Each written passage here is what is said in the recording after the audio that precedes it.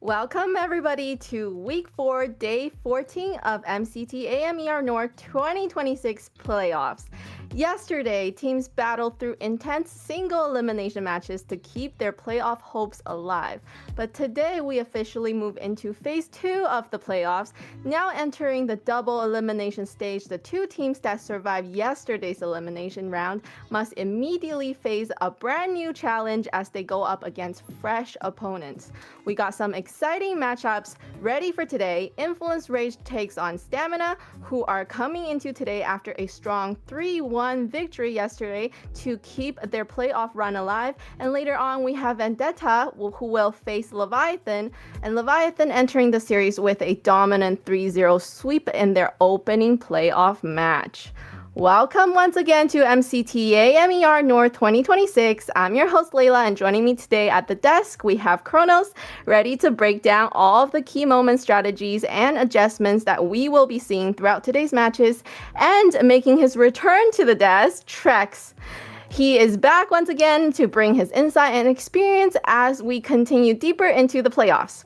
Trex and Kronos, now that we are entering the double elimination stage, we're going to talk about it, but let's go and look at the video of how the playoff is going to happen first. Welcome to AMER 2026, the official league for Mobile Legends Bang Bang in the Americas. In this video, we'll walk you through the format of the competition. The league is divided into two regions, North America and South America. Each region features 8 teams, for a total of 16 teams competing in the ecosystem. The regions compete separately during the season before meeting in the Americas finals. Each region begins with the Swiss stage. All 8 teams compete across multiple rounds. Teams are matched against opponents with the same win-loss record, ensuring balanced competition. Matches in this stage are played in a best-of-3 format. The playoffs are divided into 2 phases based on seeding. Lower-seeded teams begin in Phase 1, where matches are played in a single elimination format. Higher seeded teams advance directly to Phase 2, which uses a double elimination bracket. Matches throughout the playoffs are played in a best-of-5 series. In Phase 2, teams that lose in the upper bracket move to the lower bracket for a final chance to continue. The playoffs culminate in the group's final. The final match is played in a best-of-5 series to determine the group champion. The champions from North America and South America advance to the Americas finals. Here, they compete to determine the best team in the Americas in a best-of-7. Everything leads here. AMER 2026 starts now.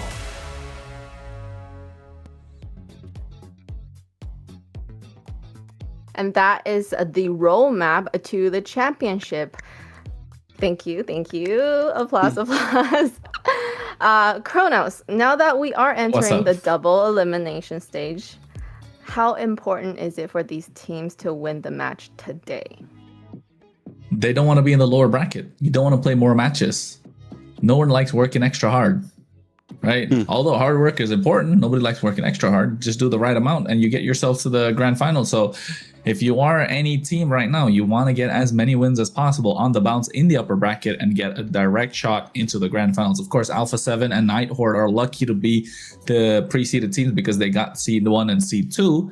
But then again, if you are any one of these teams that are taking part today, you want to get wins so you can move on further, play lesser games, lesser fatigue. But then again, I've always said it, we always love a good lower bracket run, don't we, Trex? I definitely love a good lower bracket run. That's where some of the greatest wins in the history of MLBB have been made. So we'll see if any are made in this bracket themselves. Yes, and to be able to win in a state like this, we have to know how to play against the global ban system. So with that system, let's have a closer look and see how we should be able to use that to our advantage. We'll have the global ban in MCT Americas to bring more dynamism and special strategies. Under global ban rules, each hero can only be selected once by each team. After every match, the 5 heroes used are banned for the remainder of the series. The pick ban applies only to the team that used the hero. The opponent may pick it next game.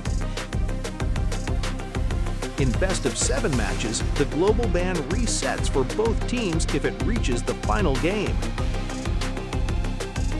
Expect new strategies, fresh picks, and much more.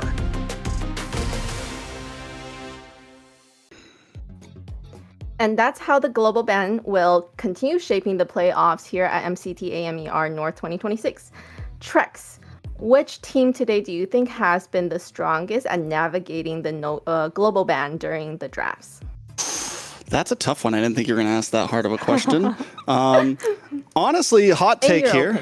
Yeah. Hot take. At least from what we've seen so far, we'll see if it keeps on working for them. I would say Nighthorde has probably had the best job at navigating the global ban system, mainly just because of their ability, their deep pockets in terms of draft, their ability to win games 1 or game 2 off of a quote-unquote cheese pick or clutch pocket pick, whatever you want to call it. And this gives them so much freedom later on in the drafts. I think we see it majorly with jungle. We see it very largely with roam position.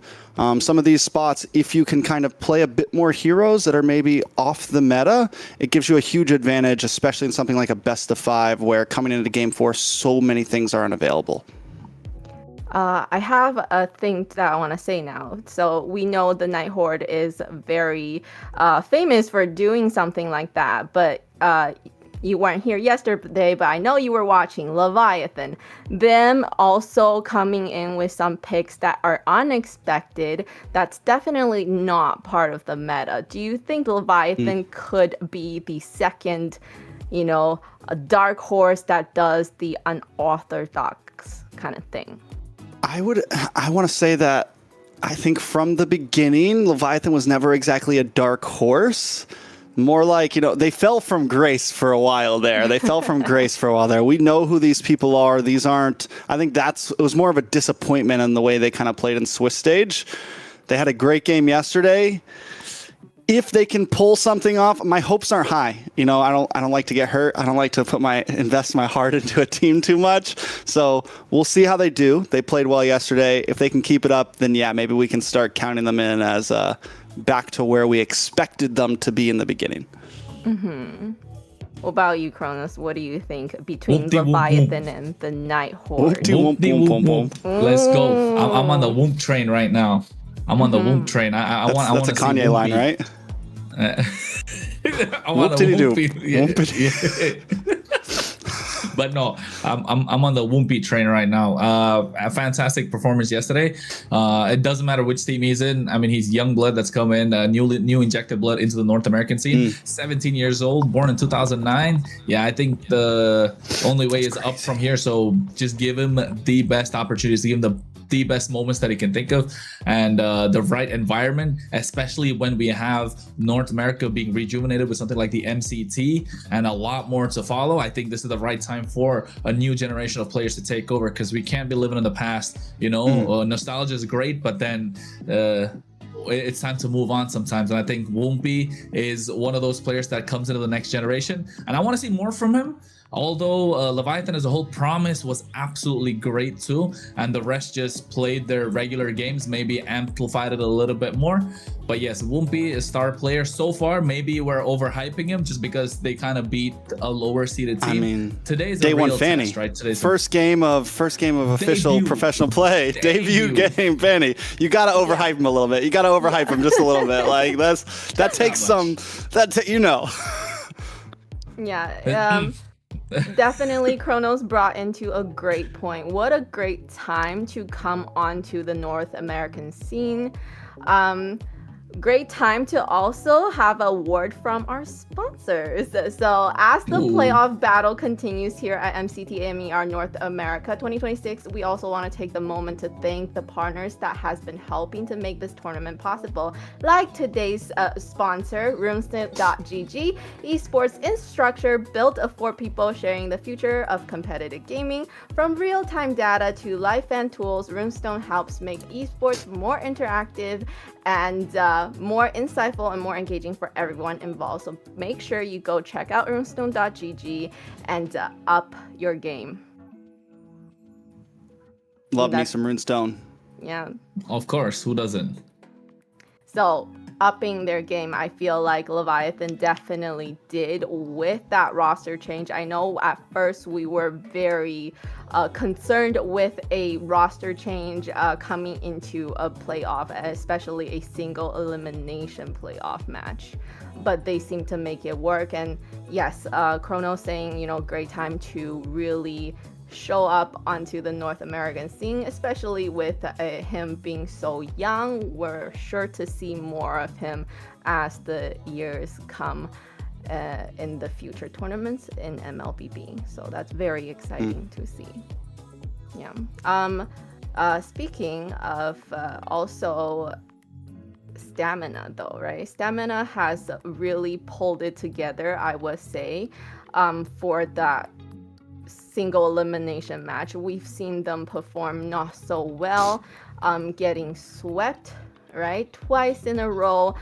To come off 2 matches like that and to be able to pull it together for yesterday, I do think that's a great win and a great timing for Stamina. What do you think, Trex?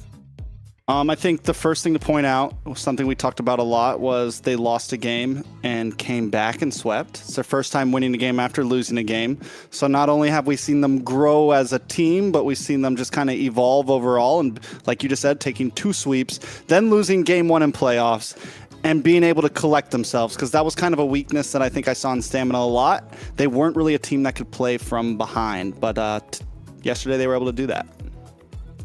Yes, and for them to be able to do that, you know, we had amazing opportunities like the MCT, and also amazing opportunities coming your way for our girlies. We have the MWI Open Qualifier, so make sure you gather your players, your girls that you always game with, and register. The registration right now is from May 2nd to May 11th, so we're coming up on the deadline. Make sure you go and get a piece of pie. You know, if you can make it to the finals, what an amazing feeling, right? Great time to prove Layla, that did you register?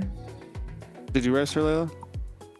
I don't want to get smacked, okay? This is what's gonna happen. Hey, so what? I am like, a one-trick support. There's no way that I'm gonna make it. It's not really throw support me meta to the right now. wolves. Like, throw me to the what if, wolves. you know, She's waiting for support meta to come off back. Meta. Yes. Off meta, you know, you never know. She could beat Ashley in the wrong position. You never know. Like, you know, anything's possible. Yeah, me I'm going gonna up get a DM against later on Ashley. saying, what did you say, Kronos? So let's quickly look at the bracket today, and then so that we can see what is coming our way for these teams. Kronos, take us into the bracket. Oh yeah, taking a look at the playoffs bracket. Of course, we had the knockout rounds yesterday with Stamina getting the 3-1 against U2 Esports and Leon bowing out of the competition. The 2 Mexican teams are out, so we're not going to get that Mexican standoff that we were looking for. We did get it earlier in the Swiss stage, not anymore. Unfortunate. We'll be looking forward to seeing them the next season. Some of the players that we know are really good, the Bernoullis, the Povs, the Ziggy, the Zoltras. Hopefully we get to see them come up again. But we move on, of course, with Stamina Esports and Leviathan getting a 3-1, 3-0. Leviathan looking super clean with a new added roster. A little bit of a revamp there. And the matches for today, of course, going to be Influence Rage versus Stamina and Vendetta versus Leviathan.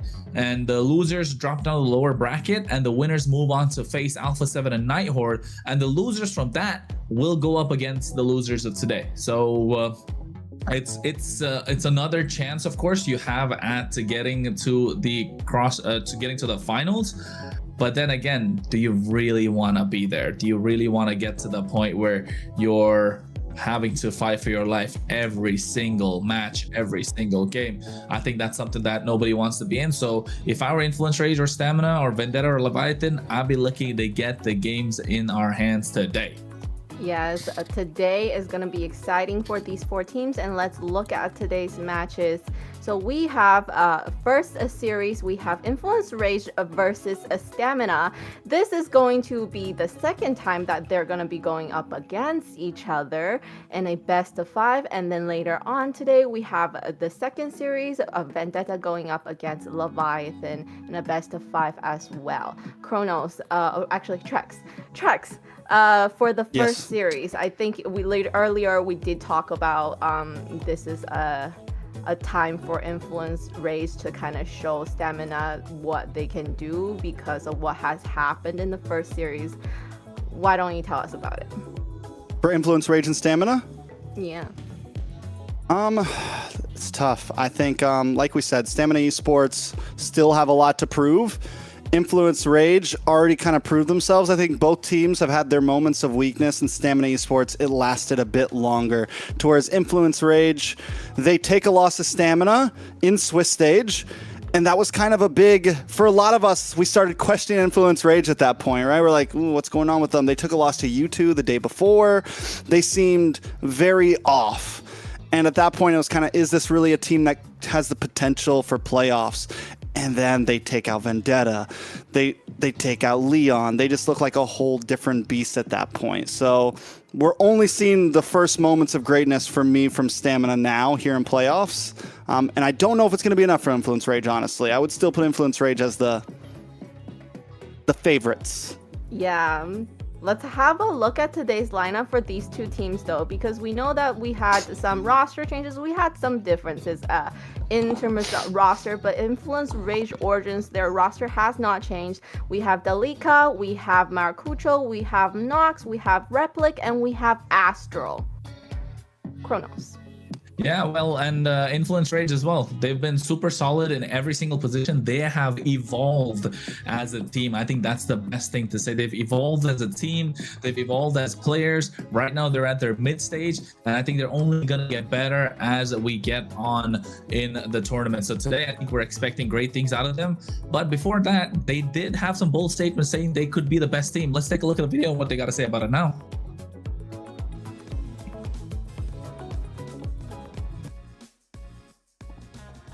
Hola a todos, soy Astro de Influence Rage Origins y hoy voy a estar respondiendo unas preguntas.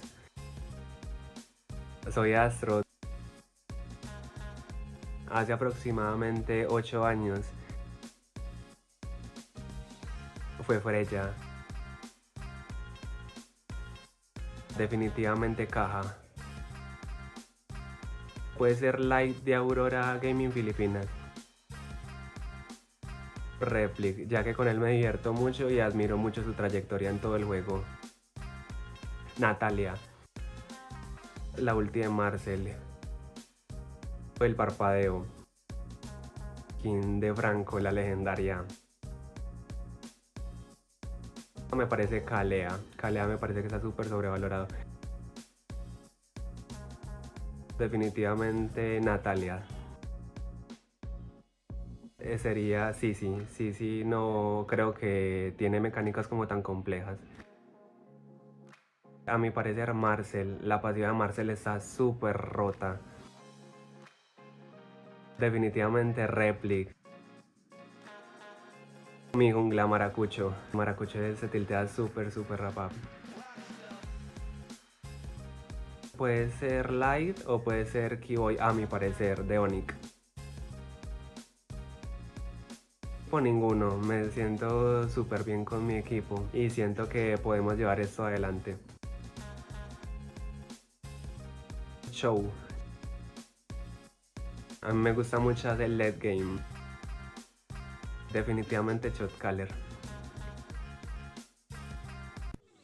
Great video, great interview with Astro. Let's now jump into the lineup for Stamina Esports today. We have Instinct, we have Dez, we have Yumel, Diamond, and Ricky. Now, all of these players we have gotten to know very well, right? These are players that we've known for a bit, but also outside of Dez, most of them still are pretty new on the scene. But for me, my eyes are on Diamond right now. He has consistently showed up.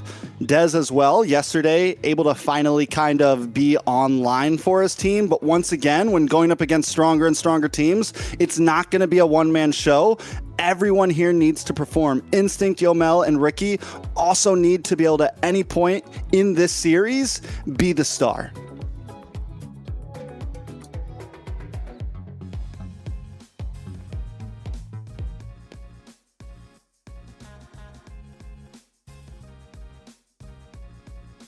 Des. Finales de 2018. Arif. Marcel. Jun. Rosa. YSS. La ulti de Argus. Flicker. La Collector de YSS. Edif. Nolan. Hylos. Marcel. Jung. Instinct. Best player. Shark. Vaxia. Laken. Show color.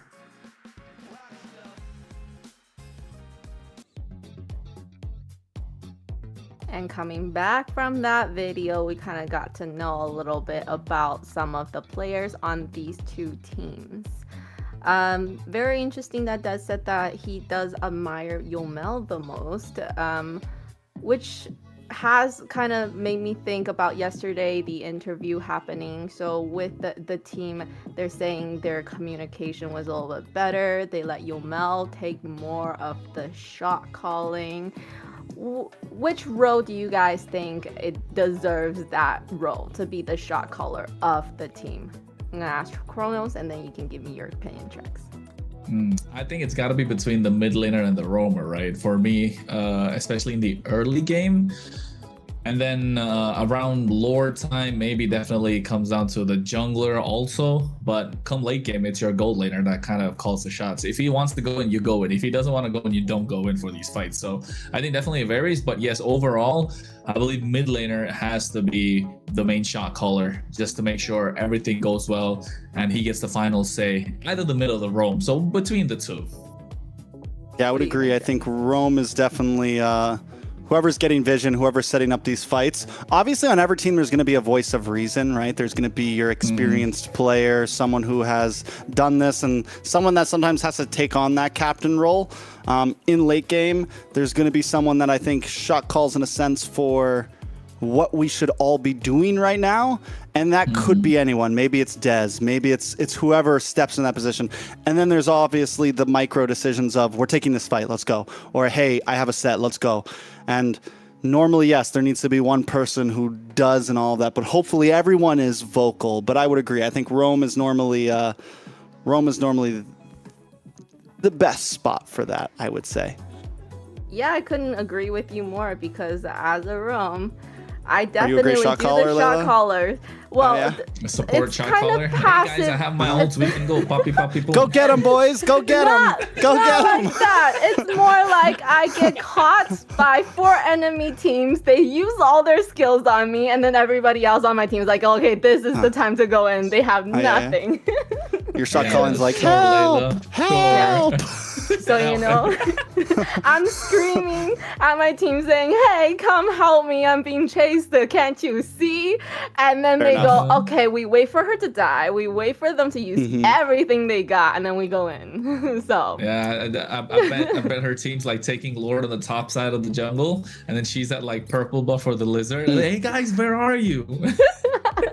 Exactly, fair enough. So let's go straight into the draft phase. Let's have a look. dangerous grass we have today. First ban. Ooh, okay, that's a respect ban. Des did really well yesterday with the Suyo, I have to say. Did he get MVP on that one? Or did Yomel get MVP on that? No, Check right now he for didn't get an MVP yesterday. He didn't get a single MVP yesterday. It Yeah, was game 2 was Ricky. it was yeah, Ricky, Rosa, Suyo game and was then Ricky. I think yeah. Yomel and Des got game. No, Des did. He got game 4 MVP Got on the MVP Fredrin. Oh yeah, the last Fredrin. one. Yeah, The last one. The Fredrin was super solid. But then, like, I don't get this part. They had Little Rosa playing yesterday, and then you got Diamond playing today. Maybe it's the availability of the players. I'd say that's probably the only reason. Otherwise, you don't want to keep switching your roster up so much. Although, personally, I do feel Diamond that did have more standout plays and looked a little more solid than Little Rosa in the gold lane. We'll see exactly how it goes. We are seeing gold lane bans with the Claude from Influence Rage here. I mean, definitely blue side, you're always going to target a bit more, leave some things open. With Freya banned out, Marcel banned out, Basha still available as a possibility. Did we see any, you know, I was able to watch some of the games. I didn't get too deep into the drafts. Did we see anything fall off the ban list? Anything really change up in terms of first round bans yesterday? Marcel got a win. Marcel got a win. I saw that. Finally. And Stamina, the ones to pick it up, and now Uranus on the first pick. Delikato was great on it. He got MVP for the week with this Uranus picked up as well, and also other picks. Even the Merciless did play a fantastic Uranus that week as well. But I think Marcel is banned out. I thought Marcel is left open. They just don't want to give it away. Here's But the thing. he said he's not gonna pick it up, right? Who? In the video. Yeah, The he said in the Marcel? video, like I don't care. No, the No, you Basha. don't- He doesn't care for it so much. Well, when Trex did some research earlier, I've noticed that Stamina literally first pick ban is always Marcel, and then second is always Freya. And there's something going with that ban that they have that they just don't want to play against those heroes at all. Well, they do decide to switch it up and pick up the Basha here. The only thing I'm not crazy about is that they locked in the Khalid along with it, which leaves any opportunity for flexibility here. If they did want to maybe swap Dez onto a more aggressive jungle, they've already kind of showed their cards of Khalid's our roam, Basha's our jungle, unless they do something crazy like EXP for one of these two, which I'm not insane about that. That wouldn't be the best. So we'll see how it starts. They do get some decent power picks though up front. I'm thinking carry here, right? Carry plus Valentina. Just take everything away from them. You're also like shooting them in the foot, so they can't pick lock. Harith is okay, but that's a lots of magic damage. Now you're relying on a physical jungler. You're relying Harry Potter on draft. like a physical roam too. Yeah, it's not looking so good. It's the Wizards of Waverly Place at this point. But Harry Potter draft. Hey man, For the they'll try older, it. for the older people here. You know, I know, I agree. Harry Potter draft. Wizards of Waverly Powerless Palace for the younger kids. You know, whatever. I don't know who the palace is, but yeah. No, I agree. I think too much magic already, especially around mid-game power spike with this Harith being picked up. If you're Stamina, you're having a tough time in the gold lane, so take away. There you go, the carry, so they can't flex this Harith into the jungle, just in case. And now all of a sudden, Stamina look like they have a super solid draft. Whatever heals that could come out from the Uranus as well as the Harith are kind of negated by this Basha. So I think Stamina Esports first half looking solid. I like it. I think Stamina Esports as well looking clean. I do think there's still possibilities for Influence Rage. They just need a bursty jungler, like maybe YSS, but then they're just so divey, right? If they go there, they really have opened themselves up. But I guess if they pick up with like a Valentina and a Harith, I'm scared to not have. I mean, I guess you could pick up like Leo Mord, right? Leo Mord could work with this. You still get a kind of a bulky front side to protect the Valentina and the Harith, but at least you have some decent physical damage on your side. I feel like the Harley ban was probably a waste because there's no way they're gonna pick a Harley jungle with all the magic damage that they already have. They could, to be honest. They could. It just overload of Maracucho. magic damage just wins you the early game, right? And it's Maracucho. Like, can we can we really stop them at that point? Magic damage is super strong in the early game. The late game, it does kind of fall off. Yes, they have Basha on the other side, but he's not going to be your primary target. So it's okay. Harley, just better safe than sorry. I think here, Phoveus is a great ban just because you don't want the hair to get countered. Physical jungler, Leomord. I think that's the best one, Trex. Like, you got to take out the Leomord if you're Stamina Esports, and if you're Influence Raids, take out another EX laner. Never mind. I mean, it's a counter to the glue, so yeah, understandable. You have to be careful too on global ban. Like, if you go Harith and then like Harith jungle and pick up another marksman, you're burning 2 strong marksmen on game number 1, you know? So like, that's another thing that has to come into play here that you have to think about. Let's say they did pick up a Moskov here, right? Then you have no Moskov, you have no Harith for game 2, 3, 4, 5, you know? So I think this has to be marksman Harith. Yeah, gold lane Harith. Stamina Esports on the gun right now. Need an EXP lane and a mid laner. Zetian is open. Would just be a solid pick here where you're not worried about too much, and then would give you flexibility with the EXP lane. My legacy shall endure. I still really like her as a hero. Just the amount of range that she has, and the damage with her second skill that nobody sees coming. You know, you stand in there for too long and you're like, oh, I am getting hurt. And then the amazing engages that can come out of her with the set from Khalid. Pretty good. I think Thinking Leo Grok. A little more Grok, something like that. Something. Ooh, Chip works too. Chip Leo is good. I think Leo, there's no other option. I would sail across the cosmos. No, that's so aggressive. That's so aggressive. I was thinking, in my mind, is it, wait, Nolan physical damage still? Yes, wait. yeah, Nolan physical. And, I just want to say something. On the video that Dez was saying, didn't he say Nolan was the most overrated hero? No, underrated. Underrated. Okay. I was like Nolan's an underrated hero. Okay, Nolan's very good. And I like the Nolan being picked up here as well because he can keep up with the farm and speed of the Basha. So, like, fast rotations all across the board, and with the chip, oof, very aggressive.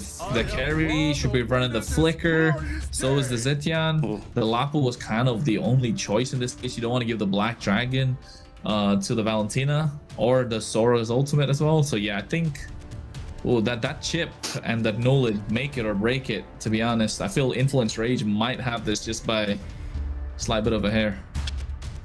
Yeah, level 4 power spike for Influence Rage. If they pop off, I don't see Stamina coming back from it, but all Stamina really has to do in my eyes is get to 8 minutes at like no more than 1,000 gold deficit. Like, if they can just hold things even together. 2,000, okay. And yeah, even like, exactly, even 2,000, they have a lot of play potential. And the squishy front line of Rage Origins, yes, they have a chip, they have Delika, but there's not a lot of crowd control overall. It's a risky composition. It's nice, it's aggressive, but it's risky. Well, I know that chip is great with being all over the map, but at least we have the Zetian with the ult that can kind of help out if somebody does get caught, right? So hopefully. Well, we're jumping into the land of Dawn, folks. It is MCT AMER North, the playoffs. We're in day number 14 of it all. The first best of 5 of the day, Influence Rage Origins versus Stamina Esports. All right, it's day 2, Maracucho versus Dez. We've said this before last time. Dez got the win over him, 2-0.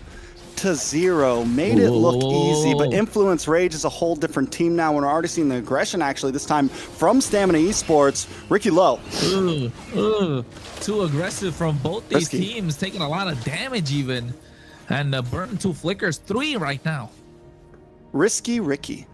Already coming in, going down to about 10%. Rage Origins testing the waters as well. I don't know if they're both going to keep up that pace. I think we got a nice little idea, but Stamina Esports already looking for bot lane. The rotations right now, 4 people at the bottom. We'll see if something happens on the opposite side of the map. Now look at the rotations. They're trying to make the top lane rotation too. Delika was trying to cut them off, but at the same time, Lava Golem is the one that looked like contest. But Diamond getting a kill on the bot side against Replic, maximizing the numbers game that they had, the numbers advantage. I'm not sure if Maracucho got that Lava Golem, to be honest. Either way, it's a huge win for Stamina Esports in the first minute. You got to watch out when you're going up against Khalid. Even if he's tank Khalid, first couple levels, there's massive damage in that first skill. The gank potential with the speed, all of it looks great. Taking a look at the emblems, honestly, nothing too crazy around the map that I'm seeing. Lethal Ignition is on Maracucho. Yeah, things are pretty simple. Turtle's going to be up at 2 minutes. And another pickoff. Nox able to find Ricky this time. Oh, Astro gets taken down as well by Yomel. And I think they're just, it's just very scrappy fights, burning a lot of these abilities early on. And then now you're left in no man's land and get taken down. Lanchik coming out as well from Instinct onto Maracucho. They get the fear of the Phoenix. Maracucho might be taken down. Yes, he does. Dez able to get the turtle in his hand. Stamina Esports on the board, and Delika Edo might just fall down as well. The recalls are coming out a bit too early, Trex. Stamina Esports starting off very strong right now, and this was the worry with Nolan, this was the worry with the Valentina, with this kind of in-your-face but squishy front line, and all you have is Delika, who has no real crowd control. Another pick-off. They're too aggressive, and Stamina Esports are maximizing what this Khalid can do. Quicksand guard to slow them down, and for a disengage even. At this point, I think Rage Origins, all the early lead that they could have gotten with the help of this Chip, Valentina, as well as the Nolan, it has been neutralized by Stamina Esports. Yeah, when you have something like the Chip, and you have something like this in your pocket, you all shouldn't be exactly grouped together. Look for small pickoffs. But the thing is, as Stamina Esports responds to that so well, look at the way they're moving on the map. There's practically never anyone by themselves.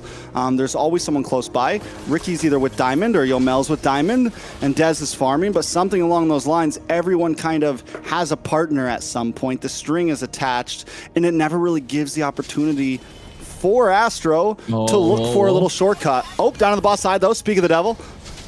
Yeah, they got that pick off, didn't they? Ricky, Icky, Picky keeps getting picked off every single time from yesterday. But you did play a fantastic game number 2. Got the MVP even.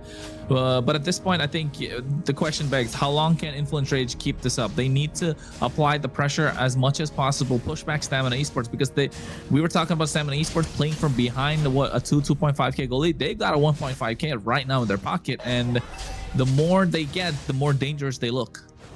And Rage Origins, though, getting that kind of bringing it back to 1,000 gold. Earlier I said if Stamina Esports can make it to the 8-minute mark, but it looks like they're the ones in the lead early on. What does this mean for Rage Origins? Because on something like the Nolan, you want to pop off early on. You don't want to fall off too early, but up in the top side. Bravest Fighter comes in as well. Retribution in the hands of Maracucho, able to secure the turtle. And I think if you are Influence Rage Origins, you can't keep up with the pace that Ricky's bringing in. So maximize the Y walk, the shortcuts, and bounce on the right target. Meanwhile, they're doing the same onto Ricky and get the kill. And every single time it's Diamond that's able to get these kills. It's 2-0-1 right now, Shreks. And that's a carry we're talking about. And a Harriet is 0-2-0. Technically a lane bully, but the extra help is just working wonder for Stamina. Yeah, and that was a big whiff by Astro as well. Goes down by himself to try to clear the lane, and Stamina are just on top of him. The thing is that Stamina does have a very fast-moving composition. With the passive from the Khalid on the boss side, though. Oh, they tried. Look at Nox gets caught up. View the Phoenix comes in as well. Astro trying to go in. No shortcut. Or rather, doesn't want to drop it because there's 4 members standing there together for Stamina Esports. And me on the top side, Gentleman's Exchange, just... you know, calling it a day, proxying the waves and making rotation into these team fights much faster. Basically, half the game has been on this bot side. Yeah, heavy pressure from Stamina. They came in with a plan and they're executing it perfectly. What's Astro doing at this point? Gets caught out. There's the shortcut. They're trying to do something, but Maracucho goes to the back line. Diamond finally gets shut down with the help of Replic Synchro Vision. Landtrigger coming out as well from Instinct. He flickers forward, goes in for the Bravest Fighter. Combo! And I think he's starting to get taken down. Maracucho finds a double, so a 2-for-3 trade in the benefit of Rage Origins, but still Stamina Esports will be happy with what they got. Instinct did not have to commit to that, though. I think at that point it was you got what you came for. You lost Ricky. It's okay. You lose Diamond. Once Diamond goes down, I think it's time to back off. Instinct comes through the shortcut to try to help out. and it's a little bit of a misplay there. And yes, Stamina still kind of wins out on that fight a bit, but honestly, Replik getting the shutdown there on a Diamond, I'd love to see the items right now and see how much of a difference that made in the gold deficit he had, because that's huge, and that does kind of help, once again, stop that gold lead from escaping them too much. I mean, at the moment, even Dalika Eto won't be doing a lot of damage, right? Because Dez, or he won't even be able to heal back up because of Dez's inbuilt kind of anti-heal on this Basha. And Nox is just getting caught off guard every single time. Look at that point-blank raging Sandstorm. Ricky's not afraid at this point. Maracucho needs to find a pickoff, and Yomel's going to be the target, forcing out a flicker. Fracture comes in as well, but not enough damage. Yeah, gets the passive out, gets the flicker out. Right before, I mean, we still have about 90 seconds on Turtle, so things should be back in motion by then. But overall, we are seeing the pressure finally connect from Rage Origins. Maracucho might have started off with a death, but now he's 3-1-2. The damage is starting to output. Yomel has to be careful. Diamond has to be careful. Positioning is going to be key for a lineup like Stamina Esports. Yep. And it's all going to come down to these neutral objectives. The Turtles are gone. 2 in the hands of Stamina. 1 for Rage Origin. 70 seconds for the Lord. And look at that. They're already forcing out the mid lane. A flicker baited out early on from Nox. Shortcut being used as well. The back line. Yomel's the target. No flicker pays the price. And now they're chasing away Ricky, but they can't get a neutral objective. They're not able to get any towers because there's none available. Nothing to push in. Again, this is something, what did we say in the very beginning? Stamina Esports was doing so well when they were grouped up. And now they're starting, you watch them moving around the map. Yomel kind of by himself in the mid lane. Diamond farming up top. Oh. Stamina Esports needs to pull it together because that's exactly what Rage wants. They want to be able to find a member here, find a member there, and get their lead back. Well, that's what Stamina needs to do, and Ricky needs to keep playing that game where he's in the face of the opposition. But I think right now Maracucho is starting to rack up. He's got to hit that level 13 till Dez is level 11, so 2 levels ahead. He's almost there at this point, but Dez is catching up and catching up really quick. And you can see he's already getting the waves on the top side. So macro pressure in the hands of Rage Origins, thanks to the mobility that they have and the clear speed of these minions. And Stamina Esports don't really have the best clear speed compared to that. Not a lot of mobility. Yes, Des can make it around the map a lot faster, but doesn't have the ability to burst down someone instantly like Maracucho does. And speaking of burst, Raging Sandstorm comes out. Dalika Eto looking to get taken down. A lot of damage being dished out, but you know, Dez walks in that Kumar bush and stays alive. The Kumar bush. Hey man, we don't speak about the Kumar bush. That bush is traumatizing for a lot of people. A lot of people out there. I being one of them in a ranked game. Lord is up though, and Rage Origins holding a very strong position. And this is honestly where Chip can come in clutch in some of these big pit fights. Yeah, Maracucho is blitzing this at the moment. Fuel Phoenix comes out. Retribution! Oh! Slowed down. That was perfect. And Dez gets the steal. The shortcuts drop down as well. The Raging Slash comes out, but Instinct gets taken down first. And Rage Origins, oh, they must be kicking themselves. That Fury of the Phoenix came in so clutch, and Nox not able to use an ultimate is just so tilting at this point. And Diamond looking to get on top of Astro. And Replik is going to be the target, but the Lord is going to be coming down the bot side slowly. Dez gets terrified in that push, and now Dalika Eto looks like he's going to be taken down. But it's a Uranus and needs to be able to walk out of that in one piece. This is the opportunity that Stamina needs to actually translate this big win in that fight into some tower, into some map presence. But I still got to give it up to Maracucho. The moment that they lose that Lord, he's like, all right, I'm going to top lane. Puts pressure up there, completely starts disturbing the lane presence of Stamina Esports. Yes, they're going to take this tower, but they have no one on the boss side now to take the tier 2. And Rage Origins doing what they do so well in map presence.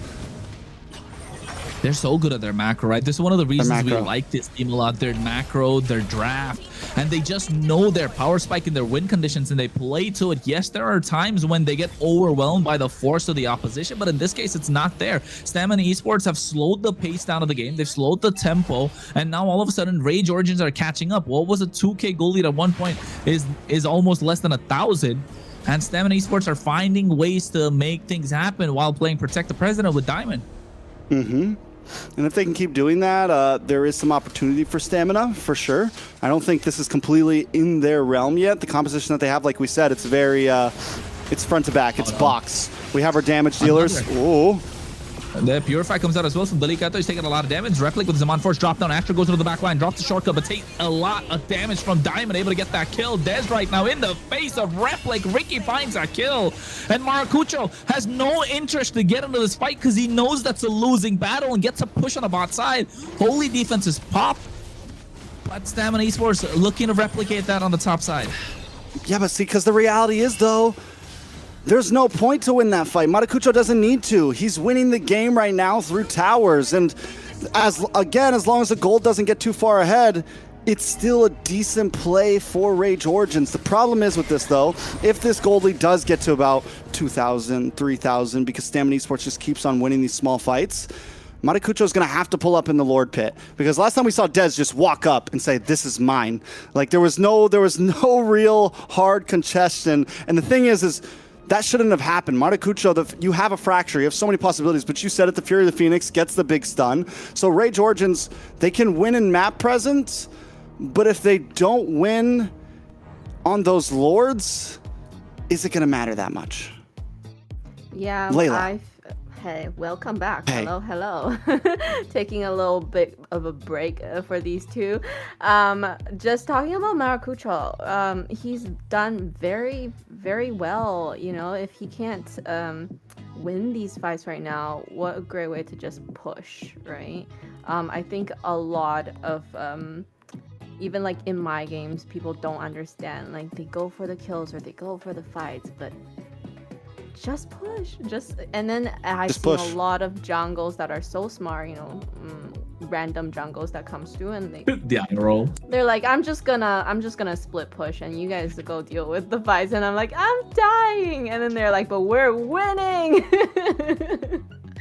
So yeah, I think Astro's not having a good game on this chip. He's just getting forced and pounced upon every single time he shows up on the map, and that's because the amount of damage that Ricky has on this Khalid, right? So just being a bully at that point and allowed Diamond to get to that power spike, and now they're okay to invite the pressure, and that's why Influence Rage are just getting the split push down because they don't want to pick a fight, and Maracucho's doing a fantastic job in controlling essentially just the game overall. The moment he leaves these split pushes, he gets into the fight. Unlucky with that Lord take because the Fury of the Phoenix came in at the right time. So I think Nox in this case, instead of going for the Raging Sandstorm, take that Fury of the Phoenix and you could be the one to pop it at the right time so you can secure the Lord instead. I think that's the way to go in these fights. Astro's just gonna be, you know, walk-in meat for Stamina at this point. Yeah, Astro, the way he's using it is definitely just jumping into the midst of them and dropping a shortcut. They have to. They had a couple moments where they could find some pickoffs, but they have to find a way to do that in the Lord Pits. Find better angles, split up a bit more. You know, use it as a note of surprise instead of just, hey, I'm jumping in and we're all gonna jump out. You know. Yeah, and I feel like, you know, the idea with that chip pick was to be able to go pick these fights and really be able to kind of pick off some early game, you know, and just make sure that Stamina doesn't have a fast early game where they can snowball. Unfortunately, right now they can't pick that fight. Okay. Yeah, I think if you are Stamina Esports, look to stay together. Use Des to kind of like clear the lanes, or Ricky to clear the lanes, and then you know they're gonna bounce on top of you with the help of the shortcut. But if you're Influence Rage Origins, let them get that split going. Don't get on top of them. Get your neutral objective, and then we'll take a look at finding the way to finish the game. But I think you're okay even if you're Stamina Esports. Let them get the Lord. They can come in. You've got a carry in your hands, and she melts heroes like butter at this point. I think she got the Malefic gun as well. So there's a lot of damage online for Stamina Esports. Bye, Layla. Bye. Let's get back into the game now. You know, there's one thing that I feel like we haven't seen much of the Chip. I feel like when Chip first came out and we saw him getting used a lot, during those Lord fights, he was used as the long lane watcher because he could teleport back at any point. And that's what I think we're going to need to see possibly from Rage Origins here. You're not going to want to use Maracucho as that bot lane pusher exactly. Oh no. Oh, a lot of damage, though. Oh no, they go in with the concealed play as well. A lot of damage being dished out onto Astro. Oh, he survives barely. If there was one more speedy light wheel, he would have been dead. And now Maracucho's stuck a little bit in the pit. Fractures out of harm's way, but they're still able to get that long lane push. Yeah, but they force the IMU out of Nox there. That Fury of the Phoenix is what saves the day from Nox. So now Nox needs to recollect that to be able to use it possibly for this next Lord fight. Stamina Esports, how do they handle this long lane push, man? They just tried to get the kill on Astro. It is troublesome right now. Taking a look at the gold lead, though. Diamond versus the Replic. We've had our eyes on them since the beginning. A 1.6k gold lead, but is this correct?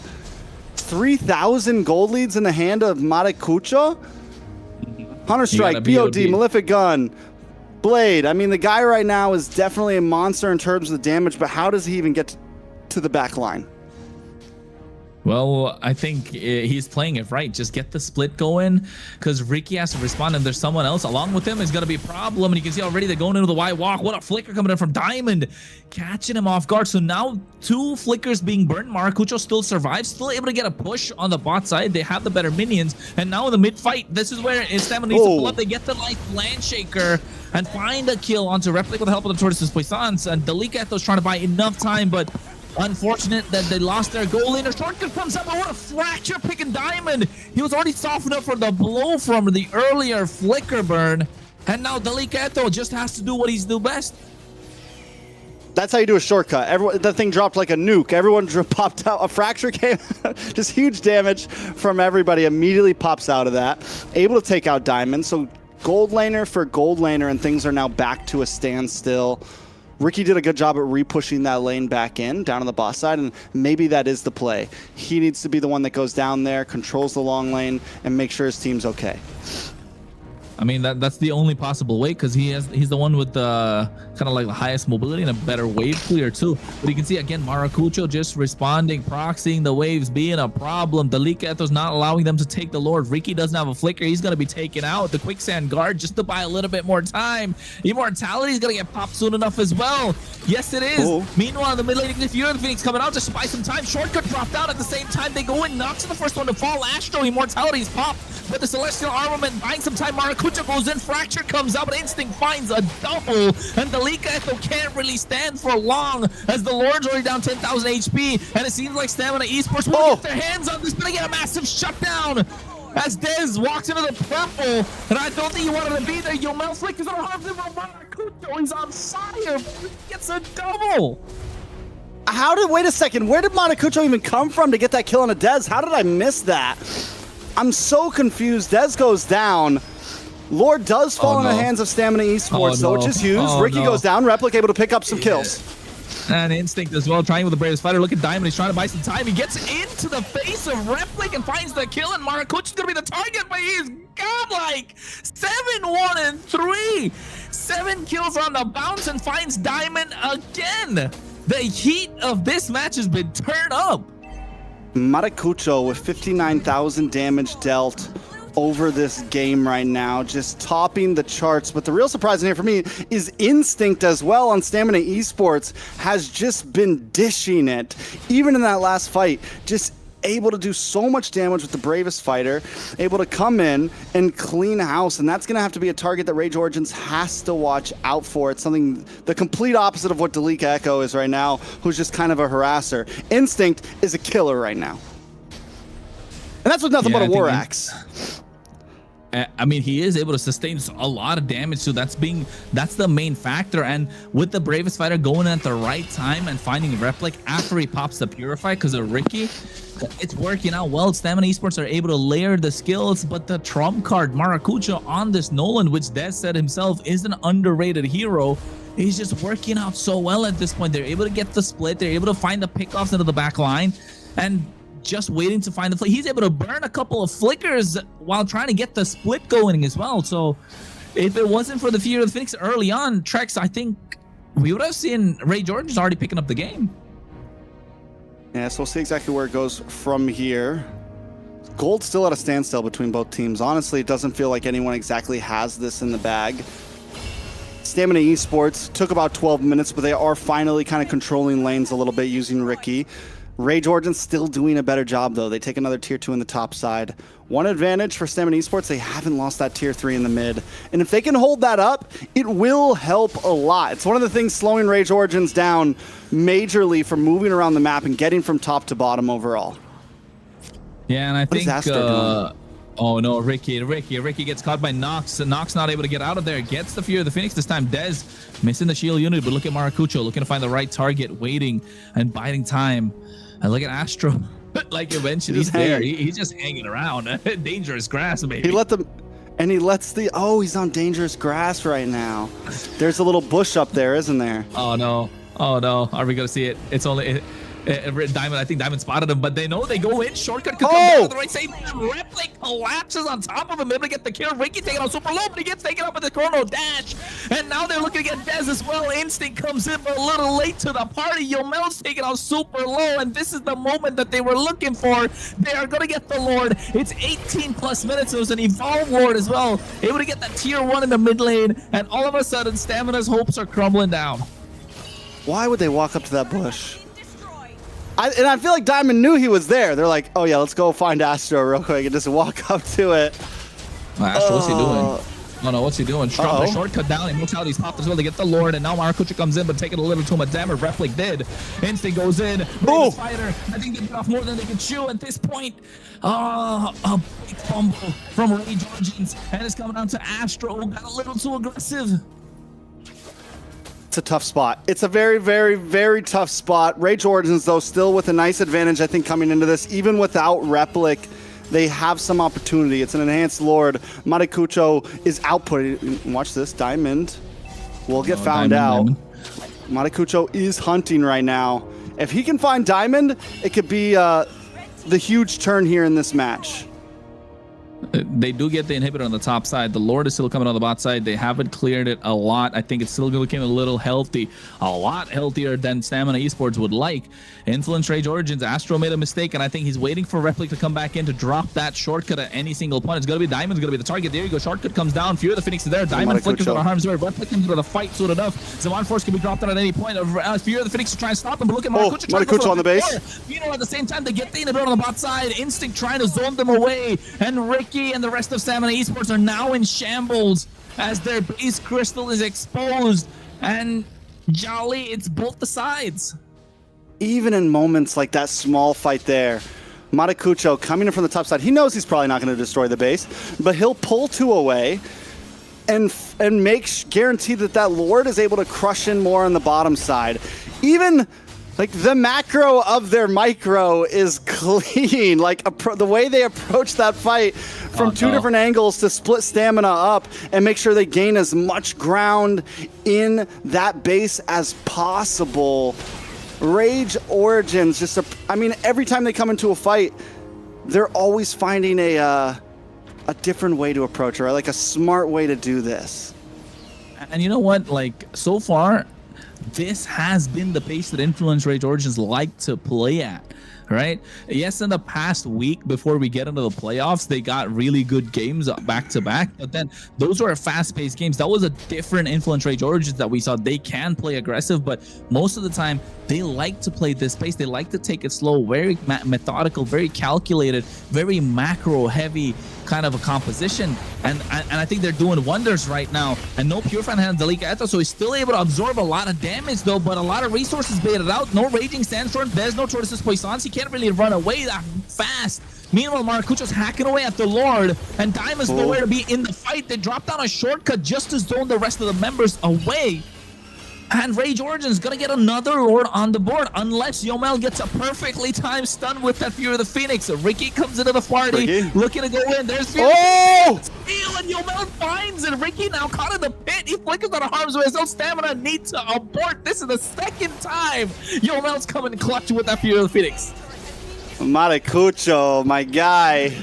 Figure it out, my friend. What are you doing? Rage Origins, you fool me one time, shame on you. Fool me twice, shame on Maracucho. What are you? Ay, ay, ay. Oh no. That is a chance.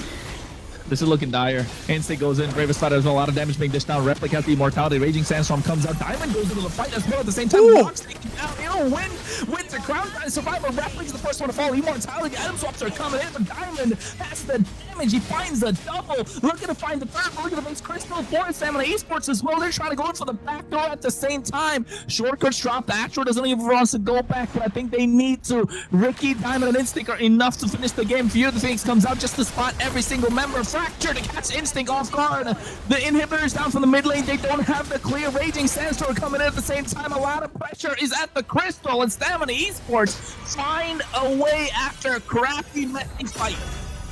A back and forth battle between Rage Origins and Stamina Esports. Stamina Esports on the ropes. Towers down. One Lord to rule them all right there. And Yomel with another huge play to guarantee the steal there. Last time Dez was able to walk up and retry it. This time Yomel took it with his bare hands.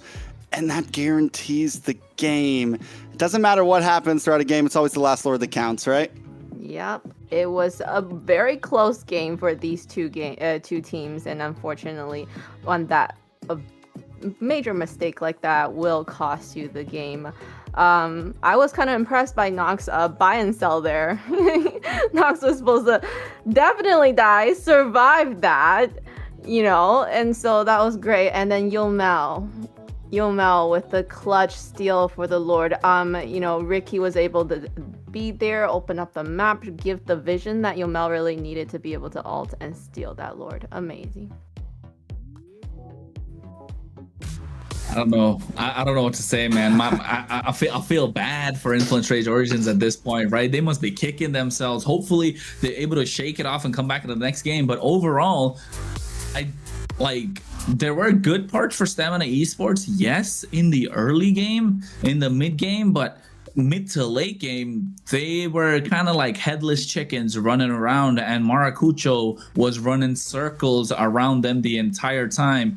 Yes, they did get away with the game. A win's a win after all, but how are they going to translate this into the next game? And are they able to find momentum? Because definitely confidence is on their side at Influence Range. If they can shake it off, I think they can come back strong still. This is a series, man. This is going to be a series. Yeah, hopefully this doesn't hit Influence Rage too hard, but I agree. I think the fact that they were even able to come back, because Stamina had such a strong lead early on in that game. The hard focus onto Replic. Stamina came into that game with a very good game plan. And I think towards the end there, Influence Rage, they did a good job at zoning Stamina away from that last Lord, but at the same time, you already know there's a universal ult out there with the Fury of the Phoenix. You have to approach those fights carefully. You let it happen already once. Letting it happen again is a mistake on the side of Rage Origins. And I do have to give it up to Stamina Esports, because that is, in the end, it's not like a lucky thing. It's nothing. Rage Origin makes a big mistake the way that they approach that last Lord, and Stamina Esports just take it. They take full advantage of it.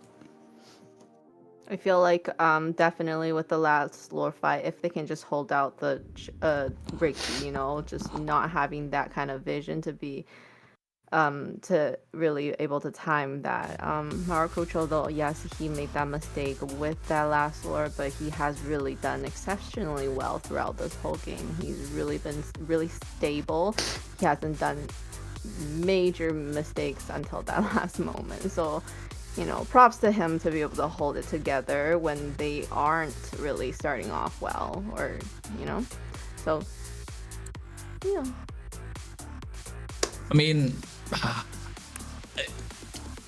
maybe just because, you know, how the Nolan kind of played, I wanted to see them kind of get this big win. But Stamina Esports, even though they were kind of like headless chickens, they were still ahead, and they maintained that as much as they could. And Rage Origins making more mistakes than they would like in this game, and it came down to not who's gonna play more clean, who was the one who able to make more mistakes rather. And I think in this case, Stamina Esports making fewer mistakes compared to Rage Origins, really it kind of came down to that, if you ask me, right? They got themselves two big Lords. It could have been two big Lords, but it was just one. And I think the MVP of this game gotta be, I think, Ricky. Oh, never mind, Instinct. He was a monster indeed, Trex. Instinct was definitely a monster in that series. I mean, Ricky played a great early game, but I think Instinct throughout the mid game and a lot of those fights where they could have been one-sided, Instinct found some kills, right? He always at least found 1, 2, was able to hold down the front line, and was able to also be a damage dealer because for a while we couldn't see Diamond really get online. So if it wasn't for Instinct, at least like evening the playing field, then the snowball would have gotten out of control towards the late game. If it wasn't for at least some kill pressure and the fact that Influence Rage didn't have that much range on their team, it was pretty much a full dive squad, that's where the Lapu Lapu can really thrive. He can just jump onto Nox, he can just jump onto the Nolan, he can constantly put pressure down onto the Harith, and it ended up working out. Instinct did a great job of making sure they could get through. We're going to take a look at some of the replays. And the guy was aggressive. This is what, last Lord push here. And I think what we're going to see here in a second is he brings out a big Bravest Fighter, looks for the stun here, able to make sure that Replic is in a bad spot, and the rest of the team is able to just close in.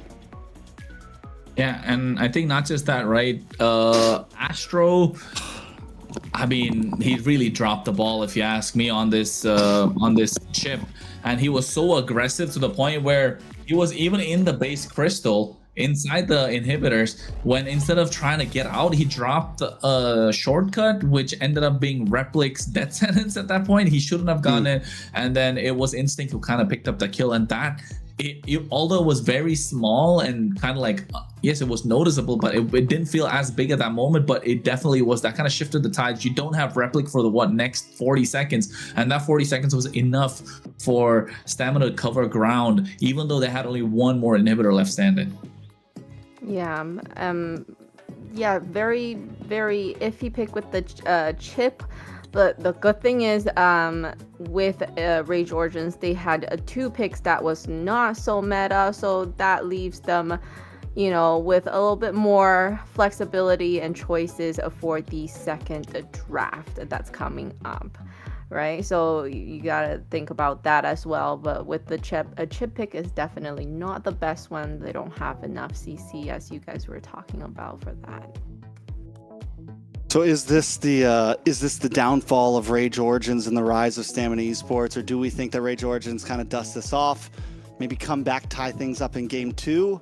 Stamina Esports, what I do have to say is the fact that they're able to go the distance shows how much they've evolved right now. The fact that they were able to be behind, like be ahead, be behind, come back and forth. We're seeing a very new breath from Stamina Esports right now. And honestly, I don't think Rage Origins was expecting it. Yeah, I agree. I think Rage Origins definitely didn't expect this. Rage Origins came in with a lot of confidence, but at the same time, so did Stamina Esports. And don't forget, I think Influence Rage Origins kind of want this even more than Stamina. Although, yes, Stamina wants to move on the upper bracket, but Rage Orange want to prove themselves after the loss. They got the 2-0 when they got swept by Stamina in the Swiss bracket. So I think that could be a small bit of a factor that kind of edge Rage Origins to play a little more aggressive than they would like, especially maybe Astro. But yes, if you are Rage Origins, the one that's got to wake up has to be Astro, right? He in most of his, I mean, if you're looking at point fingers, I think that's one of the areas you would, with the chip playing a little too aggressive in the early and giving away too many kills. But if you're Stamina Esports, you should also try and lock in and see where your mistakes were more often with the macro that was played. And also overall it was a good game. So how are both teams gonna really come back from it? Because not like Stamina Esports played a really clean game, and Rage Orange needs to dust off the loss and come back too. So I think even though it's a second game of this best of 5, we probably are looking at both teams coming at this like it's a fresh game. Yeah, and then we're hoping that with I was gonna say, who do you think is the shot caller in Influence Rage? I think it's got to be Astro, right? It feels like it's Astro. I sure hope not. Not after that game. No, yeah. No. Replic have no faith in Astro after that stunt. So It's He kind gonna of be left tough. him in no man's land. He kind of left him in no man's land after dropping that shortcut in the base, and he was dead. There was no minions whatsoever. He was a forced shortcut. And at that point, he could have just, walked out of the base. It's okay. You had an immortality. It's not worth giving the kills on the other side. But I think they've switched up red and blue sides. Stamina Esports on blue. Marcel probably is going to be the first ban for Influence Rage, and then you get the Suyo as well coming out on the other side, so Jushin maybe. But Stamina Esports don't really like going against this Guinevere, do they? No, and it's interesting that we didn't see that get banned in the early on, but now they're on blue side. It is something they're going to put on the list. I mean, one thing I will say is we have seen Dez play some more utilities, some more fighters. The Guinevere does well against it. And overall, Guinevere, I wish I could see the win record, but I feel like Guinevere's got a pretty good run under her name right now in terms of how teams have been playing with her. She's definitely not always a first game, second game pick, but coming to game 3, she could definitely pull some wins onto the map. Yeah, she has done pretty well in the previous matches that we have seen her. I'm very surprised that Stamina did not choose the first ban as a Marcel. So is it because they have a renewed confidence in the Marcel and maybe they might pick the Marcel? I think this is Marcel ban plus Marcel, Jushin, and Suyo. That's if you're Influence Rage, you want those off the table. You don't want to give Stamina their comfort picks. They're the only team that got a win with a Marcel. Still, a lot of teams are wary about this Marcel, even though it's not got a lot of wins. There are ways to beat it, but it's you get the opportunity to play a lot more aggressive than the opposition would like. So yes, I would say Marcel, Suyo, just to make sure Dez doesn't get his hand on the Suyo, unless you want to give it to him after a certain game, or you've already ready and prepared to counter that. But if your Stamina, Guinevere's gone, Freya's gone, maybe the Harley, or you can take that for yourself, or even take out the Phoveus at this point so you can get the Herod. Overall, I think clean. I think Phoveus is open, like you said. I think, do they go for Uranus like Influence Rage tried to do last time? Now that the carry's gone, since they've been picking it, that could be something we see. I'm wondering if we see something like a Fredrin pick from the side of Stamina here with the carry ban, the Gwyn ban. We did see Dez play a great game with it yesterday. And Stamina, the way they're playing right now, even from last game, very grouped up formation. We want to fight together. We know that Influence Rage likes to play the map, so we're going to try to reverse that and just stick together and force fights, right? So maybe it's something we're looking for in game number 2. I'm going to say if Influence Rage don't ban Suyo, this is a 100% pick for Dez, no? Up or front? does he not want to use that right away for this? Your team is picking. With Harley banned out, Suyo could be a good pick here, honestly, up front. Suyo first Wouldn't pick. be a bad. It wouldn't be a bad Suyo. first pick right here at all. Yeah, you give Dez what he wants at this point. Get the Suyo first pick. It's okay. I think the reply on the other side is going to be a Phoveus plus something. So you're denying the Herod. But yeah, I think, is there a better pick than the Suyo? Maybe the Uranus, but then again, there are other options in EXP as well. Never mind, Eve is going to be since Valentina's gone, so yeah. Okay. And even if they get the Suyo here on Influence Rage, again, like you can still pick up something like the Fredrin here that does cleanly and can hold, and paired up with a Eve, you have great pit control. They've been doing well already in terms of neutral objectives. Stamina Esports could just keep it simple, but like you said, Influence Rage, Phoveus open, Glue open, a lot of possibilities for EXP lane plus Suyo. Maybe third pick Zetienne on the side of Influence Rage. What's that's been the pattern, right? It's been the pattern of the third pick Zetienne all the time. Just because you get a solid mid lane before going to the second phase of the draft, or it's the first pick after. Aggression. Already a lot of pressure on Yomel on this Eve. Interesting. The Claude is They want to actually a play good early pickup. game. Is that what's going? I mean, if I they mean, also. I think Hilda's been good no matter what. I mean, I used to think Hilda was only good against aggressive assassin junglers, but at this point, Hilda can bully just about anybody. Yeah. There's the Suyo. And then what? The Claude's stolen away. Uranus? Terizla even? Terizla Always. has been Hylos. doing Ooh. well. The slow. Lame. The that Hylos horse. is to counter Hilden, right? So that she doesn't charge at your backline Yeah, as you just fast. got poke her in the head, you know, you just I think Hilda's still gonna be able to walk up. I think Hylos more for the glorious path to be a disengage tool and initiating tool, and also at the same time inside the RWM you're basically slowing Yeah. them down so much they cannot move, and that's when Dez comes in. You know, Blade Surge, Soul Sever, Evil Queller gets the triple kill or something. So that's the idea, but that leaves the Sora open, and it's okay if for now for Influence Rage they don't mind playing inside this RWM because they got the Claude, they have the Sora.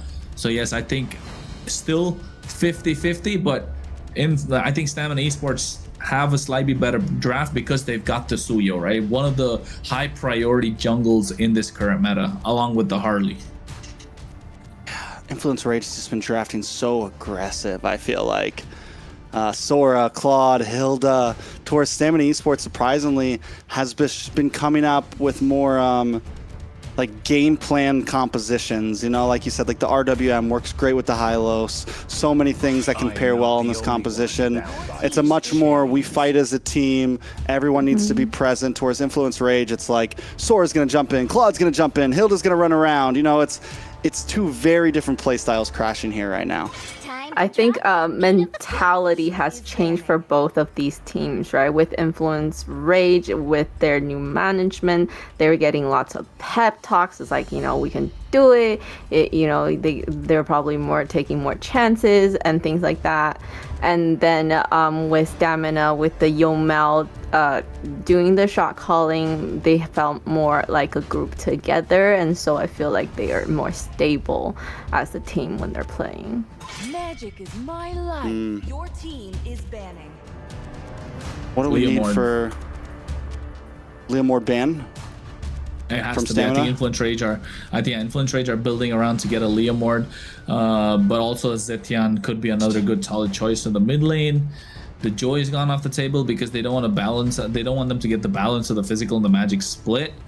But at the same time, apart from a Leomord, what else can Influence Rage go for that can, you know, balance out this magic physical kind of split for them? And but I think they don't mind because Nox is so good in the mid lane. Just give Maracucho something that's mobile, something that he can be good at. We haven't seen him play the Fanny, so that's out of the question. Otherwise, it would have been great here too. Eason Shin's not the best option since there's a Hylos on the other side. I think Zetian gets locked in here as a mid laner or a Farsa, but into the Hylos, I don't know. I think Zetian's the best choice. That's You're the not going to trend be able we're to looking at too, right? you're not going to be able to outrange the Yve with the Zetian, but I do think it's a better pick than the Farsa. The Farsa might have been well, but against the Suyo, the Hylos, whatever else Stamina ends up bringing, Farsa might be a little bit of a sitting duck. I think Influence Rage already has a really good damage output with the Claude and the Sora. Oh, this is clutch, man. I like it. I like the Gord strikes. They're working so well. You kind of put a stop to the plans before it even starts with those stuns, that this bouncing ball that gets them, and then you get true damage on your hands. So you want Stamina to dive, and the more they dive, the better Influence Rage can kite with the help of this Claude or whatever jungler they're gonna round it up with. But the Yu Zhong might be a little too much for the Gord right now. I think they would have, you know, they could have saved That's the it right till kind of the dive. end. Yeah. I like the Yu Zhong. The Yu Zhong's a great answer. It's going to give Gord trouble, can give Claude trouble. Overall, it's going to go right past that Hilda. It is a great answer to the composition that Influence Rage just brought. Now their jungle. What do you think they're gonna pick for the What jungle? magic? I think that they don't. I don't think they need any more magic damage. The Gord does a lot of magic damage overall, so I'm only looking at Leomord, to be honest. Apart from Leomord, what else can they go with? Definitely not a Fredrin here. You'll be walking into trouble.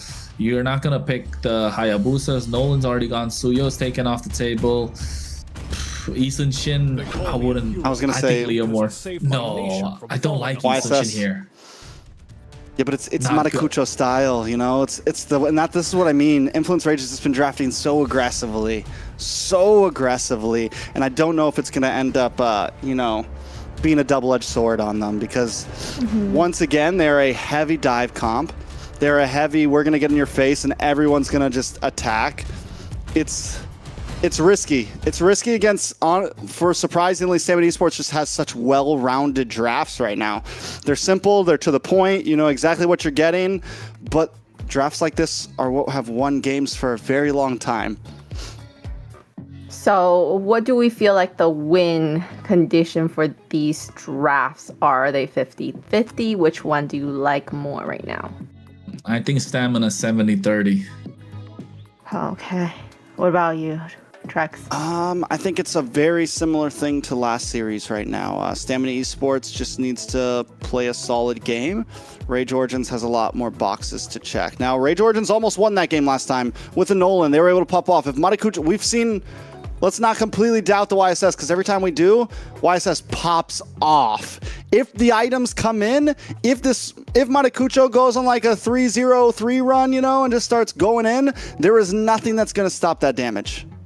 I agree, but although that's still a box to check, right? The only reason I don't like the YSS at this point, bless you, is because of the Yu Zhong just being in your face when the Black Dragon is popping. And not just that, even the Hylos, if he tries to invade along with the Eve, how are you going to stop it? Yes, you've got the Gord, yes, you've got the Hilda, but if you get the poke on them early, since Dez has an earlier power spike with the Suyo, that's the only reason I don't like this Eason Shin, because it's difficult to play against a Yu Zhong, it's difficult to play against a Uranus, it's difficult to play against any hero that's really in your face the entire time. But you're right, they have the poke, right, with the Gord, they have the poke with the Claude, the Hilda, so if he can get a double, if he can get 3 kills, and then that will be a big problem.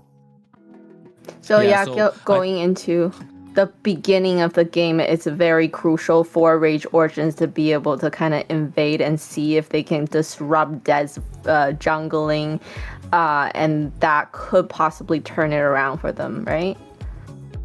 I think it's the early game that the Stamina Esports are looking to play super hard, as they've got a Hylos, they've got the Eve, they've got the Yu Zhong, they even got the Suyo. So everything on the board in terms of early game for both these teams, but Stamina Esports definitely have an easier win condition moving on to this game. It's game number 2, folks, in this best of 5, and I think if Stamina Esports pull this off, it's going to be match point. So Influence Rage looking for redemption, not just from the previous game, but also the previous time they faced each other off. What I will say in terms of this draft here, Influence Rage might have a slightly better time in the early game, because last time when we take a look at Stamina was very fast moving in those first few minutes. Oh my lord, already a lot of damage on a Ricky. Gonna be okay though. Gonna be okay. So this time, Ricky's not going to be able to move around as fast. He doesn't have the Khalid, so we're not going to see as much presence down in the gold, or up in the gold lane, down in the XP lane. Rage Origins has a bit more space here to play around and get Matakucho online, get Nox online. And they do still have a composition that's going to kind of play to how they like to play. Look for off lanes, use Matakucho as a lane pusher, use Replic as a lane pusher, play the map a bit. Delika, Eto as well. It's a fast-moving hero. You have the ability to jump into these fights and make things happen. So Rage Origins, even though it's an aggressive lineup, they can still very much play the map, and they're probably even a little bit faster than Stamina this time. Ooh, close. Forcing out a flicker from Yomel as well. This is what Astro needs to do on this Hilda, right? Not changing the playstyle that he had in the previous game where he could play super aggressive. So keeping that up. And now on this Hilda, it's shining a little bit more. Although on the bot side, you can see a 4-man rotation coming in. Delika gets taken down first blood by Instinct, but Instinct traded back by Astro. Although Rage Origins do get a lot more assists on the board thanks to that 1 kill, and Dez gets the turtle started. Astro just saying hello, while Ricky trying to zone the rest of the members away. Astro on his own has a lot of damage, can get on top of Dez, but there's no way that Rage Origins can contest the turtle because of the Hylos. Yeah, very well done by Ricky there. And Ricky's done such a good job from game 1 to game 2 of even if he goes down, even if he dies like some... no. Dez!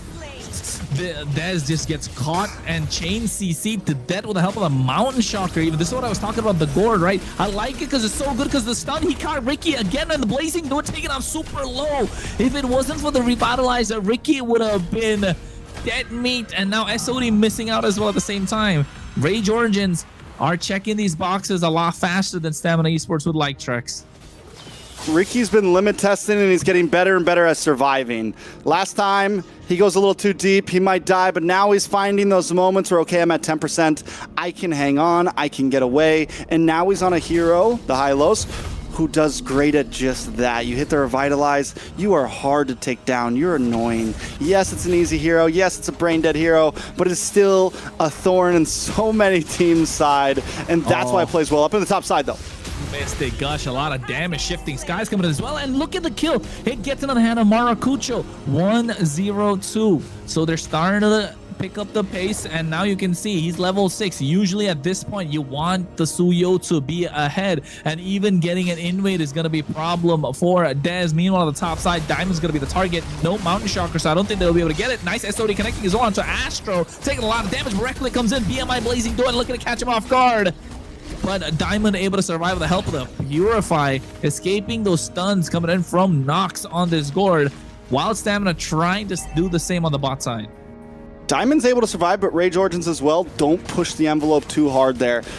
Maracucho could have tried to go in for that kill. He could have dashed in, could have traceless, you know? Decides to play safe. Let's back off. We got some gold plating. Let's keep things moving. Gold still sitting on a standstill between these teams. This is a turtle that I think Rage Origins needs to go for, but Dez has had the upper hand in all these pits.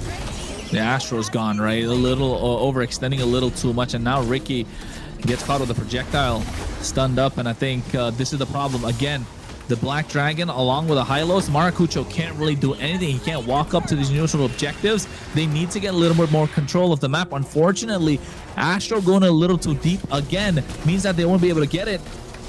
Mountain Shocker doesn't get it. Mystic Gush comes out along with a Shifting Sky, so a lot expended. The Petrify catching Endo, and Dez gets the kill. Rage Origins slipping up. Ricky hit him with that poke. Delika thought he was about to make a play. He walked up thinking, I'm about to catch at least 2 of you guys and bring them back to the team, and all Ricky had to do was, nope, not today. So at this point, I want to talk about Astro. Oh, never mind. Ricky.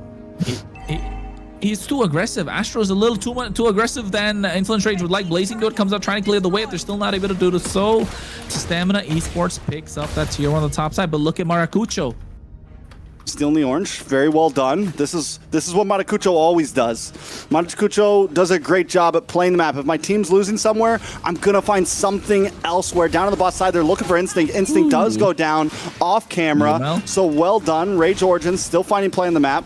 But like we said, Astro, I don't think Astro's too aggressive. He's too aggressive at the wrong time. It's okay to go in and die, but don't go in and die right before the turtles even... Maracucho. Unlucky, the SOD just connected right on the point. Unfortunate that Maracucho got caught in it and then gets taken down, but really well played from Stamina Esports. Why does Stamina Esports have Rage Origins number like this? We saw them sweep them in Swiss, but Rage Origins does play so well against so many other teams, but Stamina Esports, for some reason, just has their... Purify. Oh, he gets caught as well. The Shifting Sky's able to get that kill, but another stack of the Sky Piercer for Dez. And Stamina Esports, they keep getting the trade. They get one and give one back, but they're still able to get the kills in the right places, and they get a lot more farm on the map. They're opening up the map a little bit more for themselves, and they have the goal lead too. Yeah, and the kills are coming in perfect timing for Dez right now, right after he gets a Sky Piercer. He's 4-1-1 right now. Those stacks are going to start coming up, and it's going to be Demon Time Dez once again. Another turtle. Will the last turtle go into the hands of Stamina Esports? This is why, again, you see what I'm talking about, the Eastern Shin? It's so difficult to play it into the Black Dragon, but here, nice projectile, nice Mystic Gush, Shifting Skies coming as well, so Ricky gets taken out, but a lot of resources expended. Blazing Door coming out at the right time to catch them off guard with that RWM. And Rage Origins find a way to disengage and buy some more time for themselves. Very well done by Rage Origins there, but still, overall, you mentioned it, Matakucho having a tough time against Instinct, unable to find an angle in. And that's where I feel like Astro needs to come and play, Delika needs to come and play to open up space. Matakucho needs to look for angles. He can't be with the rest of the team. He can't. Vision needs to not be on Matakucho, you know? Yeah, and a glorious path coming out from Ricky to slow them down. Gets the poke onto Astro as well. He's going to be the target. No flicker to escape. Dez goes in. Evil Queller tries to use the Soul Server. Instinct goes to the goal at the same time. Look at the timing from Dez. Unstoppable. Petrify coming to stop the Blazing Duel at the same time. There we go. They find the kill onto Instinct, and Maracuja finds a double. Dez on Demon Time gets the shutdown, finds a double of his own. And now Stamina Esports all of a sudden look like monsters. Yeah, now's not the time for Matakucho to try to take on Dez. He does get 2 kills, which is big, but honestly, with Dez having Skypiercer, even if Dez just gets 1 there, it's a win for Dez right now. The guy is 6-1-1. There is nobody's 1v1ing Dez right now. It's going to be a while until Matakucho can even put a dent in Dez right now. Nice RWM to help defend. Yeah, nice shifting skies as well. We could see the Purify from Diamond, and Dez able to nullify that as well, able to walk out of there with help of the Blade Surge. So the idea was right with Delika Eto, but the Flicker coming in as well. But Stamina Esports have their guard up the entire time. Yeah, that's the great thing about their composition, right? It's not only great for these big 5v5 team fights, especially in terms of neutral objectives, there's also great disengage. You can use the RWM as an escape tool. You can use the Black Dragon as an escape tool. You can use the poke and the glorious pathway as Ricky as an escape tool. But yes, the blitz is coming down, but it's not going to be fast enough. Stamina Esports looking for the engage. Again, look at the shifting skies. The Blizzard coming at the right time. Replic goes in, taking a lot of damage from Desto. It's going to be a Maya. Death fights a guy like the Mystic Gush comes out, but Stamina Esports just have the number of Rage Origins. Dez saw it coming. He dashes back fine, Replic. You got yourself in a bad spot. You want to target me? I'm right by your BMI waiting right now. Re-engages, locks down. Replic bites off a little bit more than he can chew there, thinking he's helping out by pushing them away. But in the end, Matakucho already gave up on blitzing the Lord. And now Rage Origin down a man. Replic just getting back on the field. It's Stamina who's going to start blitzing things. And they'll be able to get this Lord as well. Mountain Shaka comes in, but gets caught in the glorious pathway. Here's Instinct of the Black Dragon form. Delika Eto as well as Maracucho slowed down quite a lot. 5 members from Rage Origins looking to get this tier 1, but I think Stamina should be able to defend. Projectile along with the Mystic Gush coming in as well. Shifting skies just to catch only 1 member. Ricky gets pushed back to get the tier 1. RWM dropped down. Ricky taking a lot of damage. So they do get the 1 kill in the hand. So Rage Origins have some breathing room, but still they need to play the map a little better. We'll see exactly how it goes. Stamina Esports. Let's take a look at the items. The Skypiercer was the 2nd item. I want to say he's sitting at about 4 stacks right now. I think 6. 6 stacks?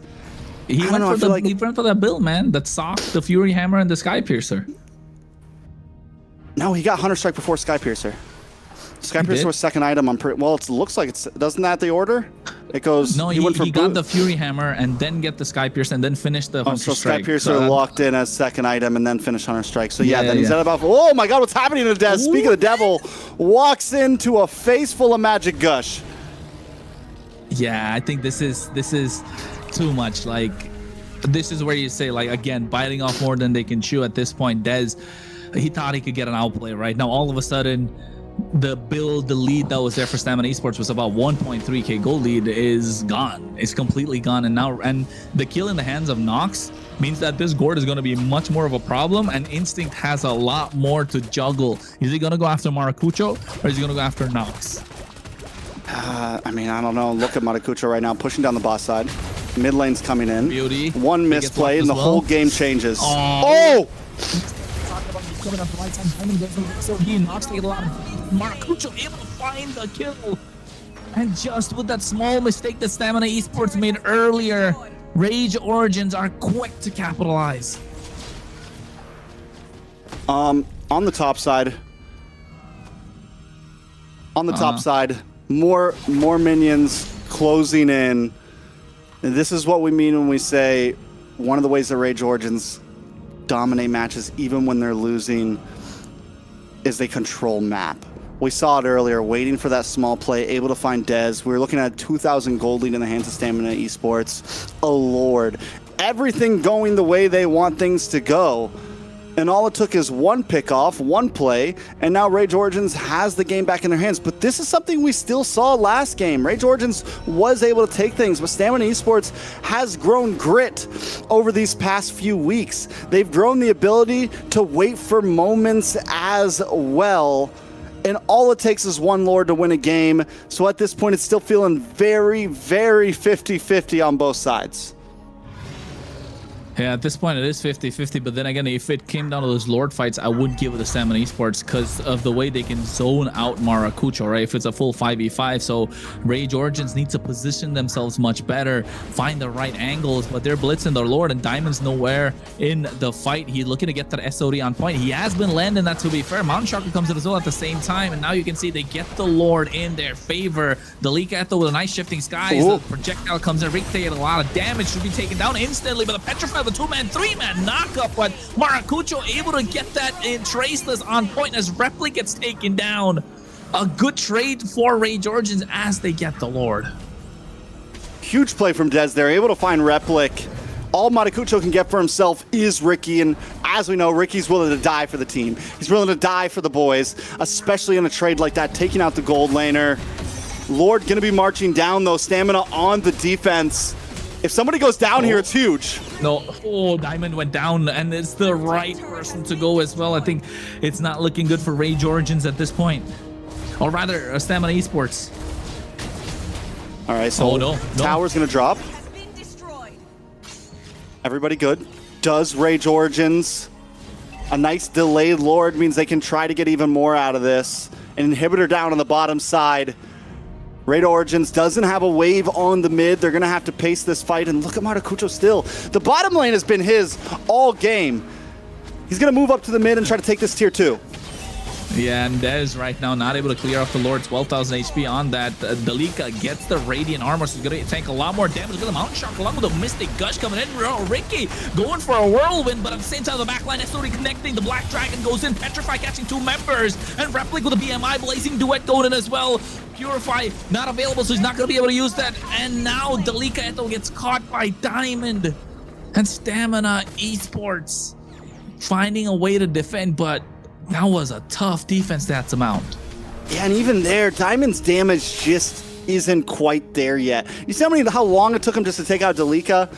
It almost, I don't know, I want to look at the build real quick because he seems a little slow right now. This doesn't seem like a Moskov that's just like bam, bam, bam, bam, bam, bam, bam, bam, you know?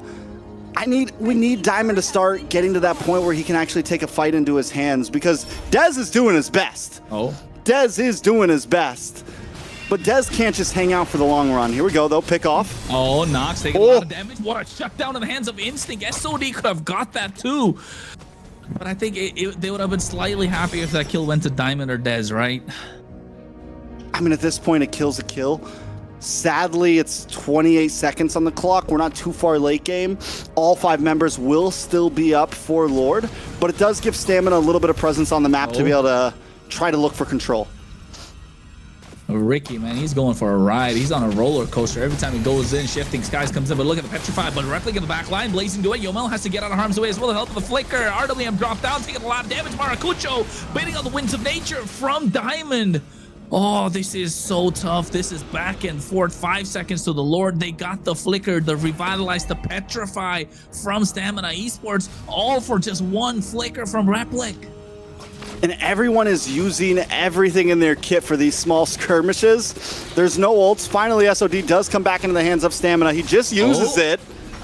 Yeah, Lord gonna be in the hands of Dez, finds a clutch retribution. Nox taken out once again with the help of Diamond. As Diamond goes down, Replic doing a lot of damage. Mountain Shark coming as well at the same time. Look at the back line. Dez gonna get taken down, but he finally gets the kill.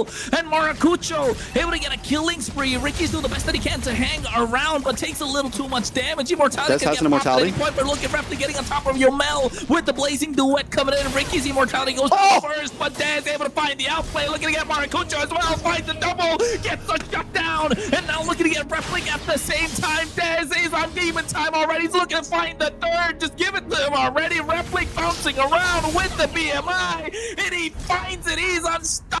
The Lord is coming on the bot side, and Stamina Esports are looking like monsters. Dez is in flow state. Dez is on demon time. All he needed was an immortality, and he was willing to go in. I saw it. I'm like, this guy's got an immortality. He's got about 30% health. He can go in and take that fight, and he saw it too. He takes the opportunity. He takes the death, but he's ready to instantly get a kill the moment he comes back to life. And now he's on for more. Is he going too deep now, though? Oh, Winter Crown comes out. I think he's taking a little too much. Yes, and Maracucho gets the shutdown, and this could be an opening that Rage Origins can use. Overheating. Dez. Such a big fumble, right? We just praise him for all that he does, and all of a sudden he pulls us back to reality. What? Bruh. You had such a good moment. Such a great moment. Such a great moment. I guess the tower does go down, so there is some value in that, right? They get the top inhibitor, which is big because they need some lane presence. So was it worth it? Maybe. He's going to be back on the map in 10 seconds. You still have 67 seconds for Lord. And... Delicato. Maracucho. Knock up. Maracucho go to the back line straight onto Yumel, able to get the kill with the help of the Mystic Gush. And now look at the map again. It's favoring Rage Origin. The Instinct trying to go along with Dez, Winter Crown coming in as well at the same time. They get the fast item swaps as Maracucho finds Rose Gold, and Dalika gets the pick off onto Ricky. And now all of a sudden, Stamina Esports are pushed back. The waves are crashing in. Dez back on the map. Can Dez and Instinct defend this push? It's 20 seconds on the clock for Diamond. Oh, Dez trying to get the clear with the help of the Soul Server, but gets caught into a projectile and knocks able to get the Mystic Gush, gets the kill. Instinct will be the next to follow. Rage Origins want the wipe. They get it, and they get the game along with that. I'm in shambles right now.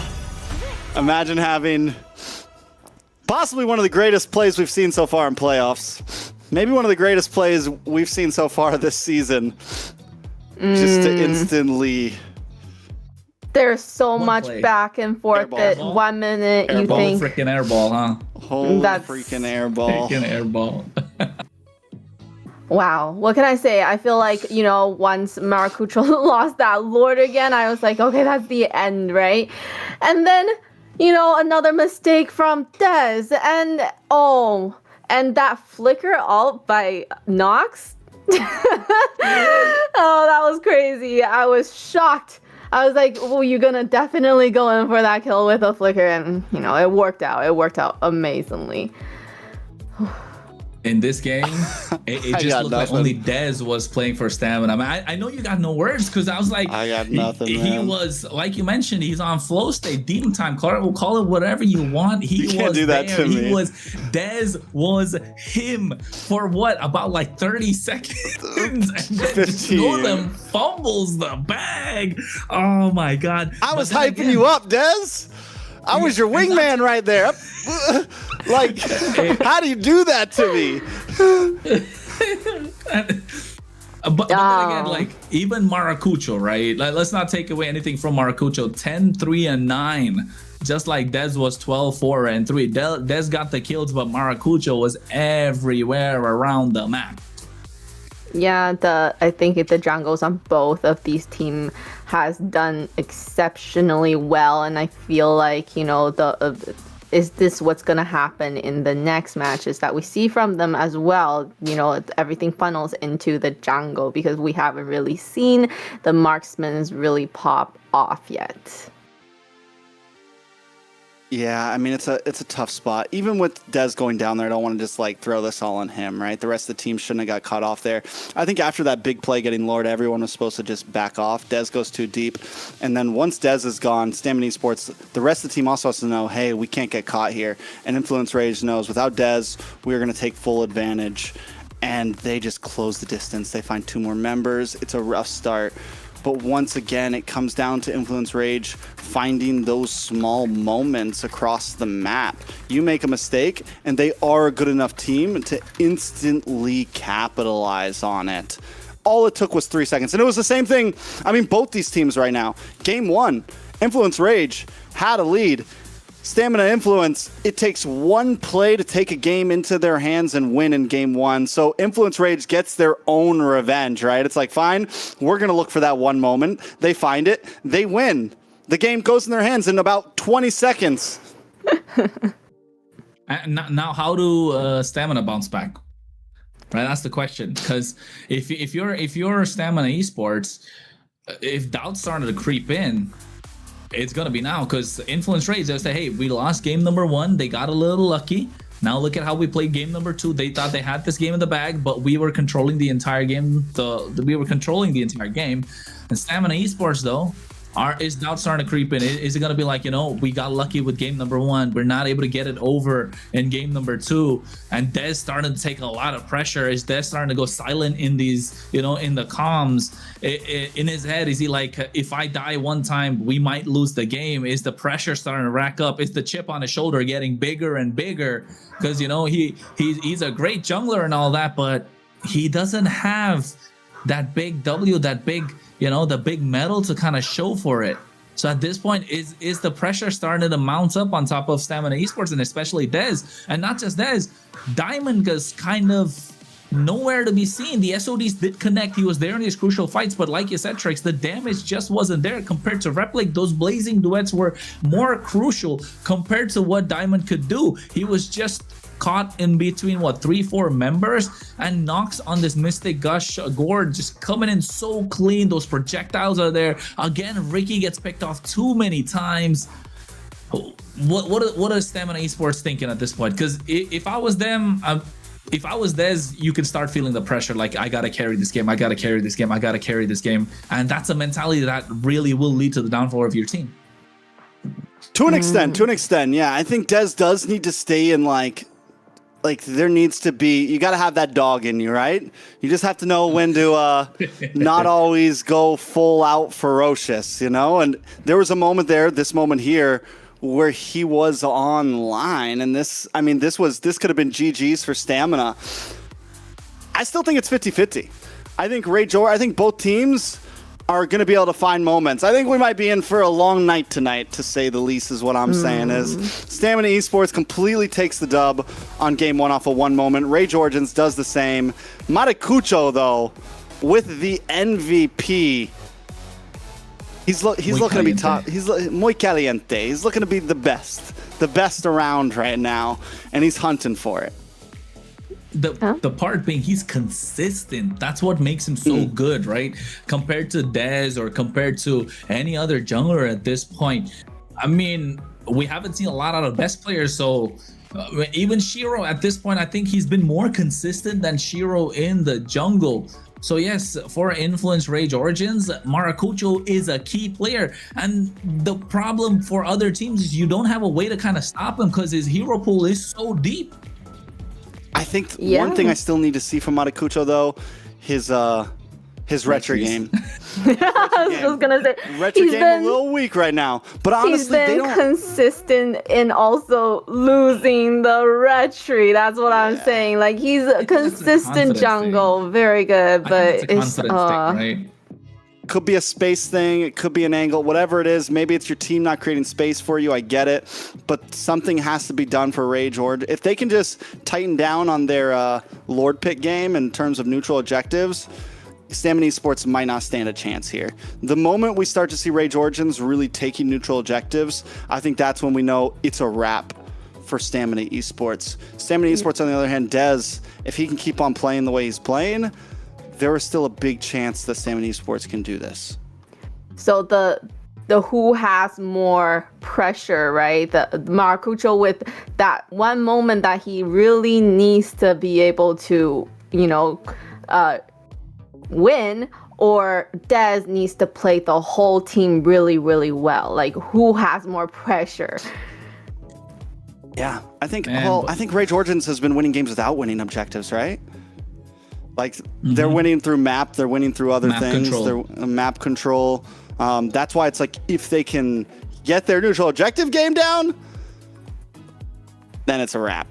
So we'll see. Not just neutral objective. To be honest, they control the pit quite a lot. Their map control is really good, and their wave control in terms of how to get the long lane pushed in with the extra minion. So like if 4 versus 3 minions, and then the 4 minions get kind of a push. So yes, they have everything. Even in the Lord pits, even the Turtle pits, their position is really good. It's just, I think they're allowing the opposition to walk in, and I think the decision making in the heat of the moment is just not the same for everyone. I think it's not, maybe not crazy in terms of everyone having their own opinion or their own shot call, but it's just maybe probably Maracucho saying, hey, you guys got to stop him. He's going to come in and take the retribution. But by the time they stop him, it's too little too late. So these small things, although it seems like small things when you dig into it, but from a macro perspective, it's such a massive objective, right? That's such a big play.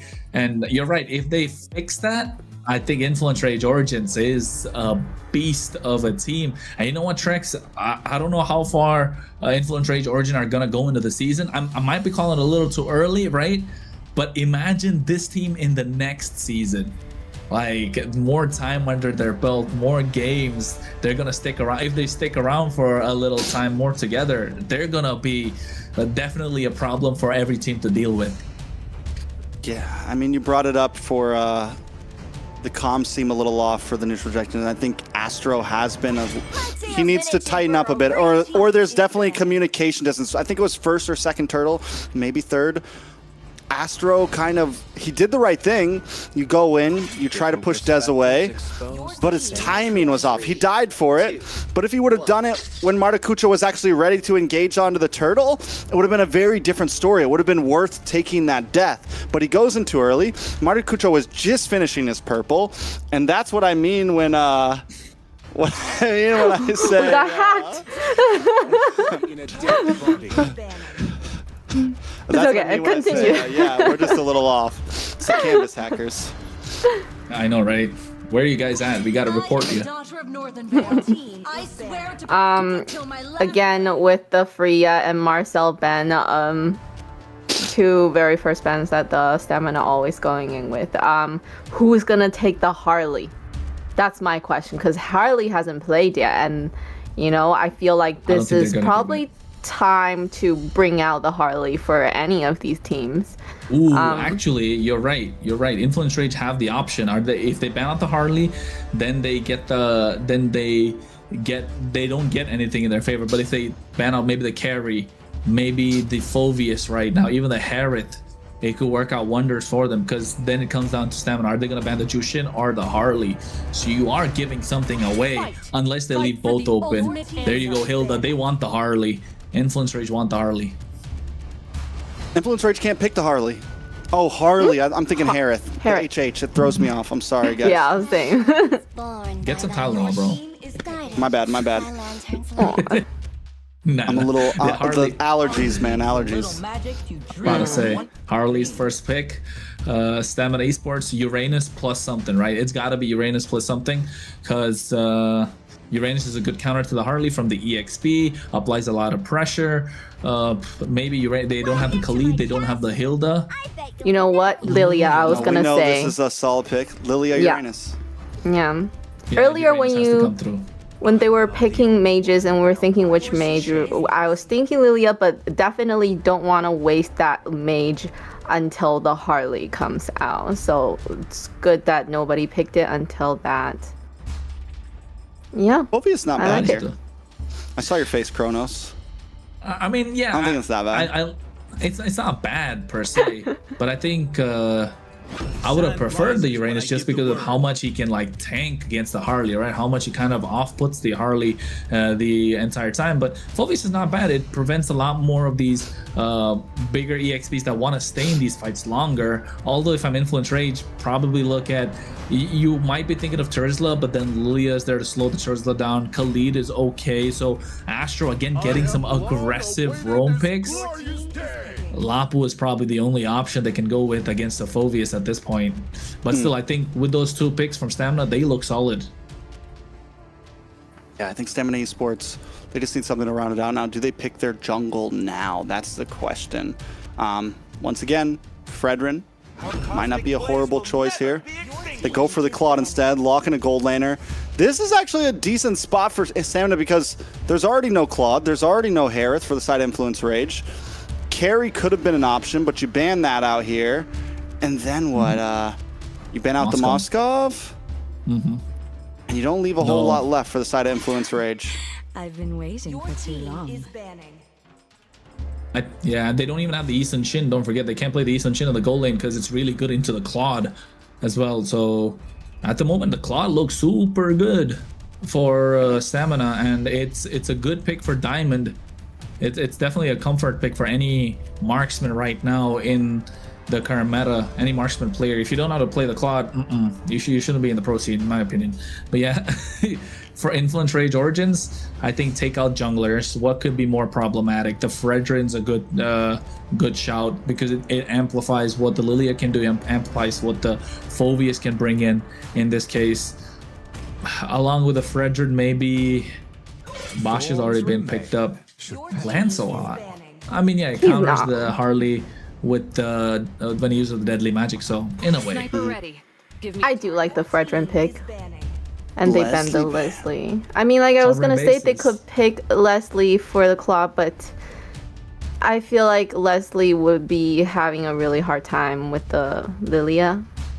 Yes. The Phoveus that. jumping on her. We're proud of you, Layla. We're proud of you. Yay. I'm learning. We've got playoffs and even Layla's playing this playoff mode. You're right, absolutely right. Lilia's gonna absolutely decimate the Leslie with those glooms, right? So Leslie's still, but covering their bases just in case. Fredrin And they banned the Fredrin. Leomord Okay. from Stamina, maybe a Yve from Influence Rage here. Leomord's still open banned. for Leomord's banned? Yeah. Oh yeah, Leomord is banned. Oh, okay, Cho. So what, Eve and Eve and Moskov? I don't know. I don't think Eve, maybe Moskov plus, but yeah, I think Eve is probably the only next best thing that's available. They don't have the Zetian. No, they can go Zetian. So I think Eve Zetian. I'm sorry, Zetian Moskov. Or what other goal lane can they go for? Lilia. Ranger? No, Yeah, not the Granger, right? Not into the Claude. crazy take, Melissa. I was gonna say Melissa, the same thing. I was the thinking go away. Ixia, but then Melissa looks good here too. Just against the Cho, has solid damage. Can Phoveus, but it's a lot of over things, linking too. Yeah, so Eve Moskov. Eve Moskov. Keep it simple. Keep it I simple. get it. I'll take that. Last Jungle. Oh, this is tough. Uranus Hayabusa? jungle. Hayabusa? Or Nolan? There you go, Assassin. It has to be Assassin here. Doesn't have to be. I think Haya is The good here. Hayabusa's done well against the Harley. We've seen the Hayabusa actually do pretty well against the Harley in previous games, so it could be solid. It's a comfort pick for Dez. He's good at it, Yeah. something that works with. But I would sail across the cosmic No sea one one's to better. the end of time. Faster. All right. and better kill pressure on the Yve and the Khalid. Like the Hayabusa isn't going to be able to. It'll take a while for Hayabusa to really be able to like take down a Yve with an RWM up, take down a Khalid with a quicksand guard and all that. Yeah, and go ahead, Layla. I was gonna say, I think Stamina does have the great picks. I just don't know about the Cho.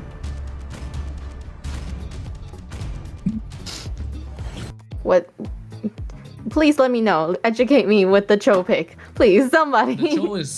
The Cho is for the kind of like. The Cho is for the Riz. To play aggressive. Cho is the Riz. What do you mean? It's for the recalls. It's able to keep it's able to keep up the pace with the rotation that Astro brings on this Khalid, right? Astro's Khalid is super fast, so you want to keep up the pace, making sure you don't fall behind. And not just that, the knockups from the Jeet Kune Do definitely can prove to be a problem for this Harley. And every time the Harley comes in with the hat trick, the Way of the Dragon is gonna be that presence where he's gonna have the presence of mind to always go back, because the Way of the Dragon will be a problem for him to deal with. So I think that's the reason. But at the same time, it is a 1-1. Seems like we're in for a long night, ladies and gentlemen, but a long and entertaining night nonetheless. because we are going into game number 3 in this best of 5 and what's turning out to be a fantastic series. Let's see if Stamina Esports can pull through here and kind of rubber band this back and forth here. If Ray Georgian clears through on this game, I think it's going to be a tough spot for Stamina Esports. Whoever wins this next one, I get a feeling might just come through with the 3-1 here. This is where the bubble might just pop. Ricky, though, already being aggressive. Dez. Dez gets first blood onto Maracucho. And this is what you want to do if you're a Nolan. And this is what we're talking about. The Cho Layla applies pressure, doesn't allow Maracucho to get in with this Harley. Astra to go back quicksand guard, and all of a sudden there's nobody to stop Des from walking in. And Maracucho taken down low, first blood. But hey, this is a repeat of what, game number 1? Yeah, I think it's a slight misplay from Ray Georgians there. Something on the Harley, you want to wait for level 4. You want to you might not want to always go for the Litho Wanderer is my main point, especially against a Noland, a Cho, a Lilia, who really pack a punch and have most of their kit already ready to go. So Ray Georgians need to kind of regroup, rethink. This is a huge lead already for Stamina Esports. Oh, it is Stamina Esports getting the lead, a good start for them. So Ricky right now getting control over the river. Astro able to at least trying to contest it, but Yomel on this Lilia, they got such fast wave clear. It is going to be a problem. Look at Dez not shying away from using the fracture whenever he gets the opportunity, and now they're trying to get control of the turtle pit. Ricky looking to get the pick off. Maracucho needs to find someone with the help of the hat trick. Oh, a lot of damage from Instinct. Yeah, it goes in as well. Taking out a lot with the help of the deadly magic. And look at the land checker with the bravest fighter coming out. Oh, Dalika taking a lot. The flicker. Jeet Kundo knockup. Able to secure that 1 kill. So they get 2 for the price of 1. And Nox trying to buy some time. But Yomel does have the black shoes. Able to get out of harm's way. Ricky goes in with the help of the Jeet Kundo. And now the turtle is not going to get contested. SOD connecting and almost catching them. I thought for sure he would commit to that, honestly. If I'm him, I might have committed to that SOD there. But I do notice Replic is at about half health, so maybe that's the reason. Nobody remembered whether Maracucho had the deadly magic or not, so they play it safe. They get the turtle. They get a 700k gold lead. I mean, a 700 gold lead. On top side, Stamina Esports looking for pressure, and it's the same for gold lane against Diamond.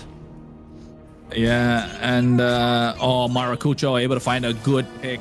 Yomel even had the black shoes, or probably just got it. Now, if you're Ray Georgians, you want to start racking up these kills. Stamina Esports needs to keep the pace up, because Dez has been, like we call it, on demon time. 2-0-0 on this Nolan. A fantastic game from the Suyo, just making small mistakes. Hopefully it's not going to come back to haunt him. Replic able to get that gold crab right now. Look at Astro. Playing a lot more slower compared to game 1 and 2 tracks. Which is surprising, because he's on a Khalid. You think that he might be a bit more in their face, but maybe, you know, they get back, they say, hey, we need Astro, slow it down a little bit. You know, wait for the call, wait for the move, stay with the team, don't get too ahead of yourself, because that's where we've seen Astro make those mistakes. And if he can do that, that is huge. You also, even though you have the Khalid where normally you'd want to be hyper aggressive, against something like the Cho, you gotta be a little careful. You get knocked off at the wrong point, your quicksand guard's gonna get run out. You get kicked back at the wrong point, and Yomel and Dez are gonna take you out. Yeah, man, you can't jump into dessert without having the main course. The starter's still going out. The appetizers at the moment for Rage Origins, they need to be able to savor the early game, right? But Stamina Esports not allowing that. And look at Ricky. This is what we like to see. This is what we like to see with a Cho. We saw this yesterday in the hands of Promise for Leviathan. But Ricky, how far can he pull it off? Can he keep up the same pace? Can he go deathless in this game? Can he find the right pickoffs? And the right pickoff being Maracucho, already zoned out from the turtle. Dalika Eto looks like he's gonna get pounced upon. There's the way of the dragon. Bravest Gotta comes out. SOD along with the RWM, deadly magic, everything being used. Ricky's the first one to fall. Dalika Eto to follow. A dark wave from Instinct, able to find Astro, and Replic pushing them back, but able to kite as well. Nox finds the kill. They get 3, and Dez gets taken out in that fight. That is huge for the side of Rage Origins. Replic, an inch away from death there. Probably just gets the skill cooldown in time. Pushes Instinct away. Instinct looking for a moment to take the whole game into Stamina Esports' hands, and it blunders. I mean, at this point, Rage Origins now takes a huge lead. Second turtle in the bag. Lord's gonna be, or next turtle gonna be coming up. They can honestly, it might not get rushed. It's so late in the game that we could see that quickly turn into a Lord. Maracucho 2, 1, and 3 after taking a death early on has kind of, okay, I'm a threat once more. He plays at his own pace, doesn't he? He plays at his own tempo, doesn't let anything around him affect him, which is very rare to see in junglers, and that's the sign of a top-tier jungler indeed. But at this point, look at that Fracture coming out onto Delika. They're taking a lot of damage. Astro doing the same as well. Instinct goes in. Oh, they're not able to find the angle to get a push, but to the benefit of Rage Origins, they kind of have RNG in their favor. The turtles on the bot side, but look at the top side. They got the tier 1, and they've got a Moskov to split. And looking at the item tricks, they're both building for the Trinity. Both got first item, and both marksmen going to go for the golden staff soon.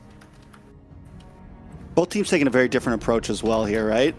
Whereas it's 1-4-1-4, but Stamina Esports letting their jungle farm the XP lane, whereas Rage Origins letting Delika down. But already we're seeing Delika start to rotate to the top. Rage Origins maybe looking for an advantage fight here, 5v4. Yeah, just utilize the numbers game in your favor. And you can see they're all favoring heavily on the top side, knowing that the turtle's on the bot. And I think this, any team that goes against Rage Origins need to watch their map. And Stamina Esports have been doing that really well. And in this game, to be honest, we want to see Diamond pop off, unlike last game where he was not really there anywhere to be seen. Yomel with the same. And Asher right now, I think is a little too deep. Ricky flickers. Oh, and at the same time, so did Astro. So both roamers having the same idea. Delika getting caught in a dark wave. The Fracture coming out on top of Astro as a Raging Sandstorm. The RWM dropping down. You can see they're going to the Bravest Fighter. After taking a lot of damage, gets knocked up by the Jeet Kune Do. They get the SOD connecting. The Blazing Duet comes up from Diamond as well. A lot of damage from Instinct with the Infernal Pursuit, but only Astro falls down. And Replic caught in no man's lane takes a little too much. And Instinct is keeping the game alive for Stamina Esports. And that was a trade that was in favor for Stamina for sure. For a second, I'm like, wait, Maracucho doing Maracucho things, not involved in the fight, but looking for a neutral objective, looking for play on the map. But the fact that Stamina Esports ended up getting Replic there, it's a huge win for them. Plus, they get a tower now. If it was only Astro, it was questionable. But because they get a tower plus Replic, Diamond's still deathless. It's a good place for Stamina Esports. And I like what you said about them starting to control the map, starting to meet Rage Origins' pace. It seems like they've been evolving over the past 2 games. It seems like Stamina Esports has been evolving over the past several weeks. And if they can keep on doing that, that's going to put them in a chance where, okay, they're a new team. Every game, they seem to be learning a little bit of something. They seem to be finding a different page, matching their enemy's tempo. And maybe a best of 5 is what Stamina really needed to shine. Opportunity to download a bit through each game. Concealed play coming out as well, but at the same time, a lot of damage being dished out. Diamond goes into the Blazing Duet, finding the right target. RWM's not going to save them. Black Shoes coming out from Yomel. Maracucho able to find Diamond. He might just be able to survive, and yes, he does with the help of the regen. Oh, it's not good, and nothing's going the way of Influence Rage at this point. And Stamina Esports are pulling the trigger, being the initiator, and taking the front foot to Rage Origins. All right, so knocks down, taking a look at the items. Let's slow things down a bit. Still no Trinity build for Diamond yet, but also not for Replic. And the fact that they're so close in gold means they're going to both be hitting about the same time. And that could be the moment where either team, where the bubble pops. It's something we've been liking to say a lot. The moment that these gold laners can really get involved in these fights and make a difference. And that's where, instead of it just being Maracucho versus Dez, Diamond versus Replic will be a topic. We've also been talking about the roamers a lot. Ricky has stepped up in Astro right now, 0-3-3. Both of these roamers have made their mistakes. Both of these roamers have had their great plays over the past several games. But this time, Ricky is standing up. So he comes out as well with the help of the RWM. They find 2. Speaking of Astro, he made the mistake, but Ricky is going to get caught out right now with the help of the Deadly Magic. Maracucho's on a killing spree, so that finds them more time to kind of clear out this wave. It's going to be a 4v3 for this Lord Pit, but still Stamina Esports don't care. They have the numbers advantage, and they're going to utilize this and as they blitz down this Lord in the 10th minute. All right, so that's a big lord for the side of Stamina Esports. They do it perfectly, finding Delico, find a target, get the lord, look for map presence. Top lane, slow pushing Diamond. towards. Oh! Mega kill. Maracucho finds another. And he's 4-1-3 to Dez's 2-1-5, and he was the first blood. How is he doing I don't this? think people understand it. I say it every time, and I feel like I'm going like it's a broken record at this point. But every time Stamina Esports makes a play, Maracucho finds a response. He's an emergency responder, man. The guy always finds something to try to even the playing field. Hey, man. Like, at this point, Rage Origins have failsafe. They're, you know, Always. their parachute. What do you call that? You know, when they jump out of the plane, it's parachute, but you know Like that's the second parachute. Maracucho. Yeah, Maracucho is the parachute for Rage Origins. Ricky, though, he already used the conceal. Jeet Kundo always going to be a threat. He's looking to get the knockup and find the right target. He gets the final knockup. Yomel, black shoes. And look at the amount of damage done. Instinct as well, just able to tank quite a lot. But he gets caught in the RWM and they find the opening to get the kill. Astro, though, just taking away the attention of Stamina Esports. The Lord is crashing on the top side. Tier 2 is going to fall down soon. But the Way of the Dragon connects onto Astro. He's finally able to buy some time. Astro connecting. As Repli comes into the fight, Dez goes in. Fracture, not able to find the target. But I think Stamina Esports got the job done. They got a lot of damage to these towers, although they would have liked to get a little bit more like the Tier 2s. For the pace of the game, First Lord, not a horrible push, especially since they did lose Diamond in the beginning of that push. Obviously, you want to be able to take all the Tier 2s around this time, but the fact that the gold was at about an even stalemate there, not bad for Stamina overall. Instinct, though, needs to start being a bit more careful. He's not going to be able to be the big engager that he was in the first 10 minutes.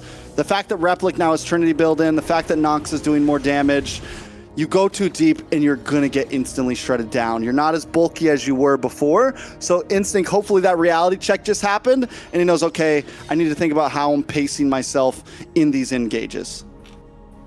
You know what, though? I like what Maracucho's been doing. He's not afraid to... Oh, never mind. Ricky goes in with the dragon, but a nice flicker coming out from Nox as well. And Astro goes in at the same time with the Raging Sandstorm. SOD connects. They're able to find the immortalities get popped. SOD, you come in. Dez looking to find someone off guard, but Replicate will find the Spear of Misery. Gets the kill as Dez caught in no man's land. And now they find another that's 2 down and out. Yomel's taken down low, but gets the last basic attack. And Maracucho finds a triple and a shutdown to follow. 4 down and out for Stamina Esports in what looked like it could have been dangerous for Rage Origins. Is looking to get turned around, and I think they want to go for the base crystal. No Holy Shield. The Waves marching in down the mid lane.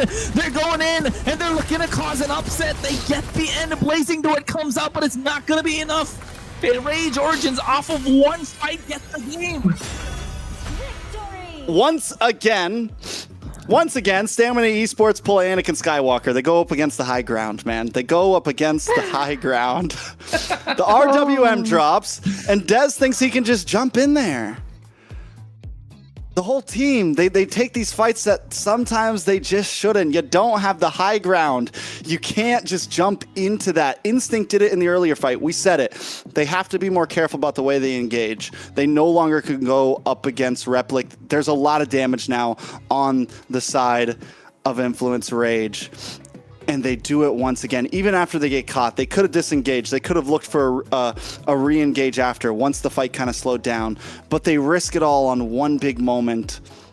And Influence Rage find it.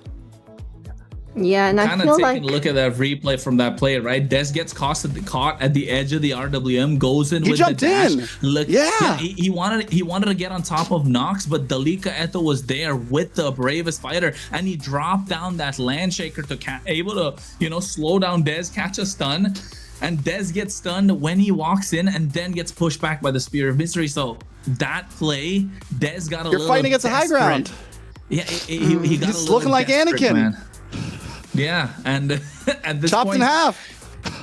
Unfortunate. That's what happened. Rather, in this case, speared into half. And I was just about to say before that fight, I'm liking what Maracucho's doing. Able to use the deadly magic even on the Phoveus. Even though he's a tanky member, he's not afraid to use it. And just when I said it, like, boom, the fight just broke out, and a big fumble from Stamina. Everything was working right in their favor for Influence Rage. The waves were marching at the right time. Who wants the Lord? Just call the game. And 92% kill participation for Maracucho, 7-1-4. And taking a look at the highlights of the game as well. Layla, what was your favorite moment? My favorite moment definitely has been always these games with these teams, right? They're able to, at the later game, to be able to flip the game and make it be a completely different turnout than what we suspected. Maracucho definitely, you know, in the beginning he gave that one death, but then after he's like, I'm good. I can now, you know, really pull myself together. And I feel like however, really for Dez, I think the pressure is getting to him now. And with the two jungle, the way they're performing, I feel like Maracucho, I don't know how old he is. He looked like a really young guy. He's playing like a very veteran player where he can really hold under pressure. Very veteran indeed. In the great words of Steph Weezy, veteran caster, he used to say this every single day. Pressure either builds pipe or makes diamond. It either busts pipes or builds diamonds. And right now, Stamina Esports, the pipes are busting at the seams. We're seeing the mistakes happen. And a lot of times games don't come down to who exactly is the better team, in a sense of we're both just going to play our best and who's going to be the experts here. It comes down to who makes the most mistakes. And Maracucho has not been making any mistakes. Two-time MVP now. Once again, on the hair. I mean, on the hair at this time. 7-1-4. And the guy is on the. I don't know why I keep doing that. They're both fine. Small. Yeah. They're both, you know, they both dash around. They both have H's in their name. It's fair, you know, it's fair. I'm getting old. The dementia's kicking in, you know, whatever. You're fine. But you're right. I think Maracucho making fewer mistakes. Here That's it is. the main thing. And Why did Dez do play, this? right? He goes in. Look at that. He goes in, gets caught, gets stunned, and then immediately, right? Like, unfortunate. The angle just wasn't there because Nox was in a really good position. And again, Diamond not able to find this kill. So look at Maracucho, triple kill. On top of that, he has been the linchpin for Influence Rage Origins. And Influence Rage Origins are looking like a well-oiled machine. And you know what? I think when you go up against Maracucho, the junglers kind of have to go the distance. They overheat. That's what Dez is going through right now. He's overheating. But I don't think Maracucho overheats. He's muy caliente, you know? Muy caliente. He runs hot. Yeah. He runs Exactly. hot. The guy's There you always go. on fire. Yeah. You know? It's true. But he's a cool guy, man. He's a cool guy. Cool too, guy. with the Chill interview. guy. Yeah. Chill guy. Yeah.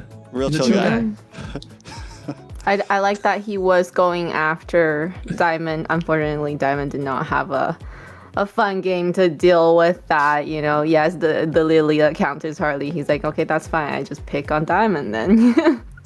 One question, right? Layla and Trex, we both saw, we've seen Lil Rosa playing the goal lane as well, right? In the last week and yesterday.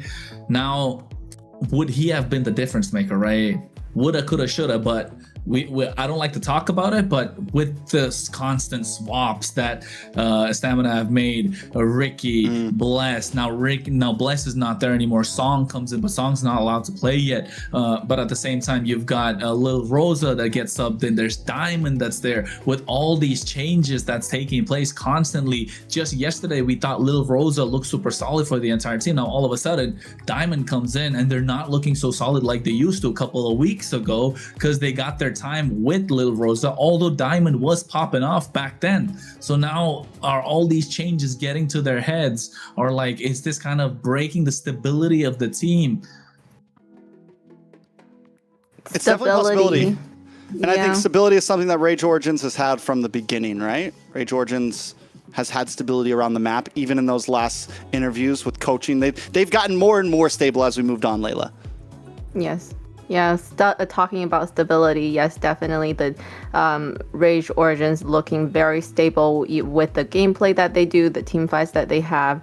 Unfortunately for Stamina, definitely, with all these changes in the roster. I have a question, though. So is there still going to be more changes, or does it come to a point in the playoff where you can no longer switch the roles or make more adjustments? You can always, if you have bench players, you can always switch roles. Yeah. You can switch with your bench. Before playoffs, teams were allowed to make some small roster changes, transfers, things like that, pickups. But there was time limits. No longer can people make, like, if they put in their, whatever it is, paperwork, whatever they got to do. That happened, there was a cutoff point. It happened before playoffs. And now, I think it's like a week to two, I don't know the exacts, I hate to quote it, but there was definitely a time limit or a time distance of when that swap happened to when that player was available to play. And that's like what you were saying, Kronos. Who's the player that Stamina introduced to either their bench or team? Speaking of, Little Rosa back on the map. Oh, there we go. Oh, well then. So there you go. As long as you have a bench player, and this goes for any MLBB competition anywhere, as long as you have players on your bench, they can come in at any point. A lot of teams thrive off that, especially there's been some Malaysian teams that have like swapped back and forth throughout games just to try to, like, that was part of their strategy almost, you know? Switching styles up, switching things up. Not just that, even Twisted Minds in MPL Philippines, right? I think a week ago, Tracy just made his debut, and all of a sudden he was MVP and Team of the Week.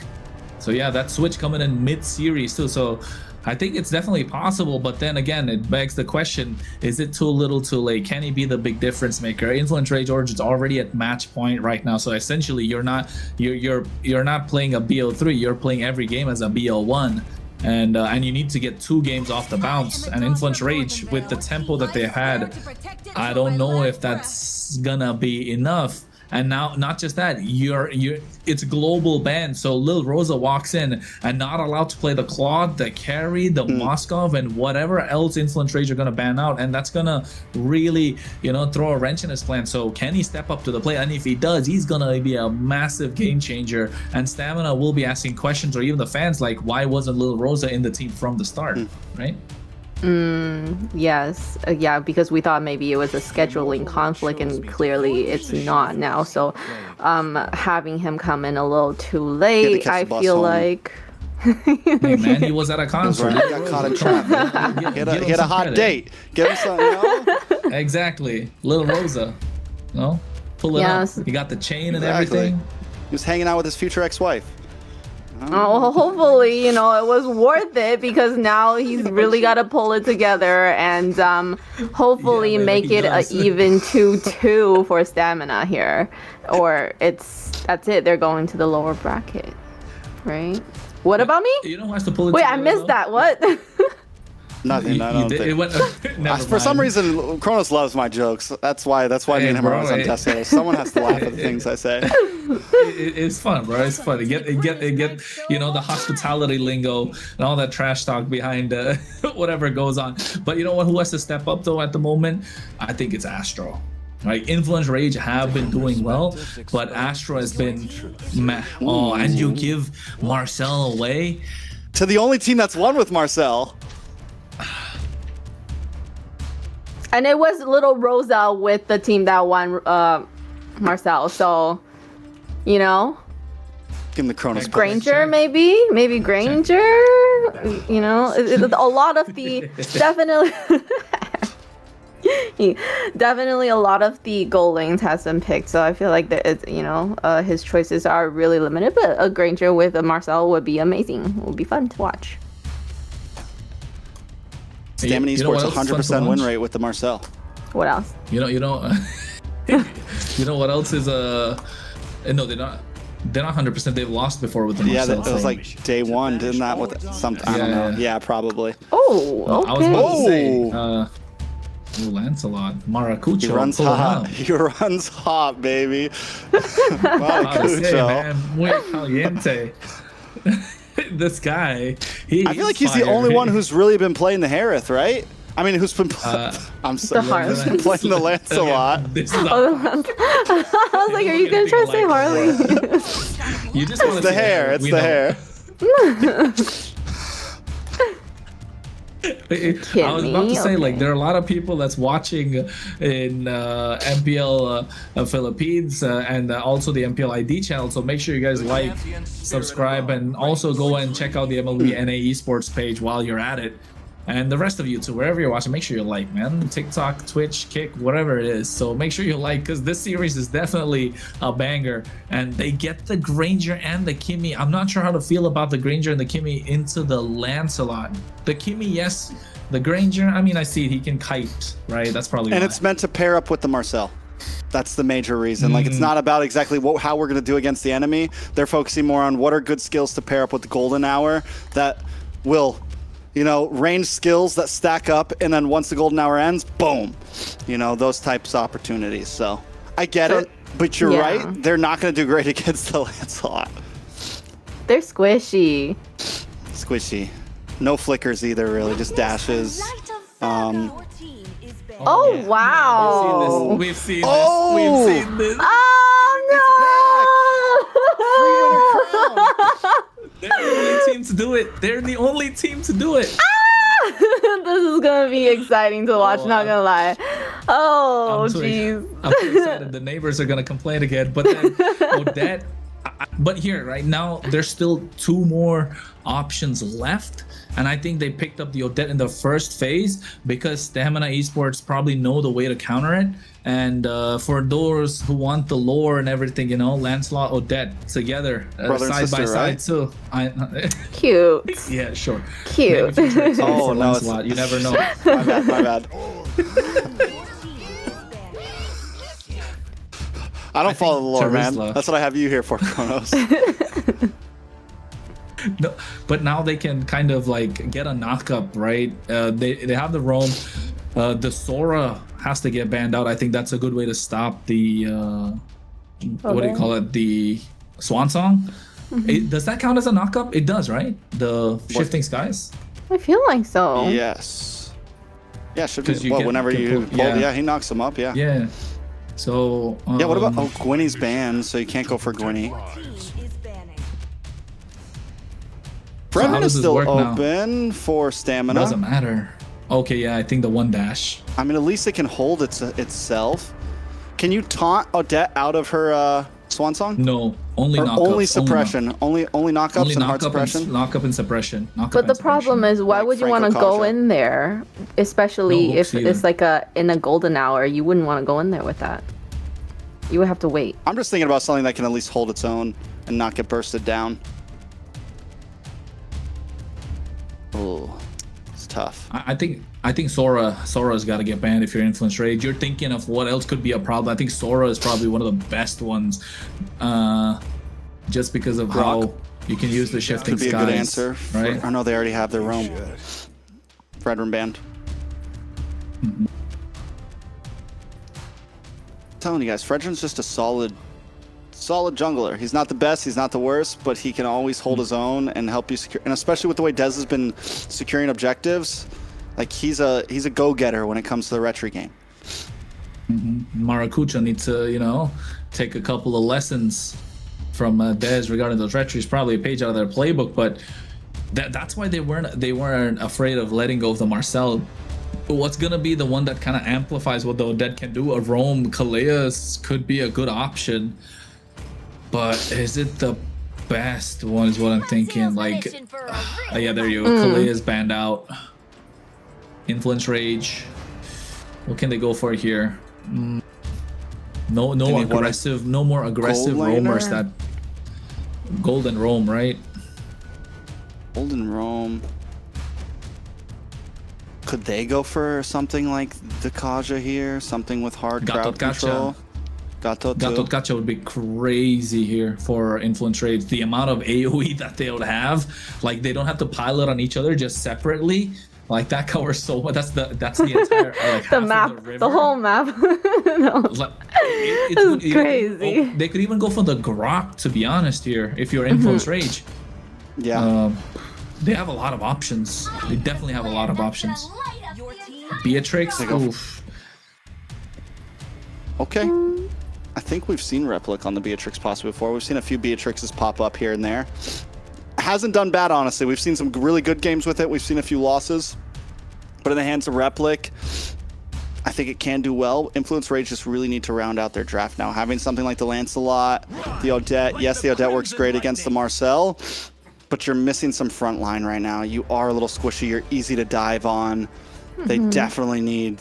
I think you're right. The Gatot can work. Stamina Esports, on the other hand, finally pick up the Leomord. And for them as well, solid EXP line. There goes the Sora. Ooh. I think the Sora is the only threat now for like Influence Rage's Swan Song composition. But Influence Rage, what could they get here? Bro, Gatot, right? I'm only thinking of Gatukachar here right now, to be honest. Or maybe Grok.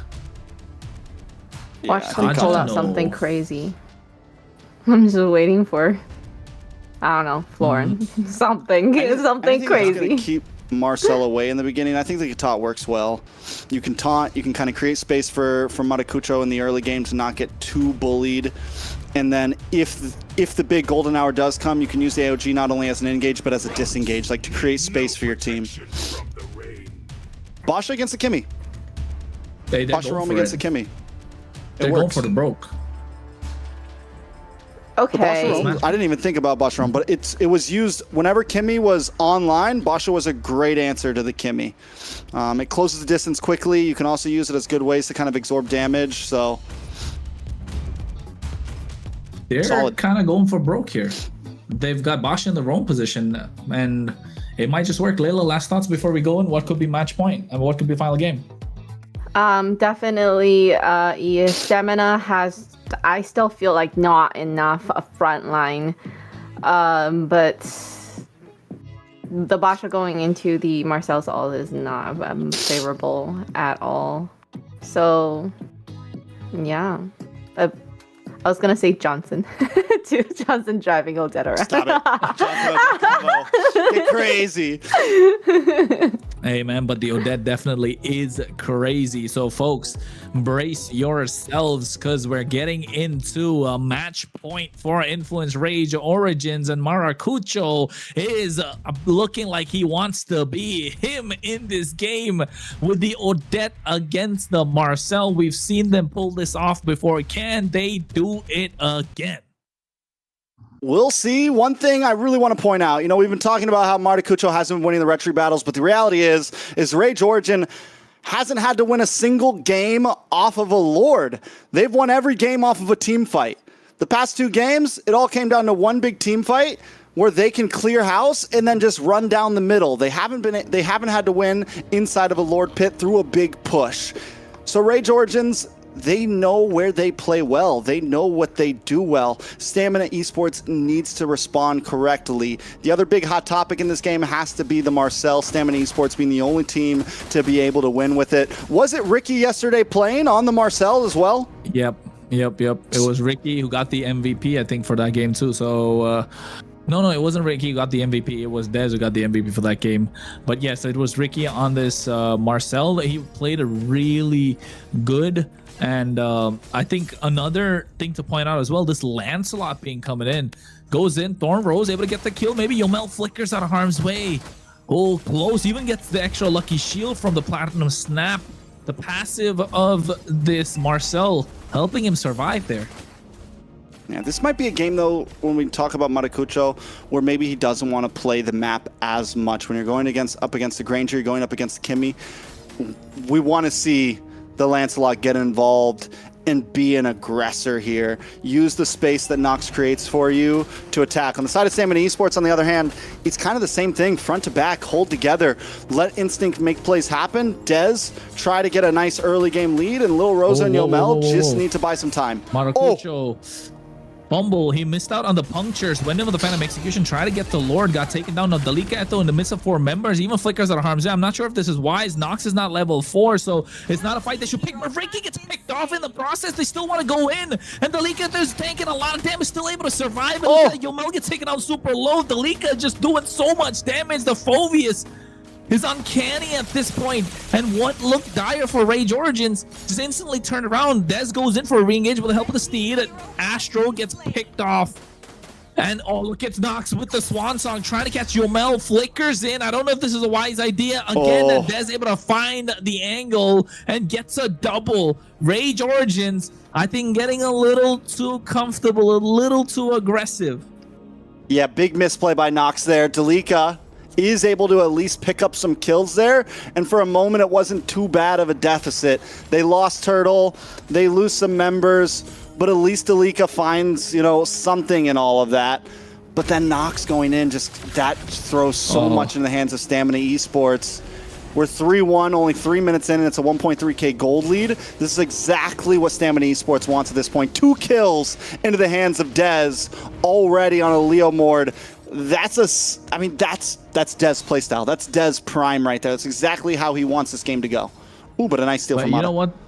Yeah, like every single game has kind of started out this way. Dez gets 2 kills, Maracucho's the first blood, he's already behind, and then all of a sudden it translates somehow for Maracucho to get ahead. But to be fair, he's not as clean on the Lancelot that we would thought he would be, right? He's missing these punctures. He's not able to get the Thorn Rose. He's not able to get the Phantom Execution on point. So maybe it's going to take a while to warm up those fingers if they aren't already, to be honest.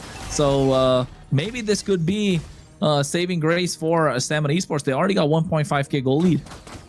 I just want to say, last time Maracucho played the Lance, that's when the Muy Caliente came out. This guy was all over the place, puncturing through. So, yes, I think he just needs to watch out for the angles, because if he punctures through and gets caught by the quick stun from the Marcel, it's trouble. There's a lot of things to stop in his tracks. Oh, my lord. Along with the shifting skies coming in, catching 3 members. What a wombo combo. There's Swansong, but taking a lot of damage. Nox gets taken out as Delika Eto now left alone in no man's land. Seems like he's going to be next on the chopping block. Flickers out of harm's way, but can't really survive as he gets taken down. Dez on a killing spree. And again, Maracucho is not able to do quite a lot. This time gets his purple buff invaded, taking a lot of damage. Ricky just in his face the entire time. And this is the Marcel playstyle we wanted to see. Under the tower, Stamina Esports just being so aggressive. Rage Origins, they're not playing their usual game. They're playing so aggressive right now, trying to go toe-to-toe with Stamina. In the past, they're normally willing to give up a turtle, look for play up in the gold lane. Replic taking a lot of damage. Traction plus catching 2 members. I think this gimme is becoming a problem for Rage Origins to deal with. Nox again goes for the Swan Song, but gets stopped every single time. This Odette's not working out as we thought it would, not the same way that we saw the previous time. All right, so where does Rage Origins go from here? They definitely need to slow it down. Nox is figuring out that, wait, I need to be very careful with my Swan Song because Yomel's just sitting there waiting to kite me from a distance, or Instinct is ready to get the knock up. Rage Origins cannot come into these fights just very telegraphed, because Stamina Esports wants that. They've been a team that loves to fight as a group. They build compositions that love to fight as a group. They want you to meet them head on. And Stamina Esports, normally the mistake that happens is they jump into Rage. They let Rage Origins have the high ground. They jump in. But right now, Rage Origins is doing the opposite. They're the ones just jumping into traction pulses and getting taken out like Astro right there.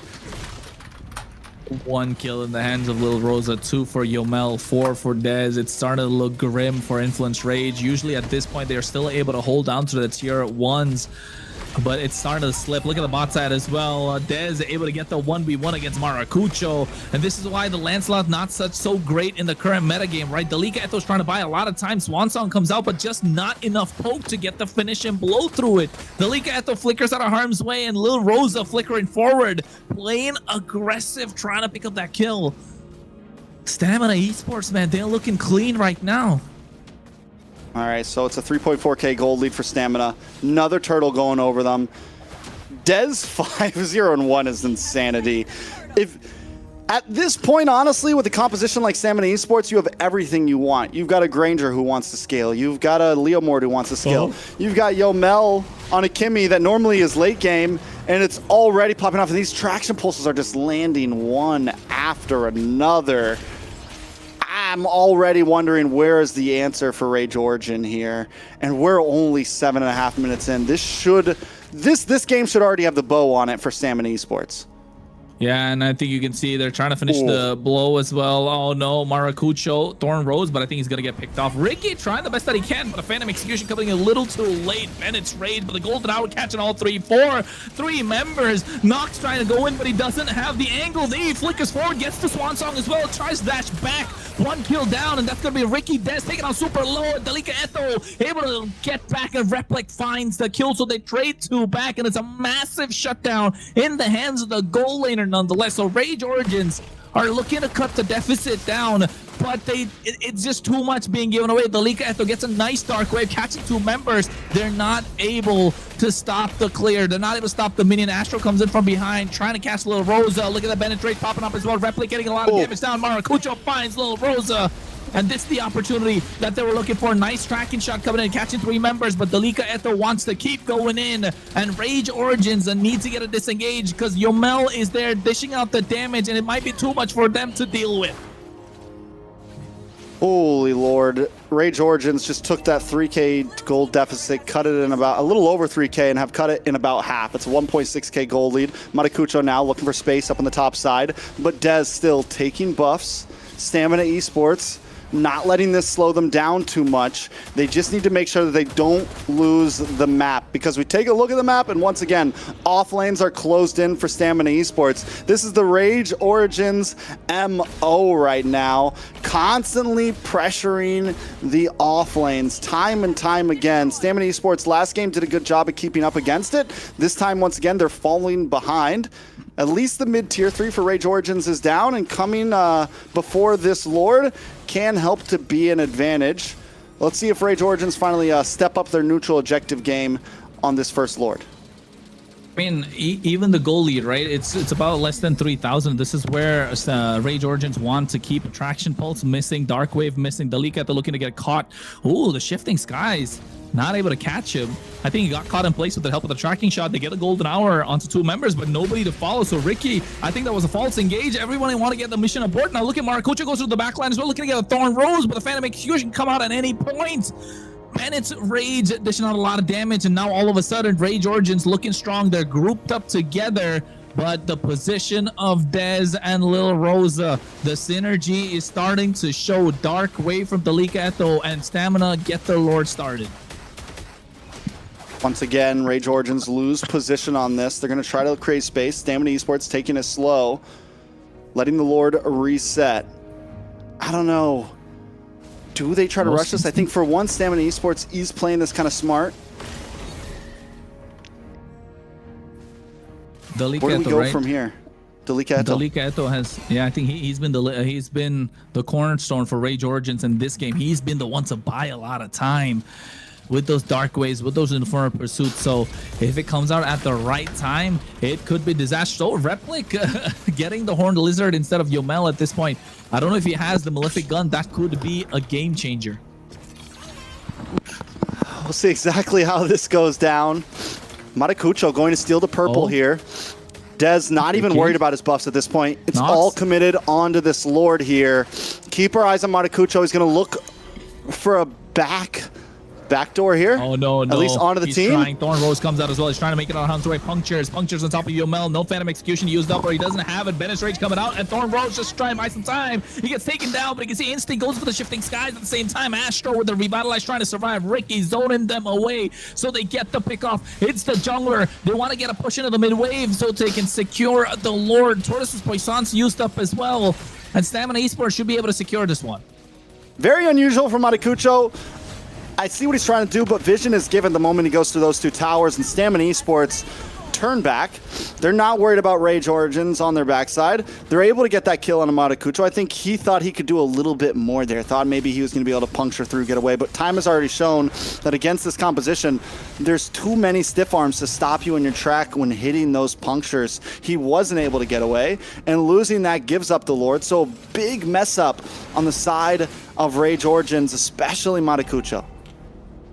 Yeah, I think Maracucho just not allowed to play this game is making it difficult for Rage Origins, right? Even Nox, even though the Odette's like a straight counter to this Marcel, it's not working out the way that they would like, just because of the fact that the jungler is not allowed to go in. You can see a lot of crowd control, like you mentioned, a lot of stiff arm, the traction pulses, the golden hours. already used up here, so it's not looking good. Ricky goes into the back line, tracking shot just to stop them, zone them away from the tier 2. No holy shield, so the Lord's gonna crash in full HP. They're looking to take it down. Banish Rage comes out as well. Dez already used up the steed. He's gonna be coming back quick in 20 seconds. On the top side, Lil Rosa hacking away at the tier 2s, or trying to get the tier 2 down. Maracucho wants to get the split, but just doesn't have the space. All right, another wave coming though. Ricky gonna dash in, Instinct as well. Yeah, Nox with the Swan Song doing a lot of damage, but you can see at the same time Dez with the steed goes in. Maracucho caught in no man's land, doesn't have a way to dash in or dash out. He goes with the puncture. Thornrose comes out. Replic with the pass to disengage, but Lil Rosa sniped from downtown. They lose 2 members as the waves keep crashing in. Yeah, that's huge, especially with this bottom wave coming. Ricky on the other side of the wall, creating space for the team. Replic taking a lot of damage. Wind of Nature popped in prematurely as well. Oh, it's not looking good for Rage Origins. They're backed into a corner, and they have no replies to the aggression coming in from Stamina Esports. Almost 8K goal lead at this point, and they have only 1 inhibitor left standing. It's not looking good, and Stamina Esports are looking to take it the distance, are looking to take it to game number 5. That's what we like to see at this point. It's back and forth. We're only 14 minutes in. Rage Origins running out of opportunities, honestly. It's a 1,000 gold lead for Lil Rosa. He's working on a rose gold now. We're finally starting to see him pop off. Most of this game, it's been Dez, Instinct, Yomel, but now we're getting to a point where Lil Rosa starts getting a few more Sky Piercer stacks in. It was a pretty late Sky Piercer as well, which is fine, honestly. Could be huge. The last saving grace for Rage Origins at this point, there has to be a big whiff. It has to be another big whiff by Stamina Esports, and Replic has to pop off. 2 members. Swan Song cancel out as well at the same time. That Steed comes in, the golden hour. It's too much for Influence Rage to take, and Stamina Esports, I don't know if they want to go for the end or they want to get the defense or they want to get the Lord. The waves are already crashing in. They got the clear. Maracucho Thornrose gets picked off again. Replic taking a lot of damage. I think he just wanted a flicker to get the kills. He knew the game was over at this point, and Stamina Esports find a way to take it the distance. Ladies and gentlemen, we're going to our first best of 5. Is it our first track? It is the first in the whole season so far. Not a single one, I think, has gone the distance. We've seen a lot of 3-1s. We've seen a lot of 3-0s. We've seen some 2-1s. But this game is not disappointing. Stamina Esports continues to deny the odds. I think everyone coming into this felt like Influence Rage were the favorites. Even after that last game, they might make some mistakes, but also they have such amazing highs, such amazing moments. Yeah, I'm talking about amazing highs, but that was probably the most low we've seen Maracucho, unfortunately. Maracucho. Poor guy. Maracucho. Yeah. And Dez on Leomord is actually also very impressive since yesterday, the series, him with a Leomord as well is just unstoppable. I think that Odette came in a bit too early in the draft. You backed yourself into a corner.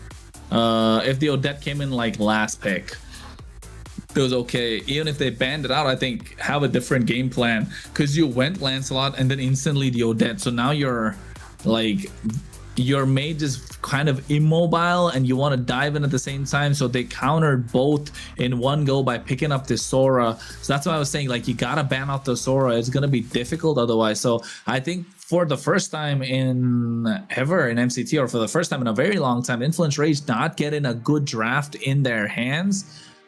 Just going for individual counters and relying on comfort picks like Replic getting his hands on the Beatrix. Yeah, I think this kind of, put off their plans for kind of getting the next or taking this game in their hands. And not just that, they use the Boxia in Rome, so we're not going to see Boxia in the jungle now for them.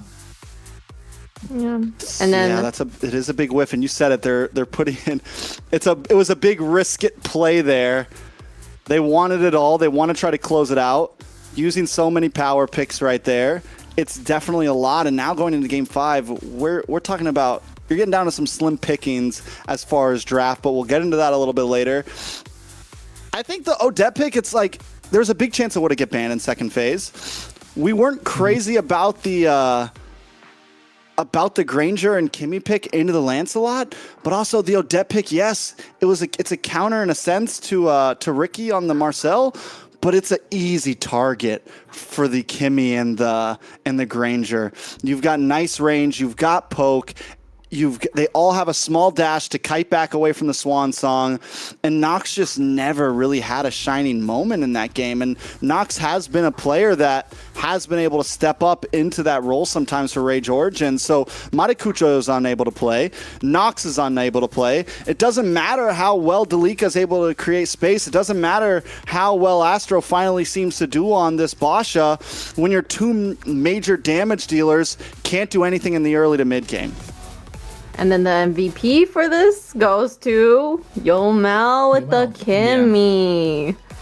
3-0 and 13. I mean, he was the one who kind of set the pace of the game right from the start, right? Those traction pulses landing. I think there's like very few those traction pulses that missed. And also the damage that was just being dished out consistently in the mid game, in the early game, that kind of caught Maracuja off guard and then gets first blooded. So I think in this case, Yomel played a fantastic game. But you're right, Trex. I still think Influence Rage are going to be favorites moving into the next game as well. They got the Marcel, they got the win. It's fine. So now how do they get another win at this moment? Because every single game, the draft has been kind of like 60-40 or 50-50. And in a 50-50, Rage Origins always get the better of them. So I think something we have to watch out for there, if Stamina Esports can kind of keep that pace, keep this strategy, and Rage Origins mess up on the draft again, because now, you know, we're down to the line. It felt like that was more of a draft issue, right? It wasn't exactly a gameplay mistake. And for the first time in the past 3 games, the draft hasn't really mattered that much. Both teams have had win cons. Both teams it's been more about in-game stuff. So game 5, Rage Origins, can Stamina Esports win out on this, you know, before the game even starts? I mean, what heroes are left? You know, that We'll we see in a haven't second. used We're gonna find out. We're running out. Yeah. This is our first game 5 as well. Yeah. So it's definitely crazy. 20 crazy heroes series. banned from each team. Each team lack 20 heroes right now. Plus whatever, 25, because 5 heroes will also get banned. 50 banned in total. 50 That's crazy. total, but each team can't pick 25. 25 heroes, essentially. Yep. And think, talking about the Marcel. Whoever's on red side, it's 26, because they don't get first pick. True. If you really... Layla's just like, oh my god. The Wait, math. let me think. Well, Stamina doing great with another Marcel win. So definitely probably people who are going to go up against them again will want to ban that Marcel and don't let that through. It seems like they kind of figured out how to work with it. Or maybe just Ricky knowing how to use the Marcel better than some of the other roams out there. So a little bit scary. That's another dub. Only team to just keep on pulling out dubs with that Marcel. But honestly, the draft worked well with it. And I think the Kimmy and the Marcel are a very good combo together. One, because you get that, the framed moment where you get the small quick stun, or is it the tracking shot? He runs up, gets a small slowdown quick stun, and it buys Kimmy that split. All Kimmy needs is an extra second, right, to get a couple more shots off. And they work so well together because they both can, Kimmy kites, Kimmy can move and attack. Marcel can get those quick stuns, run up. So they both just run up, get a couple more seconds. You're able to also get the stiff arm off, which is why Matakucho couldn't play, because he punctures in, immediately gets stunned by the Marcel, and then Yomel's just getting free shots off. So Stamina Esports have found a way to make it work very well and have been using the right compositions. Not to mention there was a final play there. The golden hour was dropped, and it's also used as a great shield. The Nibiru's Passion came out from the Beatrix, and just nothing could happen because the golden hour comes out and it's essentially just a wall stopping any distance attacked. So Stamina Esports have definitely kind of cracked the code on the hero, at least so far in terms of teams that have used it well. We're gonna see a lot of Marcel Kimi in the future now. Seems like a good little roam mid combo right now.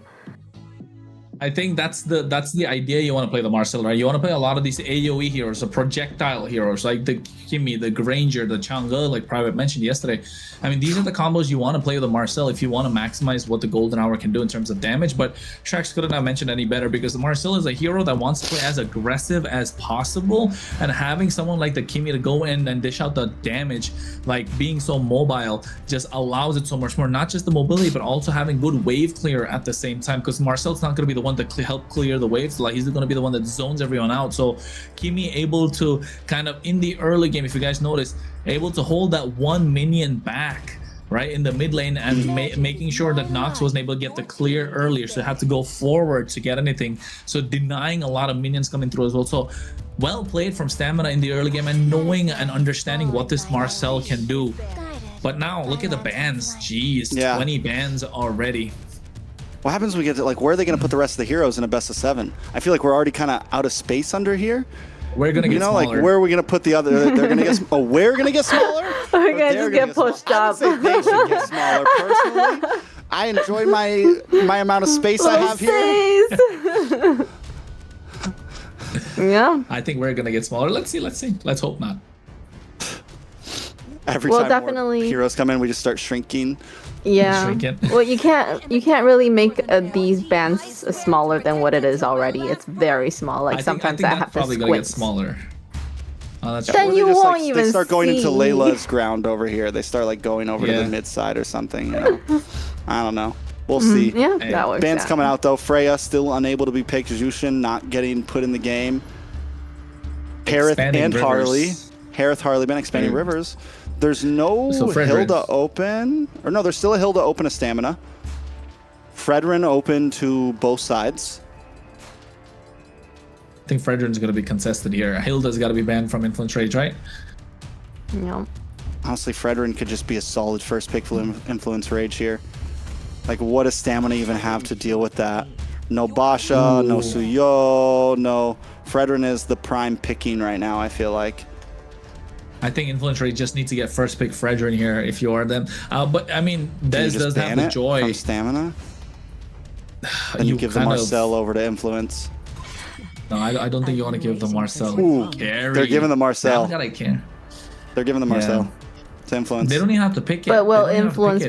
yeah, will they be able to use Marcel like that, though? I still think you take Fred up front here. Yeah, I would. Because there's no Suyo, there's no Suyo, Leomord, Noland, Basha. Dez can play Lance. Lance or Hayabusa, that's about all he's got left. And against a Fredrin, it's tough. I think Joy's open. Joy play that against the Fredrin. No, I think just go Fredrin here if you Influence Rage, right? Fredrin or Kaja even at this point. I will be the star above her darkness. But the Guinevere's open. The Gwen's open. It's good against the Fredrin too, so yeah. And that's Joy. Joy pick for Stamina? Not now, probably third, but it's got to come out of the first phase. Otherwise, not going to make it through the second for sure. But here, if you're Stamina, what can you go for? Stamina Bosch still already picked up. They still have the ZTN open. Might not be the best pick against the Guinevere, but it is still there as a possibility. Uranus plus Zetian? I think Uranus plus Zetian. Yeah, you have the Consecration. You can pick Purify on both of them. Detective Fredrin on the case 24/7. They take the Fredrin anyways. And the Bruno! Double edge. Hot pick. We have seen Influence Rage play the Bruno before. They're one of the only. They have the only team that has played the Bruno so far. And when the pickings start getting this low, that is, I think it's a possible steal here.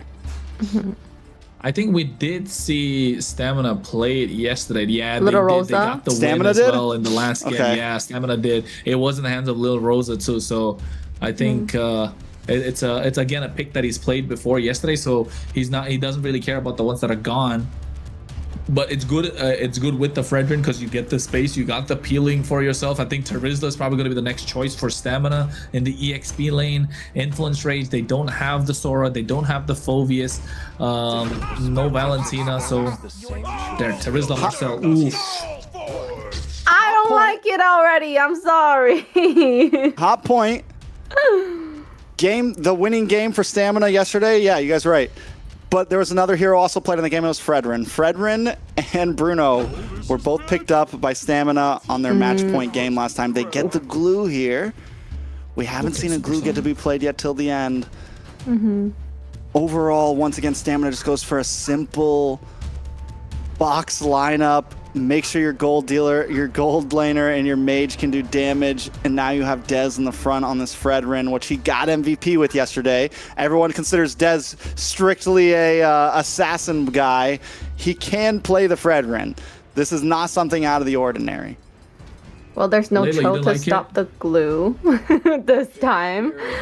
So that's good because we remember Ricky had a hard time as a glue when there was a Cho, just kicking him back. I all like the the time. Terizla a lot. I really like the Terizla into the Fredrin because you're not allowing the Fredrin to move.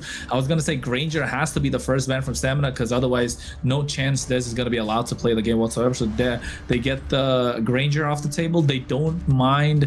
I think they can't even play the Herod. So what other Ban the burst Kimmy? marksman can you go for? Yeah, I guess, right? We There's saw not a it lot work well of with the other Marcel heroes last options. time. You know I what think would be Kimmy crazy would for be- Stamina though? Faramis. Or even for Influence Rage. So, like, imagine Faramis in this lineup, like super tanky from both these lineups. So yeah, I think Stamina are thinking that they're probably gonna pick Faramis or ban the Faramis for themselves. I mean, for the other side. I don't know. I think you And could then- risk it. I don't know. and If, then I don't know if Rage go Influence for- Rage wants. Your team is banning. That I told you. Oh, there's the ban though. Whoa. I'm surprised they don't want it for And- themselves. I think Fortune Rage probably teller looking here. to ban out maybe a Valier at this point, right? Valier, Fredrin, Glue is you. I cannot move meta, and then Bruno just free hitting from behind. Is there a What else? gourd out I mean, still? even Gourd for is- honestly, for Stamina, you could put a lot of mages in this lineup and be pretty okay. I mean, heck, you can drop in a Vexana for all you want. Louis. Louis too, yeah. Get crazy But I with think Louis Louis. does well for Influence Rage. Louis Yeah. does even better for Influence Rage rather than Stamina. Yeah, there but- you go, Valier. I told you guys. Even though there's a No. Gwenny on the field, oh no, and the Trizla, no, Farza won't work really here. Gord, right? Gord is now kind of like your answer in this case. Gord or For Stamina, yeah, for Stamina, Gord or what else? No, I don't know about the Vexana. I think you maybe wait on the mage pick. Maybe you just pick up your roam here. Yeah, I Do agree. they I take think the chip Rome- this time? Oh, that's crazy. No, I think this is Glue Rome. I think this is Glue Rome.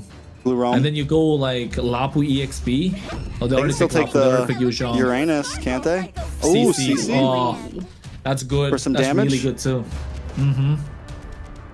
To make up for the Fredrin. They're looking really good. These game 5 draft is coming in clutch for Stamina and Influence Rage. Better pull up something really quick. I think with Influence Rage has to pick Kimmy here. You need something for the Marcel. Kimmy plus Hanabi. You can one? kite. Like, Kimmy, Kimmy, Hanabi doesn't look bad and here, to be honest. no. I know. I'm just kidding. Leslie? But like Leslie, yeah. I was Earlier about to we were say worried about the Leslie's Leslie, another right? option. Yeah. Don't go Clint. Layla. Like, I think Layla's no, too late.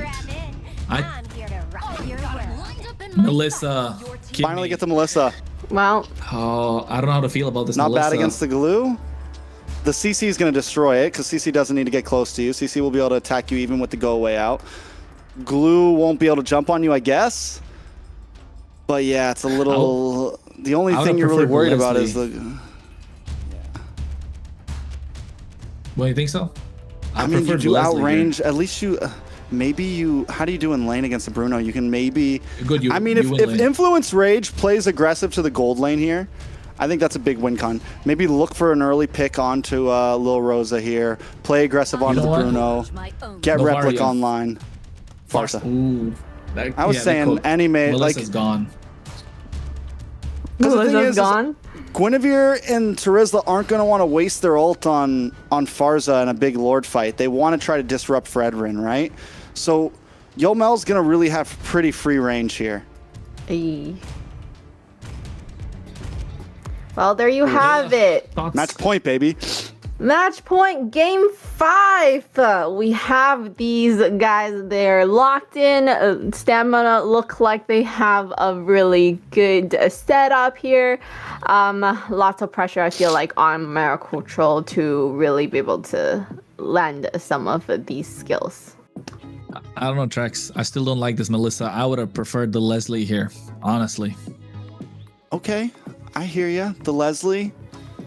I think, I mean, yeah, the Melissa's a little iffy. Leslie's more burst damage, though. I think at least with the Melissa, you can kind of get a little bit of shred, and you do get range over the Bruno in early game. We'll see exactly how it works out, though. Take us in. Hey, it's game number 5, folks. It's make it or break it, upper bracket or lower bracket. This is the decider in this playoff match, ladies and gentlemen. We're talking Stamina Esports taking it the distance against Influence Rage Origins. Who will come out on top? Risky Ricky already getting up close and personal. They do win out on the lane, and there goes a quick rotation. Where do they go? Down to the gold lane. This is the pressure that personally I think both teams know they have to try to make. If Lil Rosa has a good game, it could be the win. If Replic has a good game on this off-brand hero, first-time pick in MCT so far, it could definitely be the win. Rage Origins, though, taking things a little bit slow. I mean, I want to take a look at the emblems as well and see what this Melissa is rocking at this point. So is the Bruno. Is somebody rocking Inspire a Master skill? Assassin? Are they going? I mean, yeah, Inspire. Are they gonna go for Weapons Master along with the Master Assassin for Replic, or is it gonna be the same for Lil Rosa? Because a Weakness Finder and then they're running Quantum Charge. So yes. I think in that case, Replic will have slight bit of a better time, but kind of like countered by the Quantum Charge, right? So it's a give and take. A little too nerdy at this point. The one good thing for Stamina Esports, they got 3 Purifies. And on the other hand, Flickers, oh, what a pick off. Ricky didn't even see it coming. And that's the small plays from the Marcel that we are looking for, right? Those quick stuns leading up to another attack. We know that it works well with the Kimi already, and what it also is going to do now from Maracucho, it's going to be able to, okay, now I know I can land my spatial migration, right? I know I can land this, get the knock up, and hit a Violent Requiem. So Stamina Esports needs to keep tabs. Ricky, who always seems to be the one to get cut off and make some suspect plays here and there, also needs to keep tabs. Look at the damage already.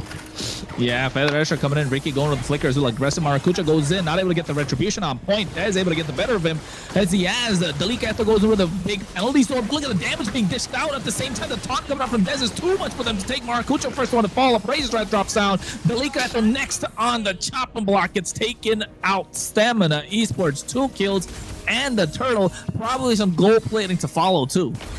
Never underestimate a Fredrin's early game damage. For a utility jungle, a Fredrin is scary. That Appraisal's Wrath hurts in the early game. It lands on 2 or 3 people. You take enough damage, you dish it back. It is huge. Take me through some of the emblems. You're a bit more of a nerd on this stuff than I am, Kronos. I mean, take a look. You can see tenacity coming out from Yomel, so you understand there's going to be a lot of pounce on him. So still able to tank a lot. The Master Assassin comes out. Both the marksmen running the fighter emblems. And the Master Assassin for Replic, so he wants to get these 1v1 fights. And Lil Rosa looking for more sustain, so goes for the Festival of Blood. We saw him rock this yesterday as well, so I think the 1v1 is still probably going to be even Steven. Going to come down to the micros and who's going to hit their item power spikes much faster. And in this case, it's probably going to be Lil Rosa, because look at him, he's just double laning the entire time. Right now, he goes in, probably going to get the mid lane, and then goes back into the gold, so he's getting more gold in his pocket, able to move much faster compared to Replic. Yeah, I think Rage Origin knows this, though. It's a slow play game. Don't rush things. Stamina Esports, though, once again, like what we've seen all of these games so far, want to play aggressive early on, want to try to get an advantage. We're seeing Ricky get a nice grab. No feather edge try. Maracucho is going to get taken down, but you see nice use of the golden hour, but a little too late. Des goes in. A little Rosa gets some damage onto him as well. But this is what I was talking about. No Purify. So how are you going to stop them from going in? It's not the best look for Rage Origins. I think they've kind of plateaued a little bit. They've overheated. Only Maracucho was the one who could be in the fire, but seems like the rest of Rage Origins have slowed down a little too much for their liking. Yeah, and this Farza is going to thrive with the Fredrin and a glue in front of it. There's no way to break through that. Yomel's got free form. Another turtle going to the hands of Stamina Esports here. And we're already seeing the possibilities with the grab, bringing you back in. Yomel drops a feathered airstrike. A lot of combo potential as well. Ooh, Ricky used a flicker. Flickers on harm's way, gets it. Cuddles and Muddles combination, gets knocked up with a Wild Requiem as well. A lot of damage being dished down on Ricky's trying to survive. I think he's trying to make it out of there. Des slowing down the rest of the party. And this is what we're looking at. Nice spatial migration, getting 2 members, but the Wild Requiem was used early on, so they don't have the damage. And Replic even used the Inspire to try and take down Ricky. They need to get that 3-4 item power spike, and Stamina Esports are making sure they don't get to that point. Yeah, but as long as if Rage Origins doesn't fully commit, because yeah, they can't win a fight right now. This is not their time to shine at all. Don't let the gold get away. That's the win con, right? It's true, man. Stamina Esports, on the other hand, just keep this pace. Look for little plays, but where does Stamina Esports always kind of lack? Translating kills to towers, right? Translating objectives to towers. So Stamina Esports, though they are winning, use this 2k gold lead to take a gold lane tower. Use this 2k gold lead to push in and cut off a lane. I don't know, Astro, if this is the best idea. He had to flicker as well. Okay, back with the help of the flicker, they get the pick off, so it's good. But I think both the kills that they got came off of Ricky, but he's not the problem. The problem is Yomel. Every single time Maracucho dives in, Yomel spots him, and it's easy. After that, he doesn't have to worry. And even if he gets him, he has the Purify. So it's gonna come down to how fast can they, open up the map for Decisive Eto to start roaming around and hit those penalty zones and be a threat. Because otherwise, the game looks like it's gonna be in the hands of Stamina. They already got close to a 2k goal lead. Yeah, and Glowing Wand is now in for Yomel, so a bit more damage. Glowing Wand into the hands of Ricky as well for a little bit of damage, a little bit of burn, a little bit of something. Feather Airstrike does come down, though, at the Turtle Pit, maybe a little bit early. Astro able to get out of harm's way. Now they go in, tracking shot, trying to get the damage. Nox comes in as well. Maracucho, spatial migration, looking to get the retribution on point. Ricky gets on top of the leak. I thought what a penalty zone, but still Des able to get the retribution. Nox trying to do some damage, but you can see the golden hour coming through as they catch them, and Astro trying to make it on harm's way, and now they have to run with their tails tucked between their legs. So Stamina Esports are looking to bounce, and Ricky gets the split. The damage is not enough to get the clear in the mid lane. Rage Origins will have to concede that alongside the top tier 1 as well. I just want to say that I felt like last game, whenever Stamina Esports had the Marcel, I felt like Rage Origins could have done okay with the Fredrin. And now we're seeing exactly why it can work well. Because the thing is it doesn't matter if you take a stun to the face. Nox's damage on the Kimmy isn't going to be able to break through the front line. And that's where this is the same composition that Stamina Esports has kind of been running. So Rage Origins at this point, was it a draft issue again? Do they still have a possible win con in this game? Or is it already a wrap? I don't know. I think it's going to be super late, Tricks. It's going to come down to, 15, 18-minute timer with this Melissa. I think that's going to be the big game changer at this point. They need to find a way to... Yeah, not just that, they need to find a way to get their side laners off off their lanes and into these team fights. They need to layer their skills, which they haven't been able to do because Astro has not had the best series. Like Influence Rage Origin, it's been Maracucho, it's been Replic, they've been playing absolutely fantastic. So has Decisive Eto to a certain point, and Nox too, but Astro on this Marcel, which is supposed to be a game changer, just not able to play it the same way that Ricky has so far. So I don't know, it feels like You know, the Rome is having a slight bit of a difficult time here. But if they find the right opportunity, the right moment, I think Influence Rage can make the comeback. But so far, Stamina Esports look solid. It's easier to execute. That's the best part. So what do Did you say think? there was no pauses yesterday? There was, yeah. Maybe it is the Trex La curse. Maybe- move. Oh, yeah, what's it called? Is it called La Mufa? Trex the Mufa. The curse is real. 5 games, 3 pauses so far. I think next series might be 5 Heck as well. yeah, guys. Yeah. It might be 5 as well. Let's I go. can see that, yeah. 10 p.m. Well. on the East Coast right now, 7 p.m. on the West Coast. We're hanging out. We're here for a long night, baby. We're here for a long Sweet. night. And so are Stamina Esports and Rage Origins. I think Rage Origins would love to take this game as late as possible, but Stamina Esports don't want to get it to that point. And even if they do, they've got Yomel on this Farsa. Those feathered airstrikes, there's nothing to stop it, especially even the Purify. So you're giving so much space to Lil Rosa just to free hit the entire time. And Rage Origins needs to find the right moment. But if Stamina Esports stick together like this, what can they do?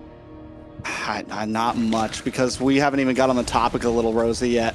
And as you said, late game, the Bruno's going to hurt as well, right? Even if Replic can do something here, Little Rosa as well is going to dish out some crit damage. If Replic's going to have a time to pop off, it's going to have to be with the range. Rage Origins cannot be the engagers. That's where they've won previous games. They let Stamina Esports come to them, and I think that's the win con for them here. Kite, you have a great team to be able to kite with. You can create distance. Let Stamina Esports come to you. I mean, yeah, that's one way to look at it, but again, who's going to stop the Farsa? If they're going to let Stamina Esports, the distance that can be covered is so much. The high ground, you know, this time Rage Origins are going against the high ground. This time they're Anakin. So can they do it? We'll see. The possibility is there, but Stamina Esports with a 4.5k gold lead already. It's looking grim for Rage. Stamina Esports looking to advance in this upper bracket. Lord up. It's the first Lord of the game, and the pressure's already on. And you can see, right, the slight bit of a difference between Astro playing this Marcel and Ricky is that Ricky was able to land those tracking shot stuns. Astro's not able to do that. Feathered Airstrike comes in just to zone them away from the Lord as well. And I think Stamina Esports find their groove, found their footing, and are slowly putting the chokehold onto Rage Origins. Yeah, it is, and it is a slow chokehold for sure. You can see the way they're moving through the map as a unit, per usual. And one of the big downfalls to this Guinevere, Rage Origins unable to really do the big split push thing. Yes, Manakucho's up there right now, but that's why they haven't been able to alleviate the off lanes. There's been no, Rage Origins has a composition where they have to move together a bit more and look for pickoffs. They have to look at the go away being used as well. A little too early, preventing the split or the grab to get on top of him from Ricky. Holy defense is there. And again, another problem about the Melissa is the wave clear is not the best. It's so slow. It's too late. The Violet Requiem comes out. Maracucho's just barely trying to survive. You know, but Stamina Esports want to make a sandwich out of him. Dez isn't even stressing. He's like, yeah, you get your Violent Requiem. It's fine. I'll take it to the face. No issues, no problems. Stamina Esports take another tier 2. It's down to nothing but inhibitors for Rage Origin. 2-4-0 from Maracucho. Not something we would expect. They did. Stamina Esports downloaded for 5 games and finally found their moment. And this could be, you know, Layla asked us in the game, how are these teams doing in the global ban? We're seeing Rage Origins fall a little bit apart in the final stretch. When it becomes a marathon, we're seeing Stamina Esports actually perform better when it comes down to the long haul here in terms of draft. Yeah, I think the Rage Origins. Oh my god. 3 items in, working on the 4th right now. He's going for Sea Halberd too. Like, yeah, it's going to start showing. Only Trinity locked in. Replic needs the Malefic gun on top of that. Maybe even... What else is he going to go for after the Malefic gun? Sea Halberd, I guess. Yeah, I don't even think he has to go safe, honestly. Like, currently, there's no way to get to him. He could just get hyper aggressive and not even like maybe he picks up the rose gold meteor, you know, something like that. But he doesn't need a wind of nature. He doesn't need anything like that. You know, it's just a rose gold meteor, get a little bit of magic defense just in case Maracucho gets you. But we've seen, I mean, he might just, they want to try to close us out. You might finish off with like a bot or just something ridiculous, you know, just to be super aggressive and listen, we're going to go all in on this next fight. And Ricky is going to be the target. Maracucho gets a spatial migration. Valkyrie knock up as well. A lot of damage.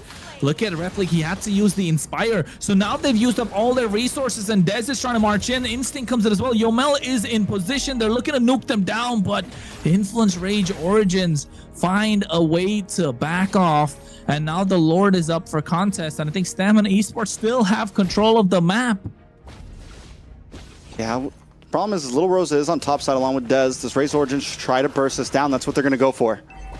Oh, Federation damage. Maracucho is down and out. Replic's not able to get the kill onto Instinct. Dez taking a lot of damage. Look at those projectiles coming in from Nox. But then again, Dez is super tanky. He has the defense item. He has the Radiant Armor. There's no way he can penetrate through it. Nox has to be the one to dish out the damage. And I don't think he's built a Sky Piercer even. So it's not going to benefit the fact that a lot of HP on the side of Dez just cannot be executed. And this is why I was saying, like, maybe Leslie would have had a slight better chance, but you know, we're already 13 minutes deep. No point talking about that right now. This Melissa has to work somehow for Rage Origins if they want to move on in the upper brackets. They might be able to shred down this Lord, but once again, Rage Origins, you can't go when there's a Fars on the field. You can't be the one to jump in first. You gotta wait for some of those skills to come out. You have to let Stamina Esports be the ones to attack. You have a great composition to kite and keep distance, and they're just continuously going for it and biting the bait. They're not able to stop. Yeah, they're not able to stop the Lord's aggro going to the base crystal. They lose the inhibitor. Now look at that. They cancel out the Federation of the Purify to survive. Astro goes in, gets a nice golden hour, catching 2 members, but they don't have the damage because Repli got caught in it as well. And Little Rose is able to get the nice kill. The knockup comes in. The Fire Vacuum is there, but at the same time, they don't have the damage. Appraiser's Wrath drops down. Little Rose finds a double. Delika Ethos out. Astro flickers in her harm's way, and this could be all she wrote for Rage Origins. They're trying. They're doing the best that they can, but Stamina Esports pull up and they find the game, taking us the distance and getting the series in the last and final game in this best of 5. Stamina Esports going from a team that had such a rocky start overall. I mean, from Swiss stage to now just squeezed in through Swiss stage. A lot of people questioned if they were even going to beat U2 yesterday. I think most of us felt kind of like Stamina might be able to get it, but it was pretty 50-50. I don't think a lot of people thought they were going to be able to come in and take this dub off of Influence Rage. And at this point, like I said earlier today, the team seems to be getting better and better. Yes, and you know, with a best of 5, that last game, how much did Global Ben have to, you know, that affected this whole team play? Because I have to say, you know, the last 2 draft for Influence Rage was just not in favor of them, and that's really unfortunate. And also because of that, you don't see a great team comp that could support Maracucho into these lore contests. And you can see it there. It's unfortunate, and it was a really fast game. Stamina wanted to win. Yeah, they were ready to finish things up, and they had a composition to be able to do that. You get the Fredrin. Once again, you know, we said it, the Fredrin Bruno. And Dez shows that, like, maybe this was a pick for the end. I've been waiting for it to come out. I knew it was going to be a solid pick, and they were able to make it work right when it mattered. And even with Influence Rage thinking they had the upper hand of, okay, we know they kind of want the Fredrin here. We're going to take the Guinevere as the counter. Stamina makes it feel like that Guinevere was just useless. Maracucho, once again, 2 games in a row, couldn't play at all. And I think even the Terizla they picked up in the first half along with the Marcel, so it was good, but they didn't see the glue coming, right? The glue I feel like was too problematic for them to deal with. Yes, Ricky got taken down 4 times, but it's always on the back of your mind. This glue, how do we stop this glue? That's why I said like I'm not really a big fan of this Melissa. Okay, you can get the kills onto French and you're able to close the distance onto Lil Rosa in this Bruno, but how are you gonna take down the glue? You're gonna spend the inspire, the cuddles, the muddles combination along with the go away just to take down one member, and even then you weren't able to get Ricky, right? So maybe, I mean, call me a broken record, but I think in this case, yeah, this is where you pull out the Leslie, the true damage, the burst is going to start showing. And then maybe if Ricky is too afraid to go up close because it's not a combo skill where you got to use it along with the inspired to get the kills, right? It's just there. It's a basic attack that will keep racking up. And, you know, it's just poke after poke after poke. And you add it along with the Kimmy. And next thing you know, Maracucho can jump in, get that finishing blow. But hey, you know, coulda, woulda, shoulda. It's not going to happen. Stamina Esports find the angle. Ricky played a fantastic game. Yomel was good. Dez, Instinct, Lil Rosa. And I think, is this what we want to see from Stamina Esports? Is this the lineup we get to see from them moving forward? No more Diamond, just Lil Rosa. Maybe even Ricky after they make their substitutions with Song coming in. I'm not sure if they're going to go with Song or Ricky next week, but they look super solid after Lil Rosa came in, right? I mean, even before they won their game 1, right? Stamina Esports, or no, they lost game 1, won game 2. I don't want to completely count them out, but Dez finally securing an MVP, Layla.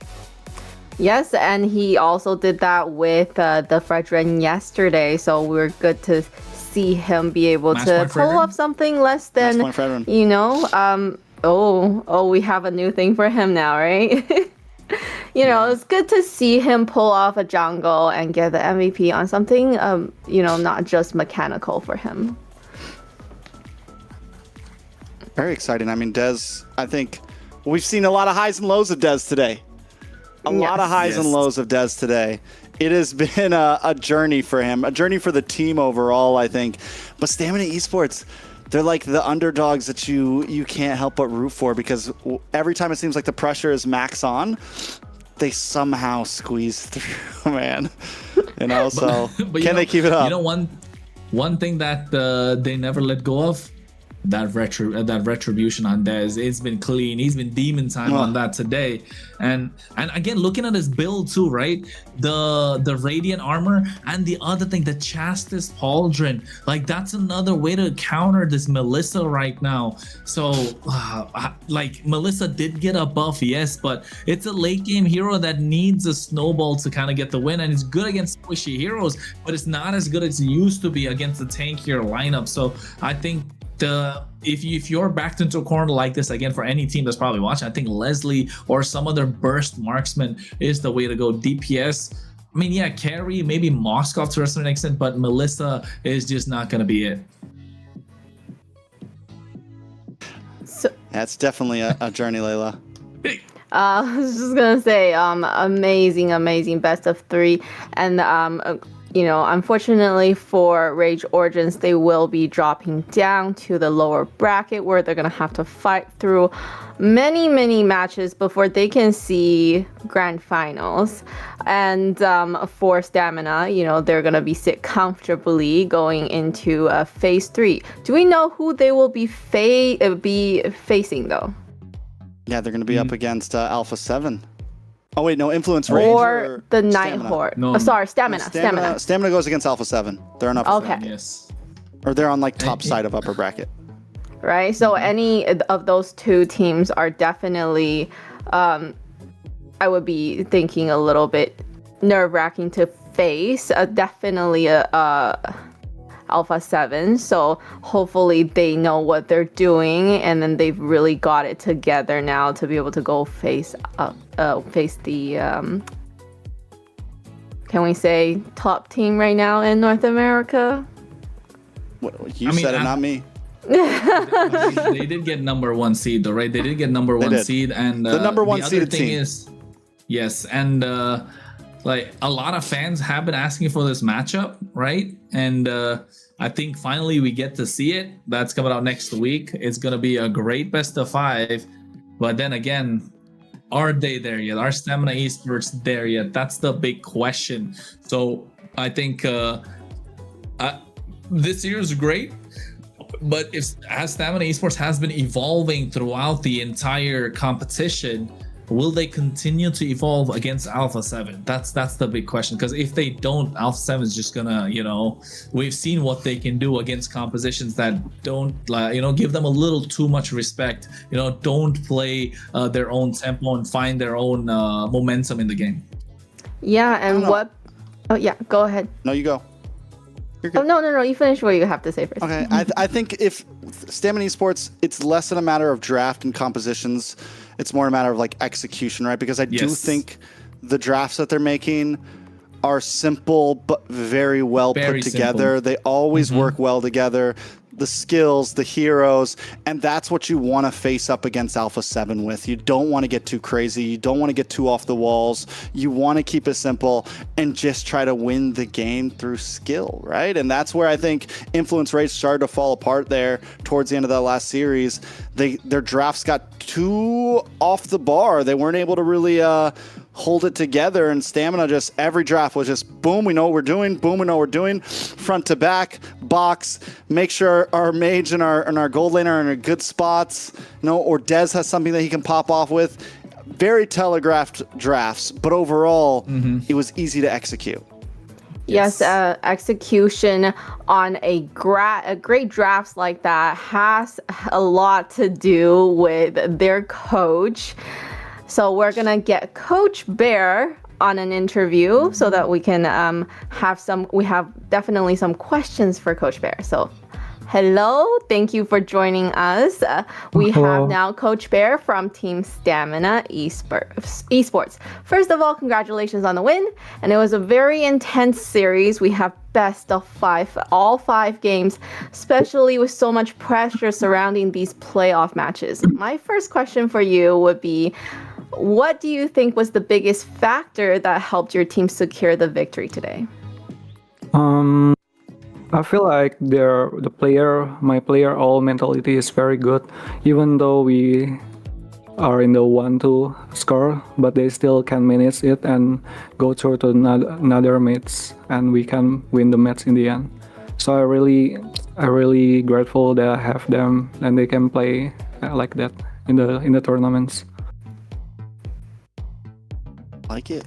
Follow up or Kronos, you got a question? Coach Bear, congratulations on the win. Stamina Esports has been evolving every step of the way throughout the competition, right?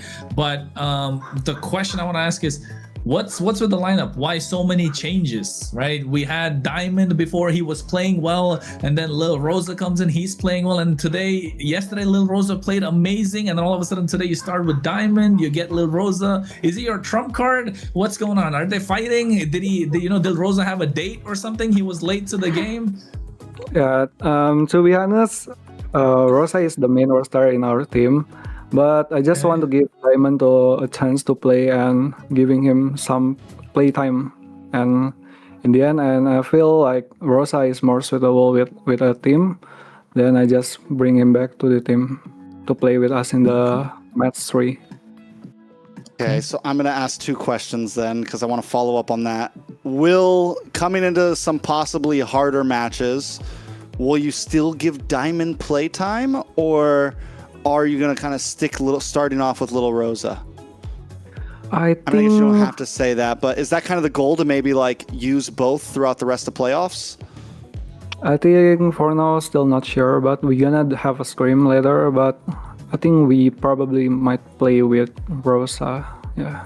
For now, I think... Tricks. Well, just off of that, back. What about Song now? You got Song as an addition, right, to the team, the new roamer. So is he gonna play? Is Ricky gonna play? There's been a lot of changes at Stamina Esports. We're asking questions. We have questions. You guys did this. Yeah, you guys did this. You can't blame us.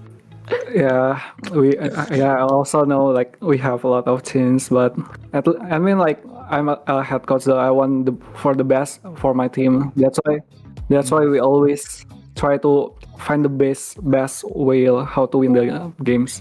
But for Song, maybe for now we're not sure. Maybe he just our secret card. So just let's see it later when we fight Alpha 7. Oh, Tricks. that will be interesting. I'll let Layla have. There's only one more question. I'll let Layla finish things up. One more question. Do you have the time for the one more question? Yeah, I do. You're going up against Alpha 7 next week. That's the real topic here. Any words to them? Anything you want to say? What you're going up against the number one seeded team next week. Give us something. Trash talk. How do you feel about the match? Yeah, I think it's gonna be an interesting match because like we already fought them in the scrims and we really feel they are really strong team. So yeah, just good luck, have fun, and just give our best later in the tournaments. Okay. Perfect. Once again, congratulations on the victory. you. And thank you so much for taking the time to join us at the desk and answering our questions. We'll see your team in phase 3 and good luck. Okay, thank you very much.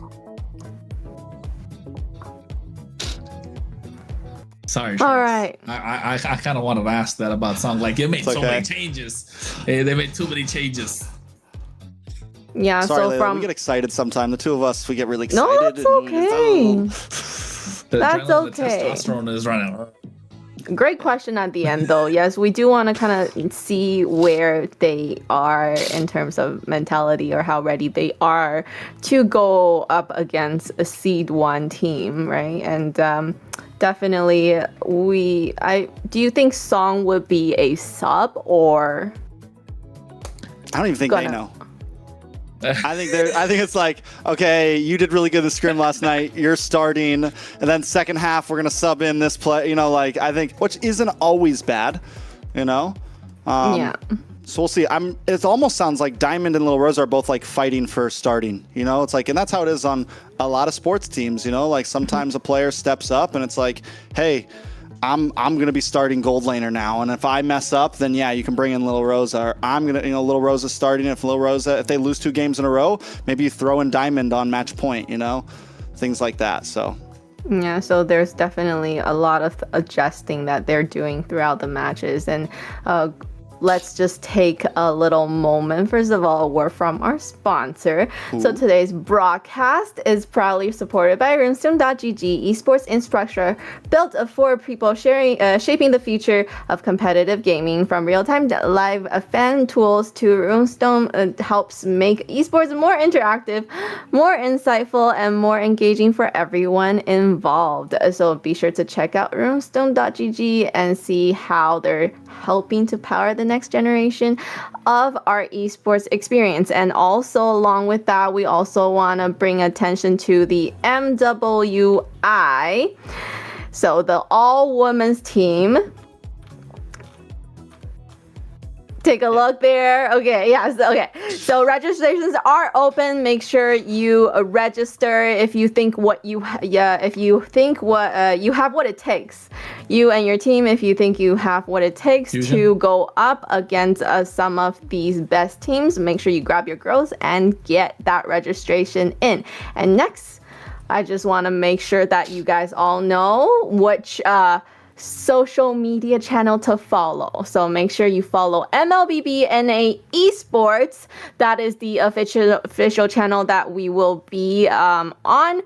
Make sure you're following those and make sure you are in that channel when the diamond drop comes, right? Because I do not see many of you guys in the official channel. So make sure you go to that on the YouTube and TikTok for a chance to win our diamond drop. And what is it?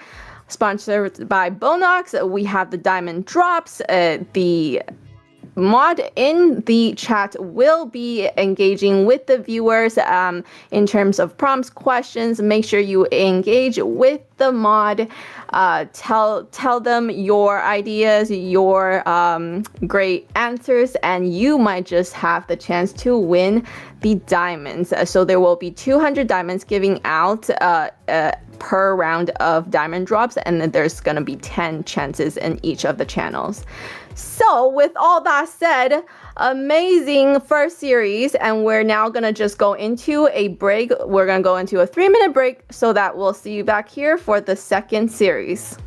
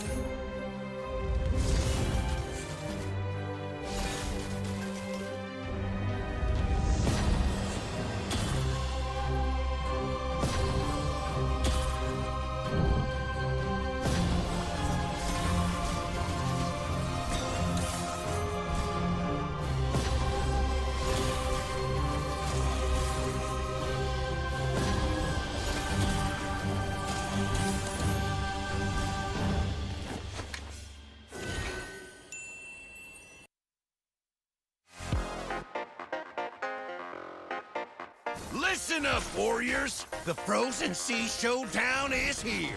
8 Brancos, 2 sides. Ready your hooks. Well, the rules? Real simple. Hook 'em over, then bash 'em. Or hook 'em back and stash 'em. Remember, kills will make you stronger. More kills, bigger targets, so swing those hooks. More kills, better hook, so wipe off their looks. Crabs in the river, hook 'em. Reel 'em in for new skills. Stun. Magnet. Reflect. Chests in the cave, hook 'em. Reel 'em in for new skills. Team heal. Team super hook. Crazy ults, total chaos. Triple hook, recall hook, trick hook. No equipment to buy.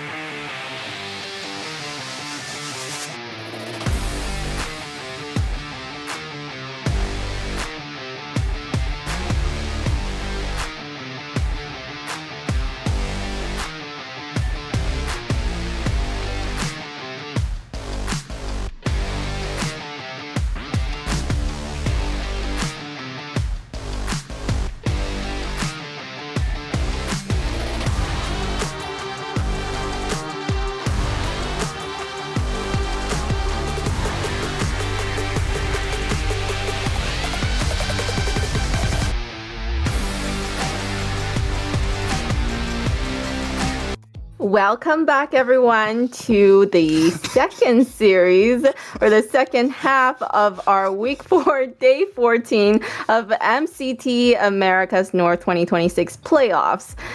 So that was a quick little break.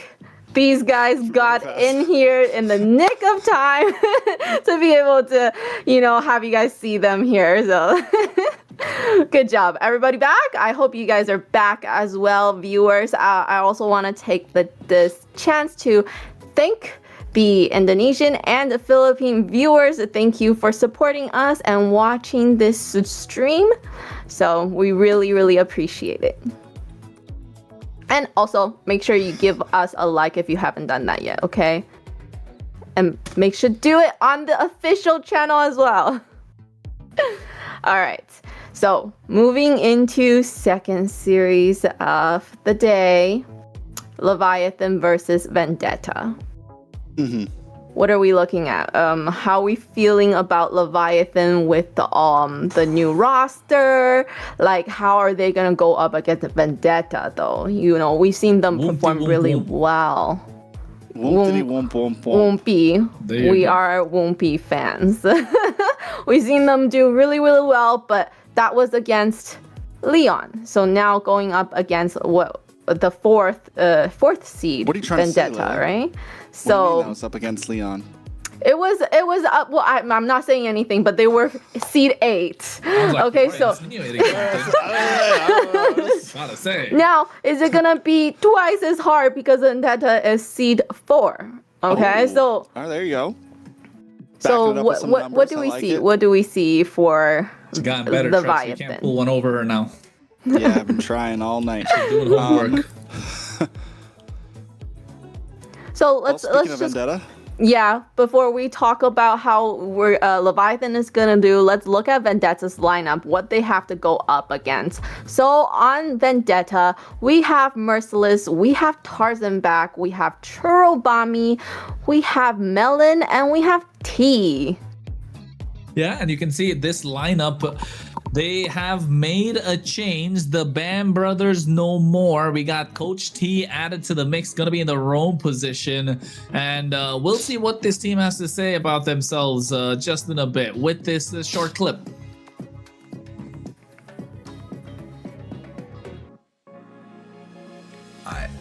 My dream team, Yaru as my mage, Best Player 1 as my jungle, Shark as my roamer, and Nats as my EXP.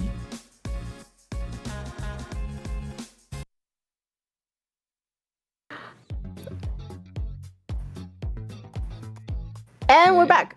let's look at Leviathan. Leviathan, we have Bethlehem, we have Wumpy, we have Yato, ISO, and Promise. Yato's gonna have to go up against Melon here. So even though that's his dream mage. Yeah, it's definitely going to be a... I mean, this is a lineup right here. We have the new rookie, the new face, which all you guys have been hyping up. I haven't gotten to cast a game of him yet, so I'll be the final judge here. It's Wumpy in the jungle, and then we have some familiar faces still on the lineup. Yato, ISO, Bethlehem, Promise, the guy with the most second-place finishes in NACT history. This guy has come so close and has wanted it so bad and has showed up so many times, has done such a great job. But let's see what Leviathan has to say in one of our videos.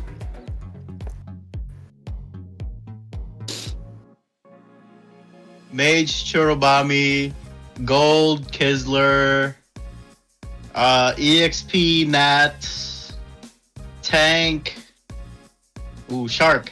There we go.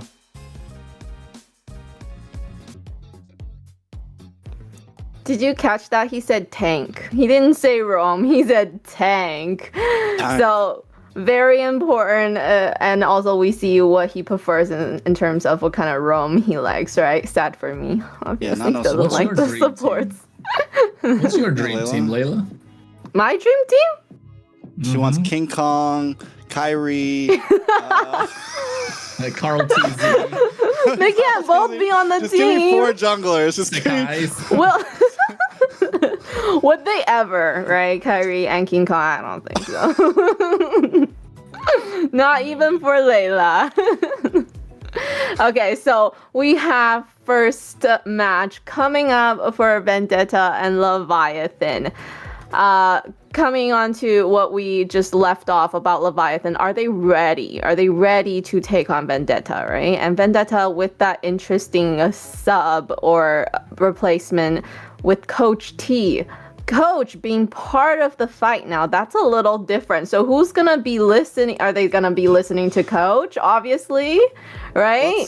Let's be honest here. Let's be honest here.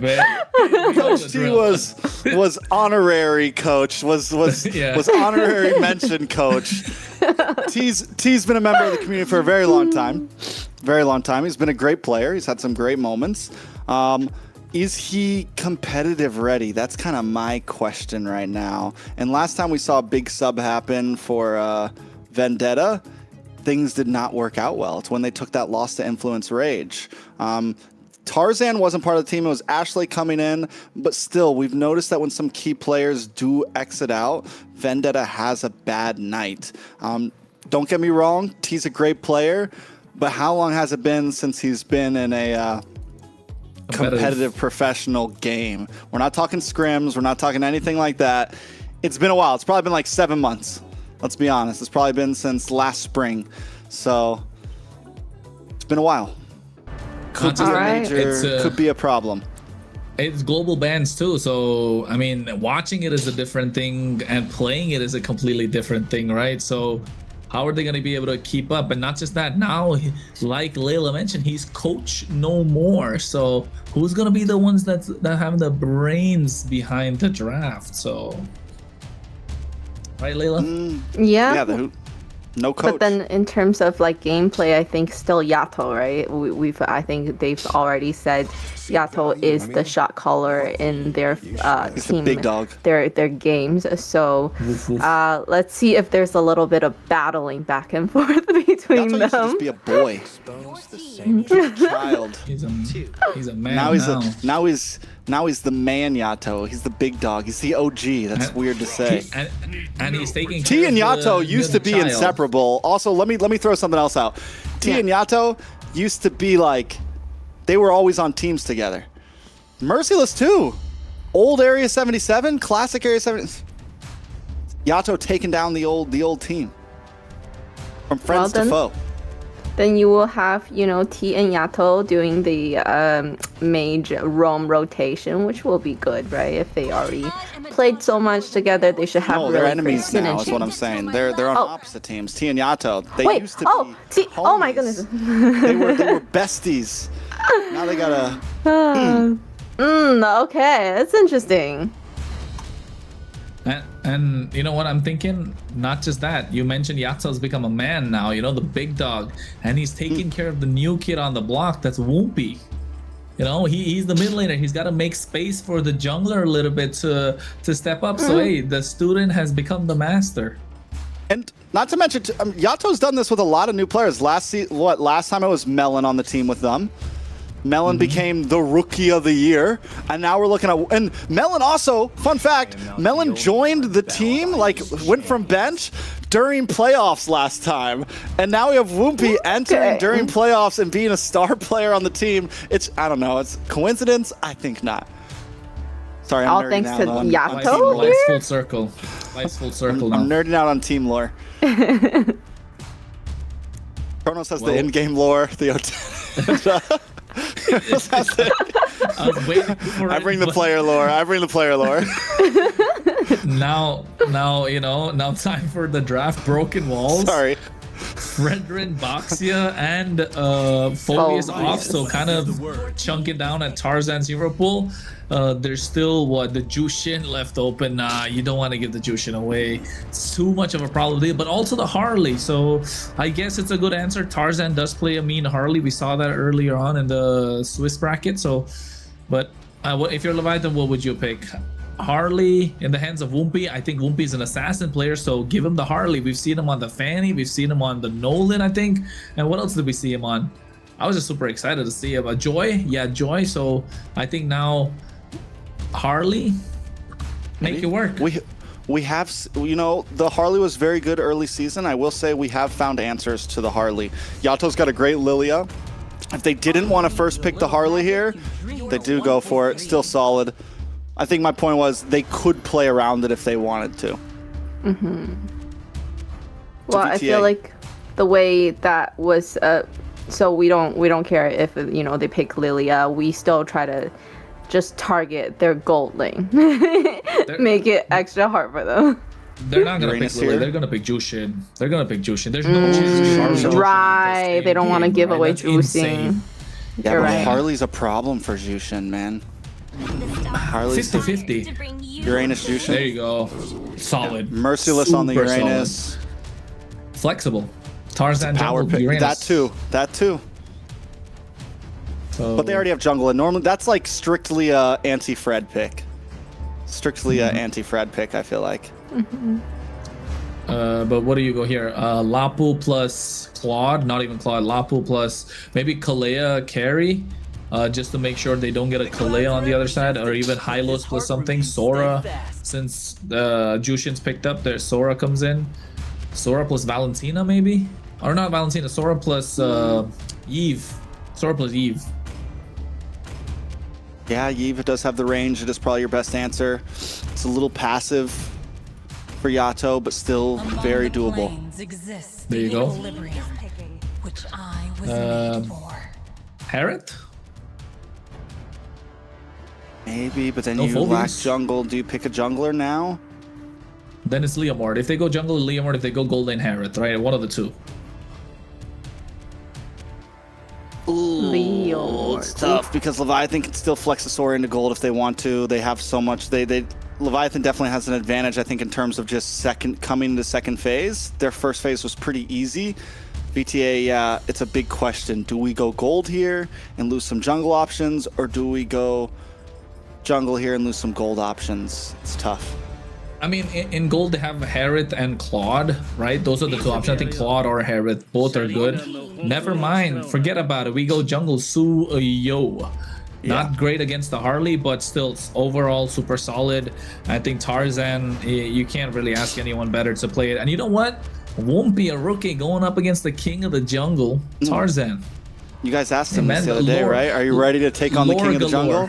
Lord galore. Lord galore. I need a shirt that says that. That's the phrase right there. Lord galore today. I'm all about the lore. Do it for the lore. Exactly. I think what with if Whoopi gets one over? Oof. Well, you know, that's what we're so excited to see with this series. Woompy coming in and really see what he has to offer as a jungle, and if he can play, you know, up against these veteran players. So very excited to see that. I mean, I think so far he's, like you said yesterday, he only went up against the 8th seed team yesterday. No biggie. He's going up against VTA today. This is the real challenge. I'm just quoting Layla. All right, guys, don't attack my Instagram. Yeah. But no, it's true. And the tests are only going to get harder from here. Leviathan has had a very rocky road. They came in my opinion, I was putting Leviathan as like top 2, you know, top 3, top 4 at least. And they've had a hard fall, but that was their chance to maybe prove themselves. Glue gets banned out on the blue side. There's that Harith ban, which I'm kind of surprised about because VTA gets gold pick up front here, right? They get the opportunity for first pick gold. Yeah, Claude does well against the Harith, huh? He has good escapability. He's not an easy target. They can go carry too because they got the Jushin for like the protection, right? I don't like carry against but not into the RWM. The Harley though. I don't like the carry against the Eve inside the RWM. Just doesn't fare well. But they honestly it's just because the Jushin is present. The carry. True. This carry could be a pick for Leviathan here. But even then, it's not too great against the Jushin and the Suyo. There you go, Claude. Yeah, I would have banned the Claude, honestly, if I'm Leviathan. Allow me to lead the charge. Your team is picking. A lot of early pressure, man. Solid. Okay. No Khalid to respond. Kalea, right? No, Kalea is going to get bullied by the Jushin, by the Uranus, too. No Hylos even. So this is really well drafted from BTA. Kaja? But you just banned out the carry, so... Cho? Maybe? Promise played a good Cho. They take the Claude. Is good. It's a deny. I don't know, the Cho. There you go. Yeah. I guess so. T is the roam, right? T's picking up roam? Yep. I feel like VTA is gonna have a hard time. They're goaling. Oh. Yeah, where do they even go here? I'm surprised Granger, they didn't. Bruno. They go for a Ruby. No, wait, no. They need a gold lane. My bad. I'm thinking Rome. Time to take the field. Bruno, yeah, there you go, Bruno. Bruno's coming back. He's becoming popular again. It's global just bans, game that's the 1. only reason, Yeah, right? it's game 1 and a best of 5. Yep. What are we talking? How do we feel about it, Layla? I mean, they did great with the Sora and Cho comp last time, so I'm assuming they're gonna do great this time with the same composition again, right? I think yesterday they had the Sora and Cho team comp as well. So we'll have to see. Tarzan on Suyo, though, very exciting. I'm sure he does really, really well with that. And then also the juicing. We know juicing is just annoying to deal with, and that's why she gets banned. But they let it through. So let's hope Vendetta has a great game so that they don't waste that pick here. Well, we're gonna find out though. Wumpy now on this Harley. He is super good on the assassin, so we're gonna have a high ceiling for him. A little bit of an expectation, but against the king of the jungle, Tarzan, I don't know. But at the same time, the BAM duo is not gonna be there present for Vendetta. He's gotta pull up with what he can do for Vendetta Trex. Let's go in. It's the second series of the night. Leviathan comes from a 3-0 sweep. The rookie against the king of the jungle. This is a best of 5 game number 1. And you can see already T getting super aggressive. Ooh, this is what Promise did yesterday, and he's doing the same thing today, being a problem from whoever is going to be. And Trex, you were talking about if T can, hang around with the pressure that's on him. He's having a difficult time. Can he hang with the big dog still, right? Is he still capable? Can he still do what he needs to do for? Is he still a big dog? Because he was a big dog. I mean, he's a little guy, but he's a big dog in the land of Dawn. I don't know. I think T might actually be a gold medalist. I can't remember. Not everyone's a gold medalist at this point. Yato. T, Yato, Baj, Zane? Yeah, I think so, right? T was gold at that time? Was that no. T was gold. I can't remember. There's so many. Can't remember. Let me look it up. Don't worry about it. Look it up. I'll talk for a bit. I'll yap. Yeah. HyperX Arena. Anyways, take a look at it. Leviathan, you know, you mentioned one thing, Tarzan versus Woompy. That's what a lot of our eyes are on here. Woompy does have a small advantage, right? Because I will say that the Harith can do a good job against the Suyo. Vendetta, on the other hand, need to look for early pressure. They want to get Tarzan ahead. They want to maybe even get a kill onto Woompy early on. Find those possibilities. We have seen the Suyo win out in 1v1s as long as the Suyo can scale early on, especially if some Sky Piercer stacks start coming in.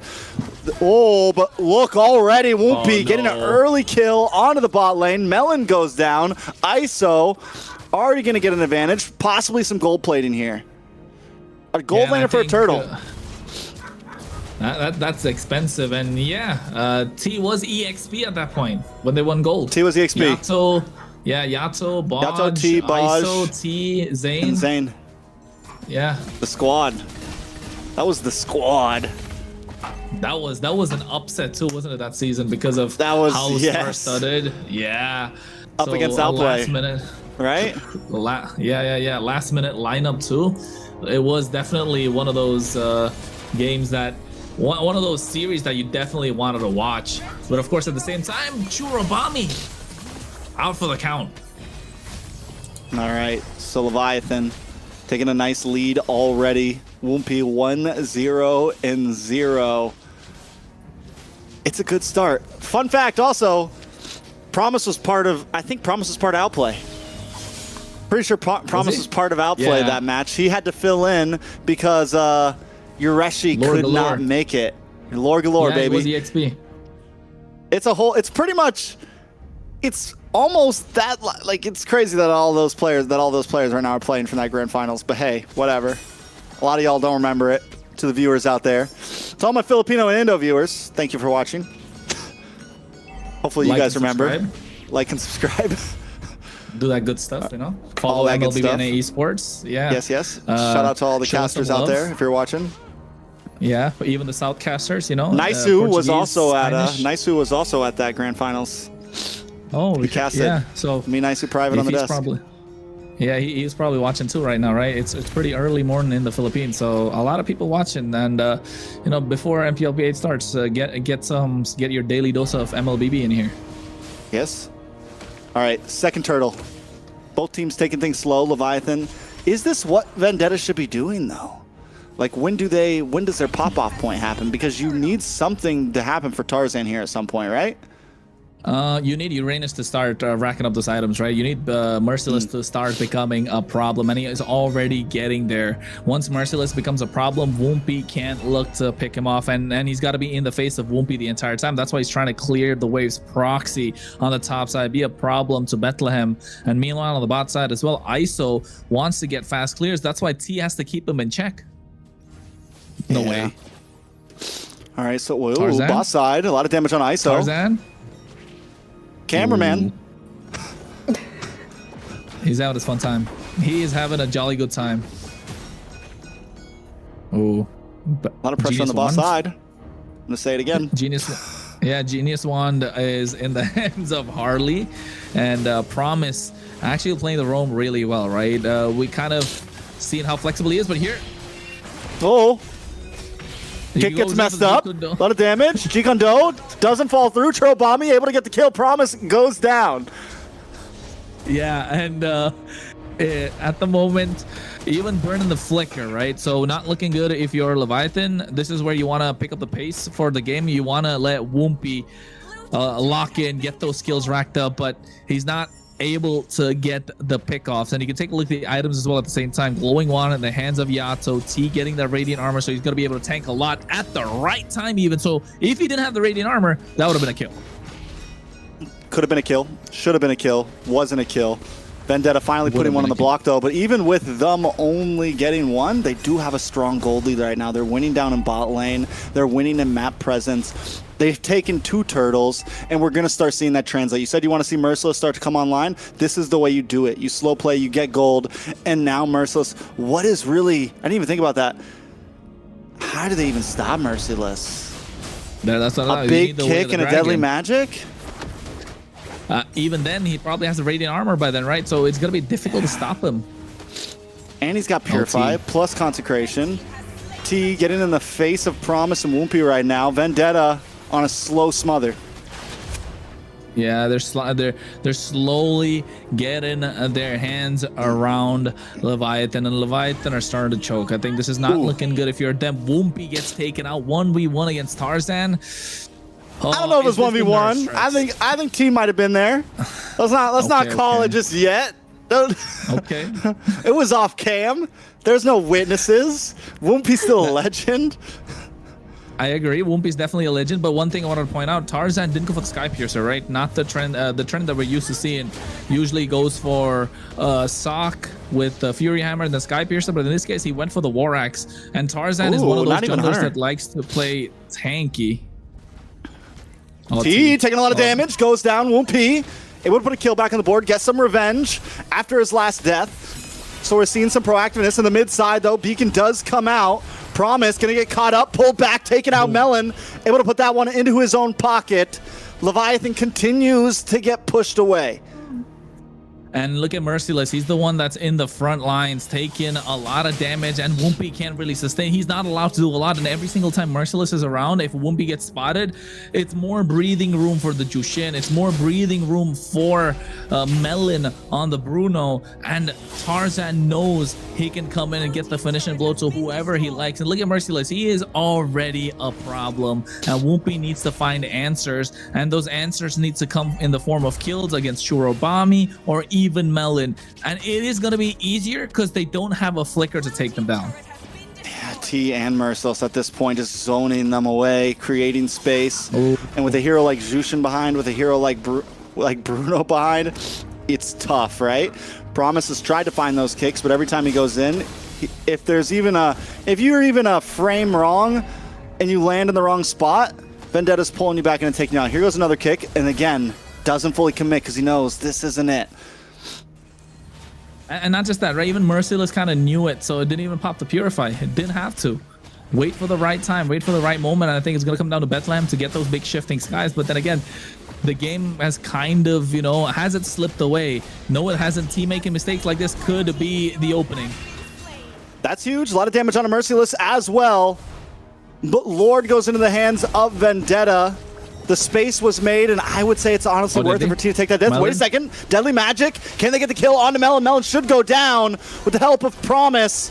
Merciless taking a lot of damage as well. Churobami, but Ice on the backside with the Blazing Weapon gets taken out. Merciless gets killed, but the damage all comes from Tarzan.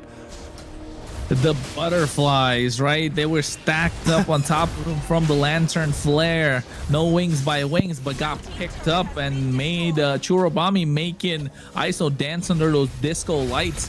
And Woompy's trying his best, but look at the beacon. Ooh, Bethlehem tries to flicker in, though. Gonna get pushed away. Big mess up by Bethlehem. Should go down, will go down, taken out. Merciless 2-0-1 on the Uranus. What did I say? This guy is a monster. I mean, Dalika's good, but Merciless is a different beast right now on this Uranus. I think out of everybody, Merciless might have the best Uranus. This is like the clutch pick. This is like the hero you might want to ban when you're going up against Vendetta, honestly. I agree, and I agree too. And he's picked it up against the perfect opponent, right? A Harley. Now imagine Harley not able to get a win here. It's gonna be difficult for Leviathan because in this global ban, you want to maximize what you can get with the best heroes, and not just that. I spoke about Tarzan not going for the Sky Piercer earlier. He's a tanky jungle player. He knows that he wants to sustain longer in these team fights. Went for the War Axe early, probably got the Hunter Strike later on.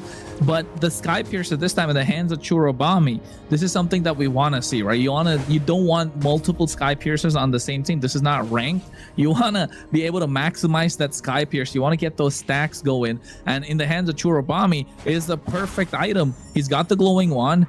He got the elegant gem, and now with the Sky Piercer added, he got that one kill also after picking up the item, so he's got 10 stacks. Now the more you are in these team fights, the more he's going to start becoming a problem, and it's going to be a hard time to catch him because you get the Way of the Dragon, he can purify. You try to catch him with the Deadly Magic, he's got the beacon. So if you're Leviathan, the early pressure you wanted to put is kind of negated, right? There's no pressure that Vendetta can take right now, and you need to find a way to get pickoffs. It doesn't matter who it is. If they're in your face, you want to get the kills, and T is going to be there. A lot of damage on a T, but in comes Tarzan, but he's going to take some damage of his own. Tarzan might not be able to get away. ISO able to dash in and get the kill. 2 down on the side of Vendetta. Leviathan finally find a moment to strike, but Whoopi to the backside with a big deadly magic on a Churubami. Churubami should go down, will go down, and now Whoopi wants more. 3 down on the side of Vendetta just when we counted them out. Leviathan take back control. And this is what I was saying, right? They need to get whoever comes in their face, just take the kill, because at this point, any kill is a kill, and you're getting gold cut back. You're not letting the goal lead extend. It was about 4.5k, now cut by half, and Leviathan are blitzing the Lord. They got the right kills, and T, again, getting caught like that for the 3rd time in a row is not looking good for Vendetta the longer the series goes. And Leviathan found the opening. They pounced on it. Yato did brilliant with that RWM, stopping them from going away. And not just that, Bethlehem with the shifting skies, the way of the dragon, ISO going in with the BMI blazing doing, and Whoopi, oh my god, he just completely deleted Churubami on that Jushin. So you're kind of keeping that Sky Piercer under control as much as possible. 8 kills in their hands. Now look at the goal lead, 1,000. And the Lord is already marching on the mid lane. The problem you're going to have is Merciless, but I mean, if they're able to get every other tower and get other members, it's not going to be much of a problem. And Whoopi's already 15. Yeah, and he's hungry right now. Before that fight, they were Whoopi and ISO were at a 2-level deficit. ISO still at a 1-level deficit. Big kick on a TT will go down and pay for his transgressions. RWM lands down. No big inhibitors taken, but Leviathan not going to give it up just yet. Promise does not have a way of the dragon. He's not going to try to fully engage, but the rest of the team's going to move on to the mid side as Merciless jumps into the midst of 4. Tower finally drops as Yato gets the final hit on it. Inhibitor down. Leviathan have completely turned the tables of this game. Low pace, right? Compared to what? Oh my god, Churubami. There's no safe place. Whoopity doop. My god, Whoopty Whoop Whoop. We got to come up with something for Whoopty. He's a mainstay name now. He's gonna be there for a while. I keep thinking of that Kanye song, that Kanye verse. A whoopity doop, a doopity doopity. Some people might know. I'll send it to you. Yeah, I'll take a listen after. But T's not having a good time. He gets picked off again. Yeah, but Promise too deep, actually. But no, they all fall into the bait. A big shifting skies and ISO to the backside with a beautiful blazing duet on a multiple members as Tarzan falls. The king of the jungle taken down from his throne. Merciless finally drops as well. Whoopi got what he came for. It's a 2-for-1. Hey man, he's hungry, and there's the king of the jungle is looking a little bit old on that seat. He's looking to take his place. At the moment, it might be too early to call it. It's only his 2nd series, but with the way that he's been playing, I mean, best player is probably eyeing around the corner saying that, hey, that seat used to be mine, and probably still is, but we got a new name around the block, and he's not here to have fun time. He's here to pick up those wins. He wants to get those kills. He wants to make a name for himself. And speaking of name for himself, look at the top 3 damage dealers in the rankings. All 3 on the side of Leviathan. They started slow. They lost the map control, and they took it back. And now there's no safe place for any player from Vendetta. Even Merciless got taken down. How do Vendetta make a response? Merciless needs to get those off lanes pushing. They got to find angles. They can't meet Leviathan head on. They especially need to watch out for bottlenecks because Bethlehem keeps finding those big sets. Promise is just a bait at this point. Vendetta need to spread out a little bit, I think. Tarzan needs to do what we saw in the early game where he was hiding in bushes waiting for a target. Lord now into the hands of Leviathan. Vendetta may be able to defend this as long as they don't jump into a big RWM shifting skies, you know? I think they definitely can defend, and Leviathan are slowing down the Lord as much as possible so that Bethlehem can get his flicker, which is about 8 seconds. Promise too, ISO as well. Cool. So a lot of flickers going to be online, but keep eyes on Bethlehem. He's looking to make that big shifting skies play. He is, you can just tell. The flicker's in now for him. Promise there as well, looking for a possible kick. Bethlehem goes in, he doesn't use it just yet. He's holding on, Lord able to crash through, a lot of damage on a Melon. A lot of damage on a Merciless as well. Wompty comes in with the deadly magic, but can't get the final blow. Merciless will survive. Leviathan with the 2.5k gold lead. Do back off and wait for the second wave to come in on the top side. They want this inhibitor, but Merciless and the rest of the team don't want to let it happen. Vendetta jump out. The beacon follows as well. But Leviathan able to run away quick enough that Vendetta cannot close the distance. Even with the final dash from Tarzan, Wompy with the hat trick gets away to safety. Hey, if you got some NA clippers around watching, you gotta clip this. It's Wompy, man. He's what, 17 years old. Give him some credit. The new kid on the block for sure. RWM comes out. T gets caught up. Kick back with a wave of dragon. Bethlehem and the rest of the team should be able to take him out. He's trying to run to the bush. Tarzan wants to close the distance into the midst, but too much damage runs back, and ISO gets the kill. Merciless now as well, just getting chipped away as ISO gets free shots. Leviathan finally found a kink in the armor. The moment, the time to strike. His promise dashes in, misses the kick. Yato now too deep, pulled onto the tower. Yato takes another shot at Trobami, responds back with a kill of his own.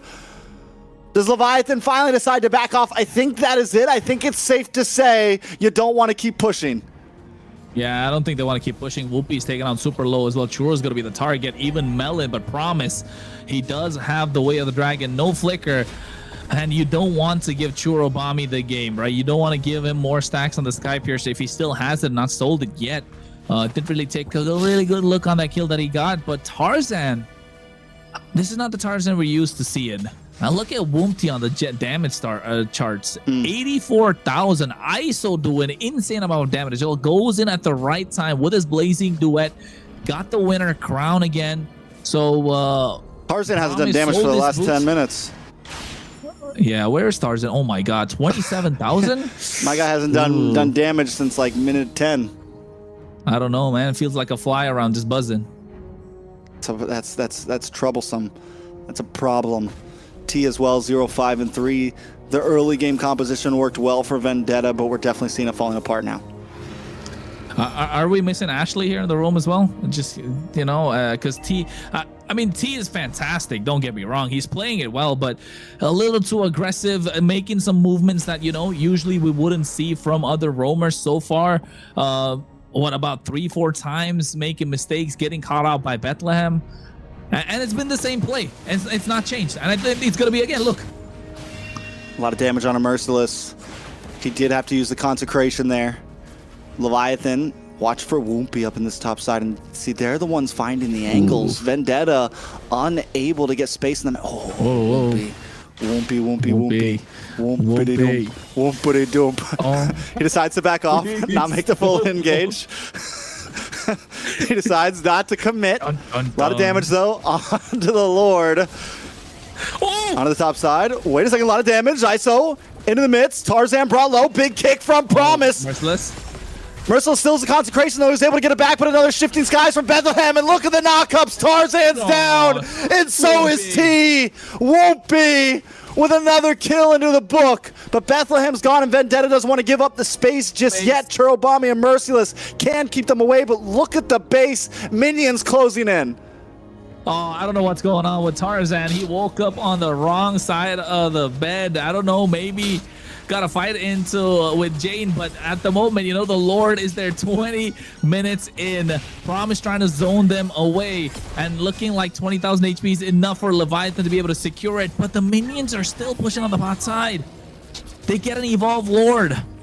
And now all of a sudden, Vendetta, who are looking super strong with these counters with Merciless on this Uranus, it looks like they backed themselves into a corner. Yeah, I don't know if Vendetta can live out this one, honestly. You have the RWM, you have a Blazing Duet to get to the backside, you have Promise, you have, like, there's just, the thing is like Leviathan plays well in the bottleneck. You know, they play well going into tight spots right now, and this is where, so it's a hard spot for Vendetta to really defend this. Vendetta is a composition where you want to, like, Tarzan wants to be able to find a bush to attack from. They're not going to do as well in the space. The only really advantage I feel like they have is Churobami. They do have full items, right? 60,000 gold, though, at this point. Both teams have full items. Gold lead's not going to matter that much. It's only coming down to how they can pull the aggro of the Lord to the top inhibitor to delay the push. But all three waves crashing, and look at Merciless. Bethlehem, RWM does come down. Look at the damage. Coming down. Big Shifting Skies, able to find Melon. Yato gets killed. Blazing Duet in the backside once again for Yato, along with the winner crown. And the members of Vendetta are shredding apart. ISO with another one. The Lord's on the base. It's 2 members standing, but Leviathan take game number 1. Hey, Tarzan got the kill. Tarzan got the kill in the end against Woompy, but still, what a performance entirely coming in from Leviathan. Super solid. And they knew their power spikes. They waited. The pace of the game was super slow in the early game, not making too many mistakes, waiting for Vendetta to make the mistakes and capitalize on that. Well played. I agree. Yep. Very clearly. Very clearly. Thank you, Layla. Awesome. Mutant. What she was saying is that me and Cronus did a great job at casting. We were actually able to hear. You guys just weren't. You know, and it was an amazing game. Right, Layla? Yes, it was an amazing game. I wanted to say Coach T, you know, coming in. Well, I was just saying, let's report him for distracting the teammates. That's what I'm gonna say. He spammed a little too much recalls there. I was like, okay. Too early, too. Yeah. So, but very good on Leviathan. Exactly what Chrono said. They really took their time and they know when their power spikes were. And when they hit that power spike, they were aggressive. They were mean machine. Honestly, T did play a good early game, like creating good pressure. Overall, Vendetta played a decent early game. I think they just fell into a couple spots where the RWM plus Bethlehem with the shifting skies was just a little too much to handle. And I think we really got to give it up to Woompy, because even after taking a 1v1 death from Kronos, I think that T was there. But either way, Woompy takes a death. I think Woompy got jumped, but hey. After taking a death, having a rough start, it took a little bit of time, but was still able to come online and start outputting. And Leviathan, this is things that we didn't see from Leviathan before. Having a rough start to games and still being able to wait for that power spike, like you said earlier, Kronos. And you can take a look at as well about how the game went about here. Leviathan did get the kills, but look at Promise, just finding the right target. And this is kind of where Vendetta had the game in their favor. Churubami was able to get the kill, and now all of a sudden the map controls in their side, and T making the same mistake again and again in that same bush. And Promise and Bethlehem just capitalizing. After a point, it just became difficult for them to do. I think this was a little too greedy from ISO here. Look, the same mistake from T once again, giving enough space for Leviathan to go in. BMI Blazing Duet, Bethlehem getting them with the shifting skies, and all Woompy had to do was find the target. Look at how he melted down the HP of Churubami there. That's why the Harley's such a broken pick. So where do they go from here? Leviathan able to get a strong pick. I mean, I still think it's very 50-50. Vendetta showed huge promise there. But Leviathan, man, the fact that they were able to... I'm still so surprised they were able to pull through there, because it felt like, ooh, this might be a rough game for them. Maybe they did just have an easy 8-seed win yesterday. You know, maybe that was a possibility. But I think after seeing that, Leviathan can now be a force to be reckoned with in these playoffs, especially ISO 4-1-11. We didn't see him pop off for a while, but once that corrosion scythe really locked in, I think it was like second item, or was corrosion scythe was third item for him? I can't remember. I just remember the moment that corrosion scythe came in, ISO started outputting. The guy was doing a lot of damage. Tarzan started getting melted down. Merciless started getting melted down. They had enough crowd control to be able to take out Merciless, and overall just very well done. Taking a look at some of these, so many beautiful Blazing Duet plus winner crowns in that match. Yeah, it's just massive bait, right? That's the thing. I think he was the big bait hanging in front of Vendetta, and they really wanted a piece of it. Unfortunate that every time they dove in, he had the BMI to get out of harm's way, and even that Winter Crown play. I think in the end, able to get the base crystal, able to find that triple kill, being the big difference maker for them to secure this game number 1 of this best of 5. What an amazing first match out of the BO5.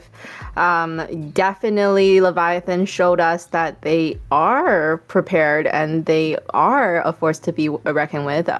Still on the Woompy train. He did great with a Harley, but then again, it's a Harley, right? So we do want to see him to be able to play some of the other jungle roles maybe, because as the game goes on with the global ban, maybe he's gonna have to do something like that. Or is he gonna go crazy and pick a Fanny again? Because I do want to see that. Zeros, then he only needs 3 heroes. Okay. Hey, do you agree with the MVP though? Do you guys agree with the MVP though? Do you think ISO? I mean, ISO played fantastic. Not gonna lie, but don't you think Woompy could have got that MVP? I'm not on the Woompy train. I mean, yeah, hype him up because he's a great player, but I think he definitely had a fantastic game as well. Just getting shut down in the end, I think, according to the statistics and how the code and stuff in the game works, probably that led to a massive factor for him not getting it, because he was 9 kills in the game or 10. Yeah, he Bethlehem was also doing had great, a great game though. Yeah. Like I don't. So I feel like I think Woompy had a great game, well. but for that series, especially after taking that death early on, Woompy wouldn't have been able to play his game without even. I'm almost more on like Yato and Bethlehem.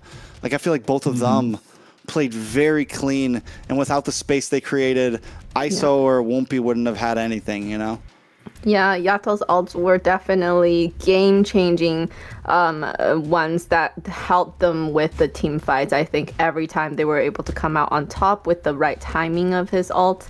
So let's just say MVP team. MVP for the team coordination. Have they found what? Have they found the formula to beat Vendetta and when Tarzan is playing? Boxia, no Fredrin? Basha, no Fredrin? What, ban out the Basha and the Fredrin? What? Yeah, I think so. Yeah. I mean, Tarzan plays well. Suyo is one of his picks, and he just lost with that, so that's huge. That's like a power pick for Tarzan. Wait. And they lost to Jushin as well, so that's crazier. And Uranus, oh my god. Yeah, that's like that's like. Sorry, Layla, you go. No, sorry. Excited. I'm confused because you said no Basha, so that means definitely a Fredrin for Tarzan. Are they forcing him to take the Fredrin because there's Fredrin no as well. Basha? Oh, they could do that too. They're gonna ban it now. Ban Fredrin and then maybe the Freya or there you go, Freya or the whatchamacallit, Marcel. Or they take the trade. Do you think they can make Marcel work? I don't think Promise is a Marcel player. Well, the thing is I don't know, because the Harley works well against the Marcel. What else have we seen beat the Marcel? The Odette, obviously. I think we saw YSS. Yeah, you're right. Almost everything. My bad, I forgot. I forgot. He's a fraud. No, but I think if Promise, he doesn't have to play the Marcel, right? Like, he's so good on the other heroes that he's used to playing, so why let it go? But look at that, they leave everything open, man. Marcel. The Freya, the Marcel. Oh my god. Phoveus is up for grabs. Carrie is up for grabs. Valentina, Sora. Sheesh. They can't pick Sora, but yeah, they could go Carrie.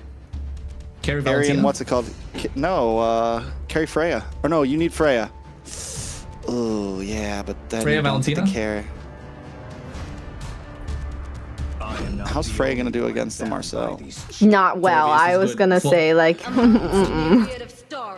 Oh, they still like Freya too. Freya. Oh Freya. This is tough.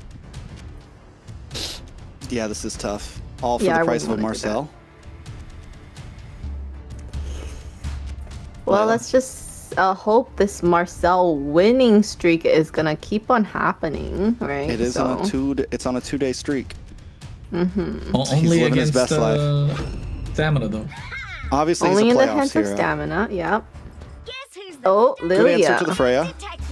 Honestly. Good answer to the Phoveus too. Yeah. Yep, it's me, Lilia. What do they do here? Do they yep, go gold it's me. What can they go gold? I think jungle, if you ask me. There you go. Ooh, jungle, flexible too. Flex or gold or jungle, honestly. Either one. It's not gonna do great in gold against Freya probably because you need to like get close. So that's scary. You don't want to get close to a Freya. probably does better than other marksmen's in the goal lane, right, against the Freya. So because in the jungle, I don't know, not against the Phoveus, you want to get a little more damage down. You want to find the execution angle after Lilia, you know, drops those glooms, gets those bombs going, take him down low. So I think in this case, being on blue side, you don't get much room for flexibility. Zethian? Oh, this guy is crazy, man. This guy is crazy. Wumpy. Wompty womp womp. I like it. I like it. Funny for the Lilia. I think so, because she can still chase her down. She can keep on chasing her down. There's no way Lilia's gonna be very hard to catch the Fanny from the Marcel. Does the frame thing, the tracking frame, stop her in mid? Yeah. But she keeps moving at least. She keeps moving. Yeah, I think she keeps moving. Yeah, she just can't do damage. Well, yeah. All right, but it's so quick, it probably doesn't even affect her unless she's like against a wall. We'll see. Yeah. We're about to find out, yo. Terizla gone. If you're a Vendetta, you want to take out any sort of mid lane that could carry. Like the Zethian's going to be crazy here. Valentina's another option they really need to take out. Otherwise, it's going to be full dive against them. But they take out more early aggression. Rightly so. Khalid and maybe the Hilda even off the table from Vendetta, but now you leave the Zethian open, you leave the Valentina open, and all of a sudden, if they want to go Sora against this Phoveus, which is kind of like a decent matchup, you're still going to struggle. So I think Leviathan leave their mid lane for the end, pick up the Hilda if it's left open. You can ban out another EXP laner here if you don't want to give them the Sora even. Alice is so good. Their drafting is really good at the moment. And, it's tough. And it's all because you add the Fanny to the mix, right? When you add the Fanny, your options just like expand so much more, and it's a confident, good Fanny too. Not like other players are bad on the Fanny, but you know they're hesitant on the Fanny. Yeah. And I think the Freya works well with it too, because a lot of times what you lack with the Fanny is people to defend when you're, because Fanny a lot of time isn't going to be a part of the fight the whole time, right? You're basically doing 4v5 with a Fanny running in here and there, you know, looking for last minute cutthroats and things like that. So having the Freya instead of a squishy gold laner helps this composition a lot. What just all right, first pick for Leviathan. Ooh, Hilda. Yeah, it could be scary. What's the YSS gonna do against the Hilda, Phoveus, Freya, and Fanny? There it is. He's cooked. Hey. Oh, yeah. VTA, what do they get? They need a Grok. No, they got Marcel. Oh yeah, they have a roam already. You're so smoked. Yeah. Well, with the Marcel, I still feel like there's for VTA. CC? Think about it. You know, the Hilda comes in, the Phoveus come in. He ults. You just take out two of these guys who are supposed to be in front. All right. Kai jungle, Tarzan into gold lane YSS. Yeah, I think that's what I'm thinking. You put YSS in the gold lane, go Akai jungle, maybe even Nolan if you kind of want to, but not the best. But I think if you're EXP, you go CC, right? Never mind. Whoa. Hylos isn't bad. The poke. But where EXP Hylos? Or it's...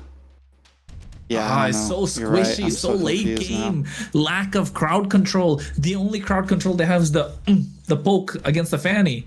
She's not going to get caught by the tracking shot. It's a cursed hero. I mean, on the bright side, they have wave clear with the help of the Lilia, so they can go against the siege if it's 12, 15 plus minutes. But I don't know. Looking at that lineup, looks like an 8-minute game to me. Yeah, I was thinking Gord. I forgot to say it. I was thinking Gord because like you just need the range now, and no one's going to be able to catch up to them. And a little more crowd control too, just to throw on top of it. Like, hey, we also get some crowd control. Yeah, they're done. Is it okay? Is it? Well, there you have it, the lineup for Game 2 in this best of 5 between Vendetta and Leviathan. Leviathan with some very up close heroes, and the only range they got is that Gore, so protect him, please. No Layla, you tell us, what do you think's a better lineup according to you? I prefer to have a little bit more range, just having Gord alone is, but Leviathan is very, very aggressive set up here. So, and Vendetta has nothing to defend that aggression other than a high-low. So we'll see. Right.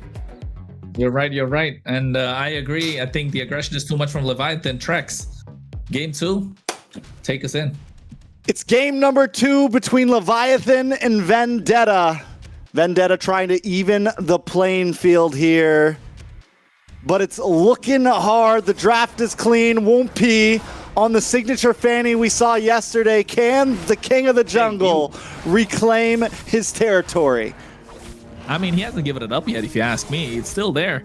Best player still hasn't played, and you know, Tarzan has been really clutch on his retributions. Dez is eyeing up for that spot, but Woompy coming in trying to claim, make a name for himself after yesterday's performance. A fantastic game 1-2, and now on this Fanny, how much trouble, how much chaos, how much havoc can he create?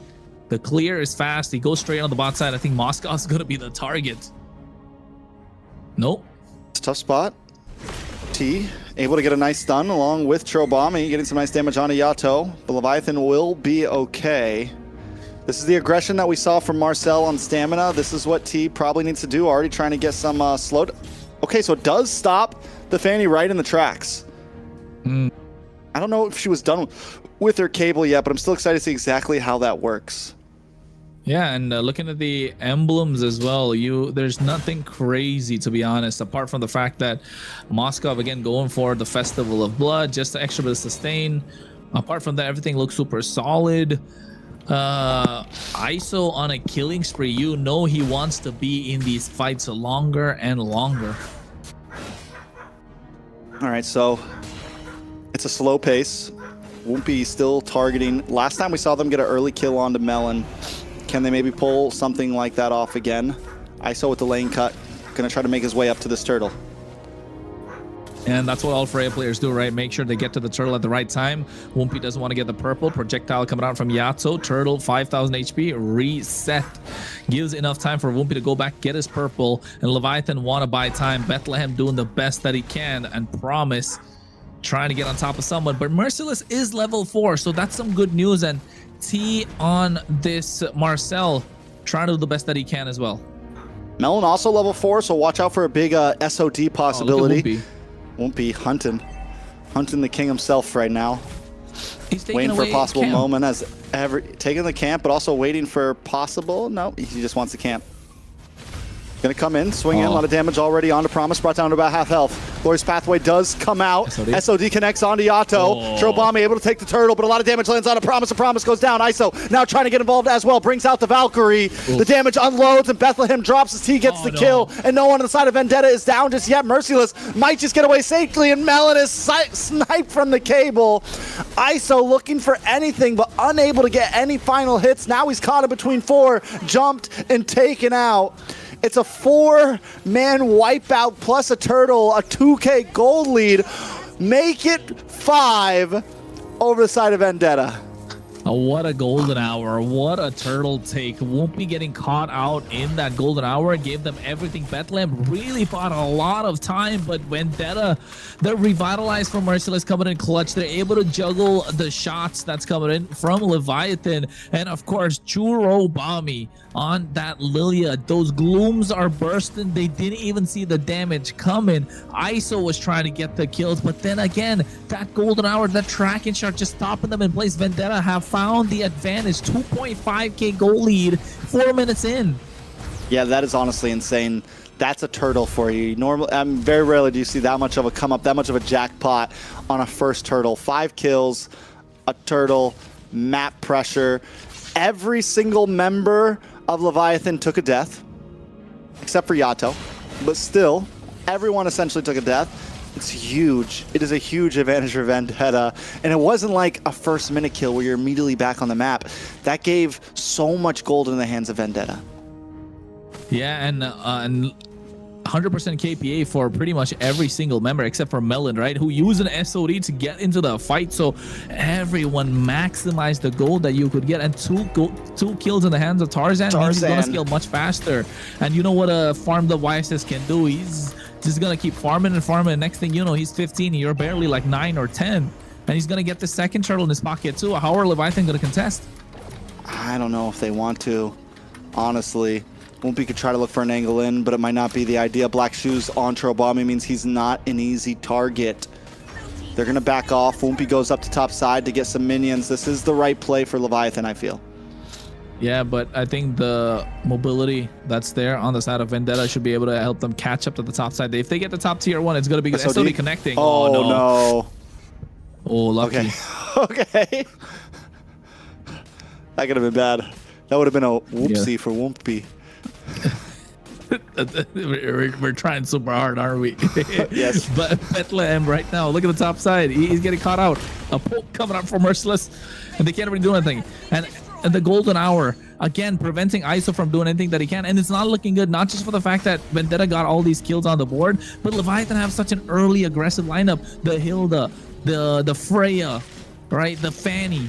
Now all of a sudden they don't have a single kill. It's looking problematic if you're Leviathan.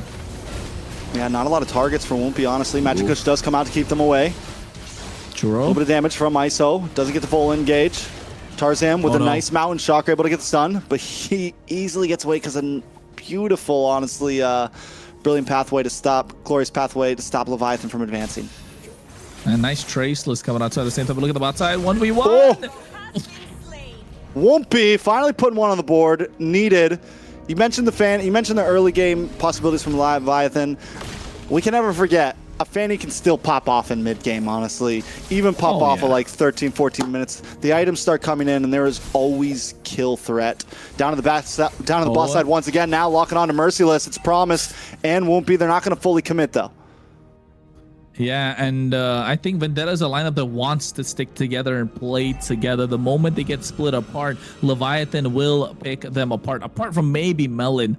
So on this Moskov, if he's able to get a good stun with the Spear of Misery on point, third turtle should be up, and I think Leviathan might want to contest this. I mean, they can definitely go for it. It's just, honestly, it's hard for Wumpy to find an angle in, man. You get tagged once by T or something, or poked, or just a quick poke from Merciless, and you're too squishy to last. So the rest of the team has to open up space. Glorious Pathway does come out. Wumpy just hanging out, looking for a lucky retry here, honestly. And he's able to get it, land. The SOD does not connect, but look at the damage on to Merciless. Oh, Promise. More damage on to Tarzan now, and Promise able to get the kill, opening up space for the rest of the team. It's T, Tarzan, and Merciless all down. Churobami still has Black Shoes. This might not be the attack they want to go for. Melon finally showing up, maybe trying to help out. Able to get the push back onto ISO. Yato shows up as well.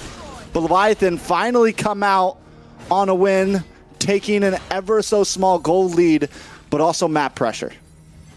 And T's golden hour kind of creating a separation there for Vendetta members to not be able to go into that fight. Didn't really help out for them. So misplaced golden hour, you can say. But also, I mean, can't complain, to be honest. He was trying to zone out ISO or Bethlehem to try and get into the fight. And looking at the itemization, you know Churro is going to start hurting. He's going to get that lightning truncheon right now. Trinity almost up for Melon, and Wumpy definitely has the items to get those kills. The timings of the purple buff just haven't been on point for them because it's up every time there's a neutral objective. All right, so what does Leviathan continue to do from here? What does Vendetta do from here? Tarzan. It feels like both junglers, it's a hard time. I'm thinking like, all right, who do you really attack, right? You can't really close the distance on ISO. It's essentially just really Yato that Tarzan can openly go for and get a free kill on. And then the side for Wumpy, it's just Melon. Everyone else is a pretty hard target. And both junglers aren't really able to thrive right now. Yeah, what could be the way they they can maximize with their picks, right? What can they maximize with their picks at the moment? Wumpy needs to kind of get the split push going with the Fanny. One good news is Yato hasn't gone down a single time. It's a low kill game. The goal lead is kind of even. if you're Leviathan, you don't want to pick the fight when Churubami is kind of around because the glooms will be exploding in your face. You're taking too much damage. But if you're Vendetta, you want to stick together and take these 5v5s unless, again, you get the Moskov split on the top side with the help of the Hylos, as you can see. And Woompy has to go back, and they're trying to slow down this lore take as much as possible. But you want ISO to pop off, right? The moment ISO can pop off, it's going to be difficult for Vendetta to do anything because Tarzan is 13. And this could be a moment that could get them the Lord. Oh, beautiful golden hour. The Magic Gush still coming out, though. Tarzan able to get the Lord. Won't be trying to come in at the last moment as ISO takes out Tarzan. And the rest of Leviathan want to try to close the distance. ISO trying to get some free shots on, trying to get in there. But only Tarzan drops. Losing that, though, Leviathan may be able to run up top and just shred down this Lord quickly as Merciless and T race against time to stop them. Tarzan's out. They get the Lord. SOD misses. So, you know, even if they try and get a split going, it's not going to matter too much because the SOD is not going to be up for a while. The next 33 seconds. Won't be getting a split down the bot side, which is what Leviathan need. They don't have the range, and this is where what Layla says comes in a little bit clutch, right? Only Yato's pressed. Look at the damage ISO's taking. A lot of damage. I think it's back and forth, man. It's like... And the Freya's not doing as good as we thought it was going to do. It's been such a bannable pick, but honestly, ISO hasn't had a big pop-off moment. The high-low CXP lane actually ended up being solid. I think we were kind of iffy about it, like, is this going to work? But it's something that is it is the stiff arm right now. You know, we talk about the stiff arm, and it is that. It's stopping ISO from really popping off. It's stopping Woompy from really popping off. And you pair that up with the little bit of stuns that T's using as well, and it does create this barrier. Yeah, and it's helping. Look at Merciless as well. Gets the Radiant Armor right now. Tarzan picks up the War Axe. Oh, I don't know how this is going to work out. It's very slow pace, but when's the balloon going to pop at this point? It's been collecting all this air, right? It's expanding to the point where it's going to pop at some point, but who's going to be the one to pop it? So... I think no matter what, the big fight where everyone drops is going to be a drawn-out one. Both teams have tanky side lanes. I mean, and both teams they've got a nice front line. You've got Black Shoes. You've got so many possibilities for these fights on any way it could go. And with the pace that they're going, the disengaging, re-engaging, I think we're in for a long one once again. Yeah, I think this is the extended team fights, but then again, one person down could mean a big trouble for the other side. And the main ones, if I'm Leviathan, I'm looking to take down Churubami as quickly as possible or bait out the Black Shoes, because those glooms are the big difference maker. You want Bethlehem to stay as long as possible in these fights and give the space to ISO to dish out the damage with that spirit combo. Woompy just got to come and clean up shop, to be honest. There's not much that one can do. So Promise has a lot of work right now. He has to lock down Churubami, bait out the Flicker, bait out the Black Shoes, and this is what they're trying to do. Oh, Black Shoes does come out. Nice dodge on the SOD. Going to be a little bit of time till those comes out, and Turtle is up in 7 seconds. This could be an opportunity for Leviathan to use that ult being down to try to claim some space here, maybe. Wow. No Black Shoes, but it's going to be up soon. No Flicker present as well, so they need to maximize the time that they have on their hands, Leviathan, right now. And the problem again, Fanny doesn't have the purple. Look at the damage on a Yato as well. He's going to have to go back to base. That means even without Black Shoes, and now they're already back up. Vendetta going to burst down on this Lord. No purple for Woompy. Golden Hour comes out to keep Bethlehem away, and now they're going to Mountain Shocker on a Promise, along with ISO. In a bit of a bad spot here. T looking for the stun. Valkyrie's Descent comes down, and ISO will be able to just escape. Nobody down on the side of the Leviathan, but Lord is coming soon as Woompy tries to salvage something by clearing up the bot lane. And not just that, right? 2 Flickers burned out from the side of Leviathan as well. They're looking to get the tier 1 in the mid lane right now, and Leviathan don't have the best wave clear without Yato. All right. Magic Gush comes out. Leviathan does also have great stiff arm capabilities, great zoning, the ability to keep Vendetta from doing a big push. And that bottom lane getting stopped was huge as well. Big damage on a Promise. Lord moves on to the inhibitor. A nice golden hour. T stays under the tower. ISO tries to come through. Lord still up. A nice stun onto T from Yato. Inhibitor will go down as Woompy seems to maybe be on the hunt here.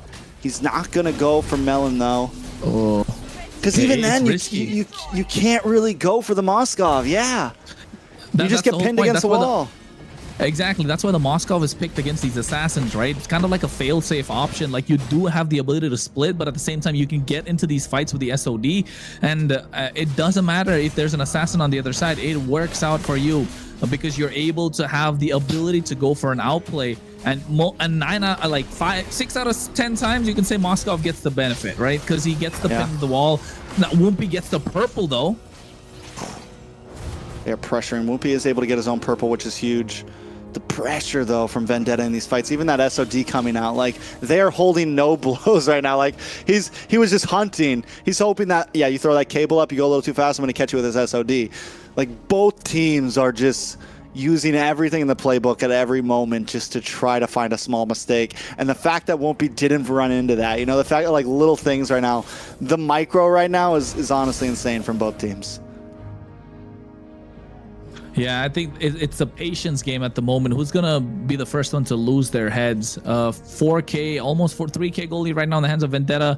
Whoopi's trying the best that he can to get the split going. They still have the tier 2 on the bot side. They want to get that cleared. And for Leviathan's favor, the RNG kind of favor the Lord is on the top side. Yeah. They've lost the inhibit on the top side, so yes, they can still get a good control on the map.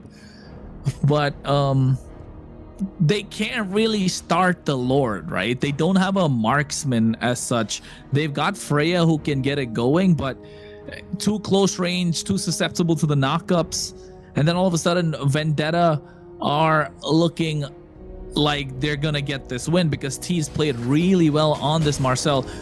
The aggression in the early game, and Vendetta haven't got a single kill after that early first turtle fight. That's the 5 that they got. After that, they've just worked the map. They've zoned them out and forced them to give away these neutral objectives. This is also the first time that Whoopi was able to get a decent timing on his purple buff. The past couple, Lord's already been up for a minute. He's been forced to go get it. This is the chance that Leviathan has to try to contest this if they want. Whoopi has purple. He's got an immortality. So Tarzan gonna go back for his own purple. Leviathan need to use this moment to claim a little bit of space. Yeah, and ISO even gets the Malefic broken Roar, walls, so which is good. The fact they don't have a marksman, I just want to point out that because they can pull from the backside with ISO there a little bit. It's true, and ISO even gets the Malefic Roar, so at this point, even Merciless not going to be able to tank a lot. The Revitalize is going to come in clutch. Again, Churro Bami is the one to dish out all the damage, right? These Glooms, once they start landing, it's going to be difficult, but I think there's an engage here of Trex. A little bit of an engagement, sorry. Oh, Lord. A lot of damage onto the top side. ISO takes some damage. Mount Chakra already used. Promise right now has to flicker our arms away. SOD connects. Glorious Pathways down. Look at the damage from Yato, though, onto Melon. Melon able to get it. More damage into the backside. Whoopi finally popping off, looking for the 1v1, but he's going to get jumped once again. He does pop to win a crown. Can he get away from this one? A couple more shots and he would go down. Merciless tries to catch him and falls for it. Now Bethlehem and ISO onto the remaining members of Vendetta, but Tarzan finds Bethlehem. It's 2 for 2 right now. Whoopi escapes that one with his life, but now ISO is going to move on to this Lord. Tarzan still on the map. Back at the purple buff, it's Whoopi up against Tarzan, and Whoopi immortality pops, and he does get away. Did you see that? He sold. I didn't because the cameraman wasn't on it. Oh, Churro, able to get taken down by ISO, and this is what they're looking for. T gets a golden hour. SOD connect, getting stopped by the golden hour. What I was talking about, 1v1. Oh, T, there's no escape. We got us a game. What I was talking about. And it's been back and forth. It's showing levels. It's showing the skills of these players, especially Whoopi. I mean, in that fight, he used the steel cables, winner crown, so he got away, solo winner crown, got the immortality, got out of the fight, and then 1v1 again. Give me the bot lane. It's Whoopi versus Tarzan, for the love of God. No retry from Wumpy this time. They can take a lot of damage. The Lord already down 14,000 HP. Revitalize comes in from Merciless. ISO getting on top of Melon. There's the Rose Gold Meteor coming in as well. A clutch, but 10,000 HP. I don't know if they want to take this Lord. Tarzan makes his way. It's not looking good. SOD connects. Retribution to secure it. And Vendetta find the big objective. Vendetta able to finally get that Lord. It was a very long contention. We're 20 minutes in. Wumpy's off the map. Tarzan went hunting and found some new blood. Welcome to the land of Dawn, my son. Wumpy does lose out on that one, and this could be the final Lord for game number 2. Can Leviathan defend it? Ooh, I don't know, Trex. They don't have the marksman. They don't have the range. They're using everything possible to try and get this clear. Even Valkyrie descent out of there. Glorious Pathway comes in. A lot of damage. Winter Crown does pop for Promise. Promise still going to probably go down. Tarzan able to get the kill. Wumpy now trying to get involved. Tries to use Cutthroat, but unable to secure a kill onto any members of Vendetta. Inhibitors are dropping as Vendetta closes onto the base. Wumpy dashing around in cables, but just unable to secure any kills. Lord still standing. Base still standing. And Vendetta tied up 1-1. And tied up they did. Slow game, but finally, when the balloon popped, it was because of the 1v1 on the bot side. Cameraman missing the action. Yeah. I don't want to talk about it. Yeah, so with that pick into the Fanny, and then all of these guys that's fighters or up close heroes, going into Marcel's ult is horrible. They just can't seem to get to any of their backline. It's just horrible. You know, the only person who could have done it was Fanny, and Fanny was still not able to. Unfortunate. I do think, though, when they picked up a free goal link, they really should have picked up a marksman type of jungle. I mean, the game kind of... You have such an early aggressive composition, and then you lose the early first turtle, and not just that, all 5 members get wiped out, and 2 kills in the hands of Tarzan, and Churobami was just able to blast those glooms, and it's 10 and 10 kills both teams, almost even gold. 20 minutes 38 seconds, but the way Leviathan they weren't able to take control of the game whatsoever. They weren't given the space to do so. That shows the veterans still got it. VTA, they know how to make the map work. They know when to go, and the timings are super important, and it shows.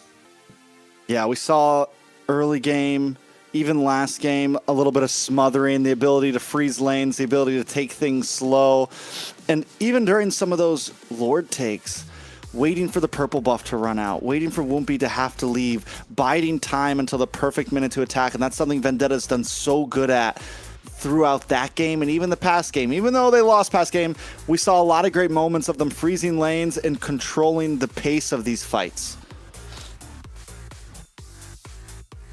And I think it got to the point where you could see the trace list start to work out. Everything had to get on top. They had to get on top of Churobami, but the black shoes, right, is such a clutch ultimate to use. And not just that, even when they wanted to go for the split, it was the Moskov that they had to kind of go up against, and there was no possible way for them to get the Lord. Leviathan had to blitz it, right, or to get a couple of kills. So I think I think it got super slow. That's what Vendetta did. They slowed the pace of the game down to the point where they are able to, poke. This moment from Wumpy is crazy, man. He goes cables, Winter Crown, Immortality, goes back to the base, comes to get the purple, 1v1 against Tarzan, gets out, sells the item, gets the Rose Gold Meteor. Absolutely insane. And that 1v1 on the bot side, that was clutch. And I think Tarzan still showing that he's the king of the jungle for a reason. Yeah, honestly, there wasn't much opportunity for Wumpy to be able to take that 1v1. You got to catch the YSS off guard in the jungle, somewhere where walls are close, the dashing, and that just shows Tarzan with the MVP in game number 2, showing that, listen, You might have won game one, but here we are, and the real challenge starts now for Leviathan. They had some great games yesterday, but Vendetta now is in full form. Hey man, like every time Trex is on desk, the games go the distance, don't they? Looks like this one's going the distance as well. 5 games. Entertainment Let's max. go. Well, this game was, in terms of death and kills, it was not as entertaining as what we've seen before. So even with that, though, they were able to play the game and win. Amazing. So with the 5 kills, even though there wasn't a lot of kills to begin with, amazing MVP Tarzan gameplay. Let's take a look at it.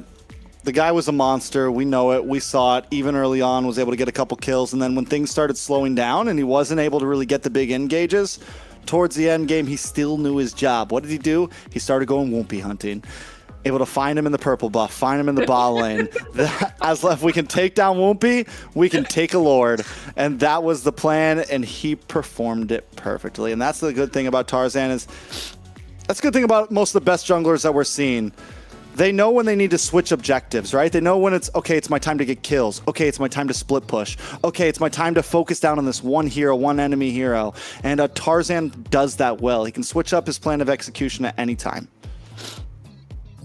Experience at its best, and the problem, I wouldn't say the problem, the benefit for Tarzan and the lineup of Vendetta is Tarzan has been under immense pressure, right? This is nothing, to be honest. We've seen him in the arenas when their backs are against the wall. He's the one that comes and gets those clutch retributions, and even in the tank meta back in the day, to be able to pull off something outlandish every single time. So yes, I think Tarzan able to keep his cool, that's what matters the most. And in this case, also like you said, knowing how to change the execution, because after they got those 5 kills, they knew if they took even a small step, even a centimeter, an inch ahead, they would pay the price because of the early aggression that the side of Leviathan had, the aggressive lineup, and it just never came by. They slowed the game down. They never want to get the kills. They're pushing, playing the map, you know, getting the numbers tilted on one side, just using the numbers game to their advantage, the map vision with the help of the Mountain Shocker as well. So there's everything working together. Really good in terms of the macro and understanding how to get the execution and get across the finish line. Great macro gameplay, and now coming into game 3. They're 1-1 right now, and we're just thinking how this one will go, because I do think a lot of it also had to do with the draft that they had last game. So Leviathan going to banning the Fanny. We're not using Fanny again, right? The Freya. Oh, sorry, yeah. Freya. But okay. Fanny too. I've been calling Fanny too. All night, so. Yeah. Yeah, I think Wampi's gonna have to think twice before picking Fanny, especially in the team comp like the last game. Hot take, Kronos? I think expanding reverse is the map that Vendetta does the best. Because you can play the tank jungle, right? You can maximize what the tank jungle brings in. And Tarzan likes to play the tank jungle. Merciless is really good on these tanky, bulky EXP laners that like to go for the split and also can buy a lot of time in these fights. So I think VTA, if they draft well for themselves, it should work out. I mean, to be honest, if the previous game was an okay draft and was very niche in terms of execution, where they were still able to execute it. So not going to take that away from them. But I think if you're a Leviathan, you want to put a stop right now, because Vendetta feel like that warm-up was, you know, it's a good warm-up. They're sweating, their muscles are, you know, all ready to go. They can stretch, they've got all the stretching done. Now it's time to get the blitz going, and you know, they have the ball. Leviathan needs to play defense here. I think the defense is right, like the Fredrin band. Do we see the Basha ban like we've been seeing? Or does Leviathan maybe want to look for a Basha pick here possibly and leave it open? Yesterday, did we see Woompy on any utility jungles yet? Or have we only seen him play aggressive junglers so far? Only assassins and a Suyo and stuff, right? So this is going to be the test, right? And they are taking their time with this ban, so it's like, yeah, let's think about this.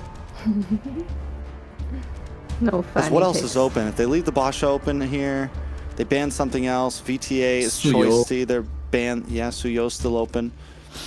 But not for VTA. They've already used their Suyo. I think they ban Harley here, right, Leviathan? Ooh, yeah.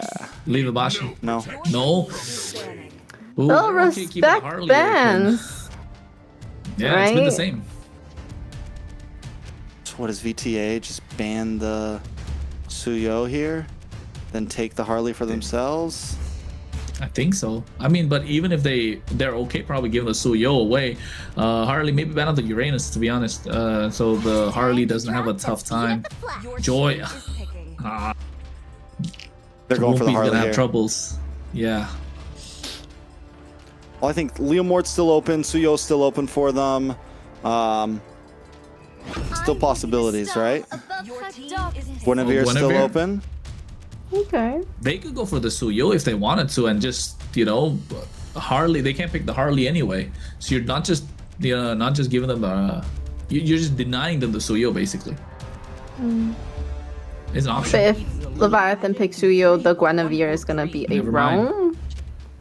Never mind. I Overcooked think that. honestly, we talked about it. The Suyo eventually does kind of lose out. Like, it does have trouble against the Harley, and especially Yes. against, like, if the jungler is as good as you or a little bit better, it's not a matchup you want. So I think it's a smart play. Save the Suyo for the next game. You know, you have opportunity for it. Harley gets picked up. Glue gets picked up. Oof. What does Leviathan do against this? You can't pick anything like the... you don't want to go Hylos against Glue. They go for like the Kaja here? I don't know. They gotta get carry though, right? They gotta get Kaja carry here, or Kalea. Kalea's good against the Harley because you instantly get the stop on the with the title strike when the Harley comes in. But then and Kalea, Guinevere is super solid. So I think Kalea plus carry is just really good. Never mind. They still go Yu Zhong plus Valentina. It's okay. It's not bad. It's still great. Yato gets his comfort pick. Yeah. I think Yu Zhong in the hands of Bethlehem is another comfort pick. I think with the Guinevere can still be flexed with Promise as well as Woompy, Roam, and Jungle. A lot of options still left for Leviathan. But if you're VTA, you want to get a gold lane here. And then look to choke down the hero pool of Leviathan or Zetian. They still have lots of, and they have so many options for gold laners still. They can still do Claude, they can still do carry. So many things that they can put in their hands. Hopefully this is a Purify Claude. That's what I'd like to see here. Not a 100%. Flicker Claude. It's gotta be Purify, right? No chance you don't go Purify. That's man. disrespect, and you're looking for trouble. I agree. No, it's the mage. What Vendetta would do for mage though? Vendetta? Zetian's still I mean, open. Yeah. Yeah, Zetion's still open for them. They still also have tons of mage options. Zetion, Yve, They have Gord too now, so Farsa, Gord, Farsa. They've honestly been Bulldogs, kind of Kadita. skating by. They got the Jushin in early, then they win Lilia. They've got plenty in their tank still, honestly. I'm surprised Leviathan didn't pick up the Lilia, honestly, against the Harley. Will it grant immortality? I think it's just comfort pick for Yato. This He feels good about it. Valentina. Yeah. So Khalid, Alice has been a, you know, we haven't seen a lot of Alice's. Yeah, but it's good though. It's good. It's just fallen off slightly. So did you guys see any yesterday? No, I don't think we saw an not Alice that I yesterday. remember of. Yeah. Sniper ready. Give me a target. Leslie Band. Now Leviathan, one last EXP laner. You take out Alice is gone. Can't pick Yuzong. Lapu? Phovius. Yeah. I've not seen a Phovius is just a Lapu ban menace. ever, I don't think, in this tournament. A Have Lapu we? ban? We have seen have? Lapu's banned. Yeah, we Like, have. I late, think Lapu is. if there's a lot of EXP laners banned out. Yeah, I think Lapu's probably a better ban than Phovius because you have the Valentina. You're okay taking away the Infernal Pursuit. So I think Lapu is a solid ban. and Vendetta are kind of forced to pick it up. Never mind, they go Phoveus still. It's better safe than sorry. Yeah. Phoveus can still be a problem, and Yato's still close range. But I guess you can Fernal Pursuit and just kind of whack each other out. Exactly. But then Phoveus is gonna win out that battle because he's tankier, right? Yeah. That's the difference. But here, what do you go? Zetian is kind of the mage, but I don't know if you want to pick that against the against the Yu Zhang. Guinevere is fine because you got that passive. Or you go for, you put the glue in the roam, you get the Lapu EXP. That's the last pick that you can go for. Or you want to go and show up the Lapu right now, so you can save your mid lane to kind of the end. Never mind. I like the Zetian here, honestly. You can kite a bit. Guinevere, it's a little harder to target down onto you. The Yve, you also give a big ulti. No matter what, you're giving an ulti Yato. That's just the reality of the situation. But I just think the Yve's a little too stationary in a comp like this. Against a Black Dragon, against a Guinevere, the Zetian can at least kind of stay moving on her feet. Yeah. Leviathan now need a gold laner and a roam, possibly a jungler, if they want to do a last minute swap. Yeah, I think that's definitely possible. But what can Promise play though here? Kaja is such a solid choice, no? Carry and Kaja, there you yeah. go. Carry Kaja. Ooh, Leviathan. This looks more Classic promising. combo. This looks, yeah. Are they both birds? Question. I don't care. Carrie's got like claws She for got, like, feet. chicken feet, don't she? Yeah, she's got like claws for feet, but she's not a bird. I would say that Yuzong's closer to the bird family than Carrie is. All right. Ignore what that. is Let's she? move on. What is she then? EXP Lapu, just to be safe, but is it the best pick? No Uranus, no I mean, you get the Hylos, CC immune. It actually, honestly, wouldn't be Sora, horrible. but no. CC, You're Benedetta, so I don't dive know. heavy. But this heart remains Yeah, Sora, no. Against I don't know how to feel about it. Against the Valentina. It's ultimate overload. What does Yato even take at this point? So many options. Yeah. Mainly I two, think you take but the Fear of the Phoenix. Fear of the Phoenix or the Shifting Skies. That's probably the best pick to pick up. And there you have it. The lineup for game 3. We have Leviathan having that Kaja and Carrie duo. I think they can do a lot with that. So see what they can do. If they can pick off Harley, pick off the marksman, I think they have a great chance of winning. They do indeed. They do.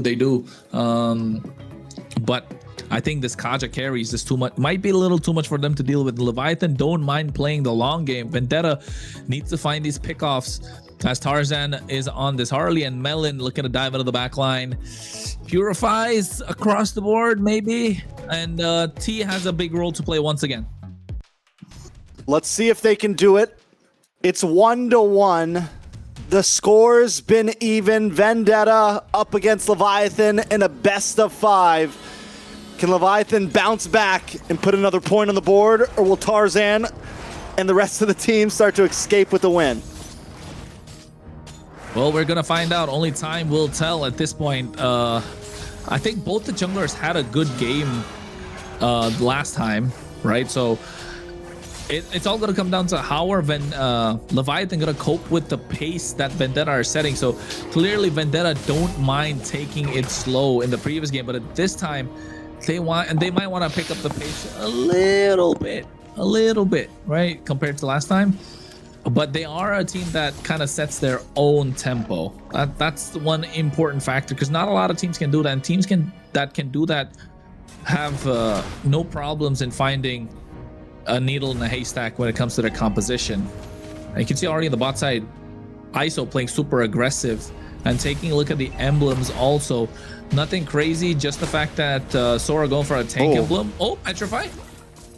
Bethlehem winning out on the 1v1 against Merciless, going to send him back to base right now. That is huge for the side of Leviathan. We're already seeing some pressure in the XP lane.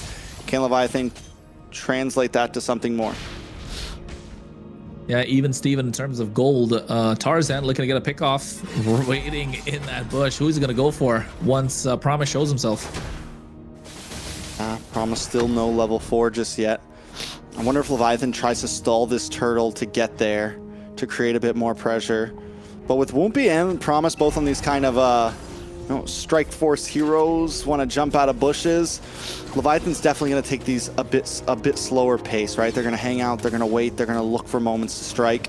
Turtle already down to about 20%. Tarzan trying to show up. Merciless into the backside, very low. Promise able to take the turtle. For the Phoenix does come down, but does not connect to many.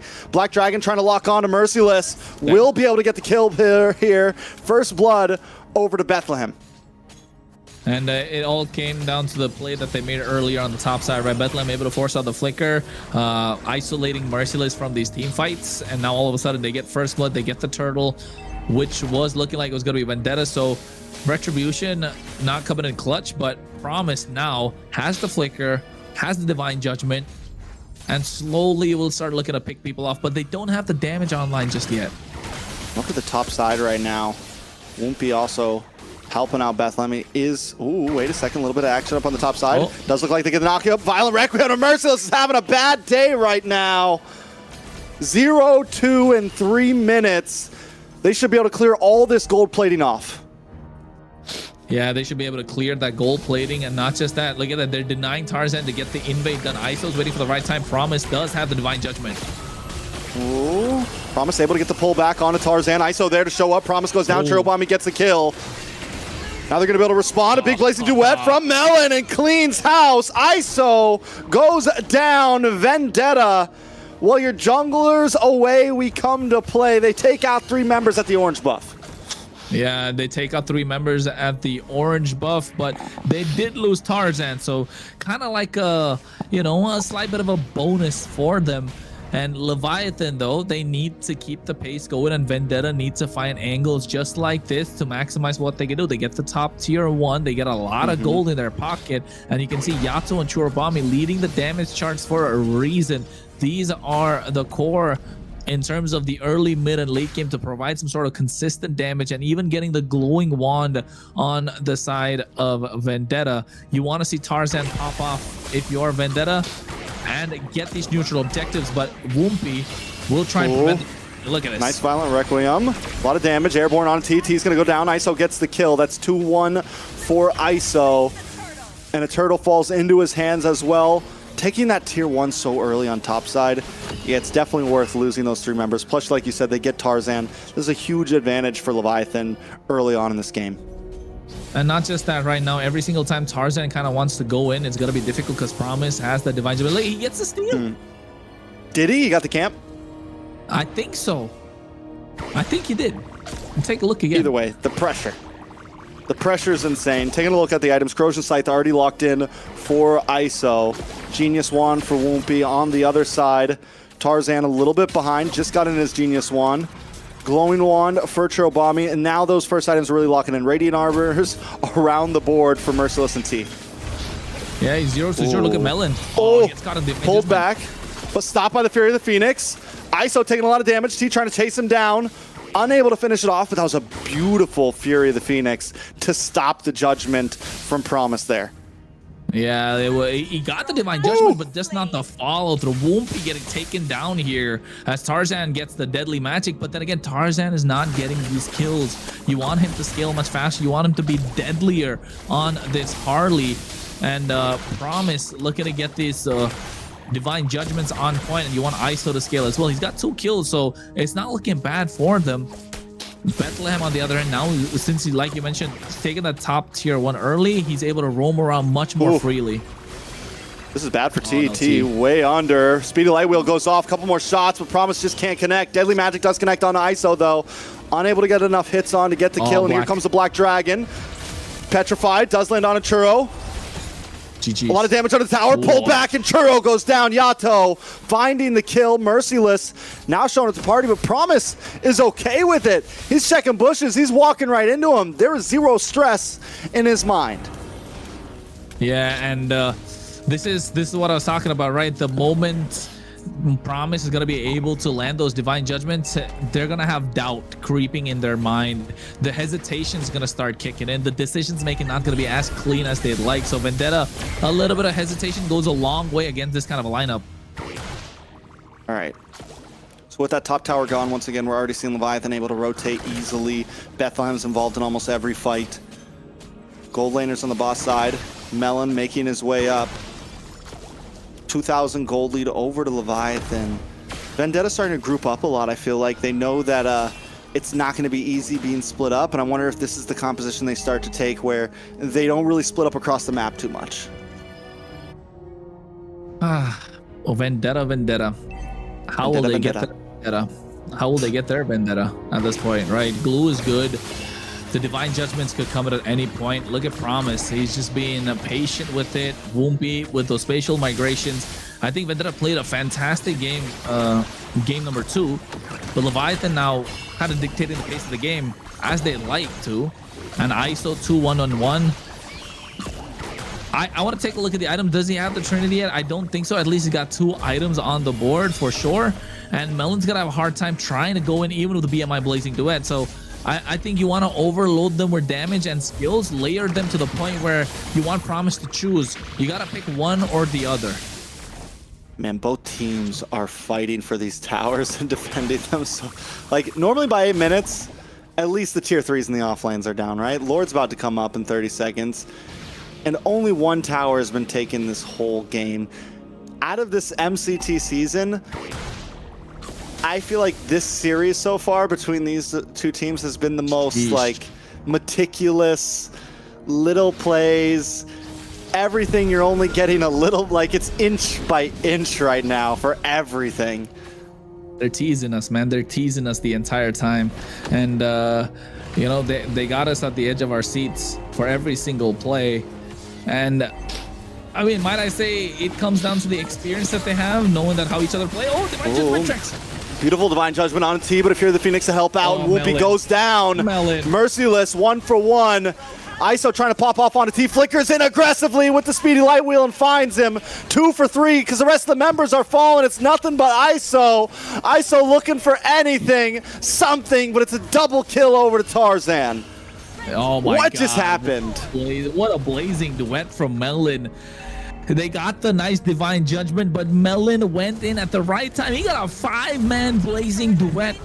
So a lot of damage was dished down. Now he gets the Corrosion Sight to ISO.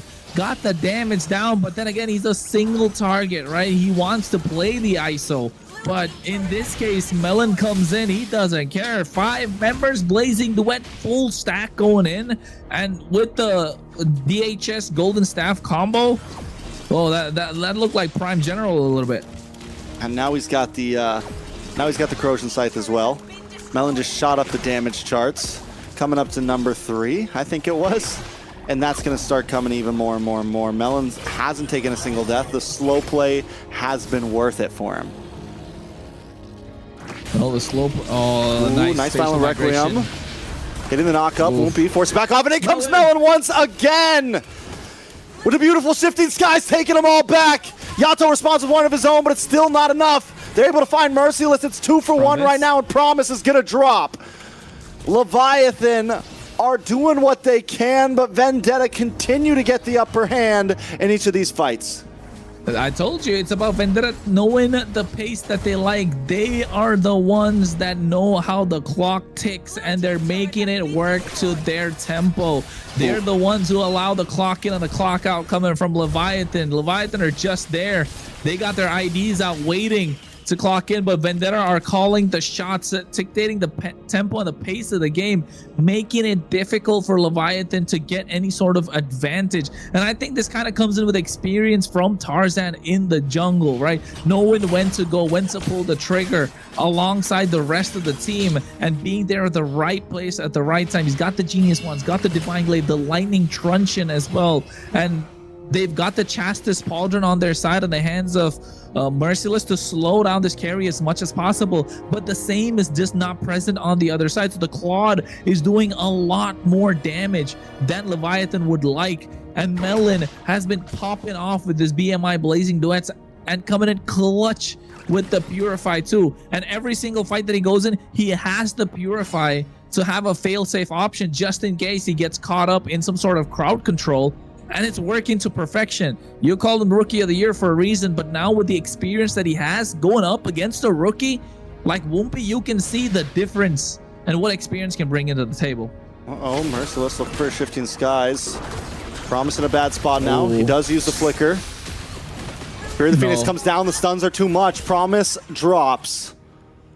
Oh, the slowdown, the pace. Vendetta just able to find them member by member. Now Lord's going to be up in 2 seconds, and Leviathan may not be able to contest it all. Hey, they got nowhere to go. They cancel all their plans for Friday night. It's not the first Friday of the month anymore, so it's not. I'm here all night, baby.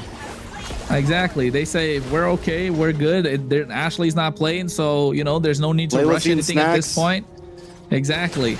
Everyone watching's probably got their popcorn out, and if they don't, they probably got their dinner ready on their table and just got this loaded up on their TV, their phones, whatever device you're using to watch it.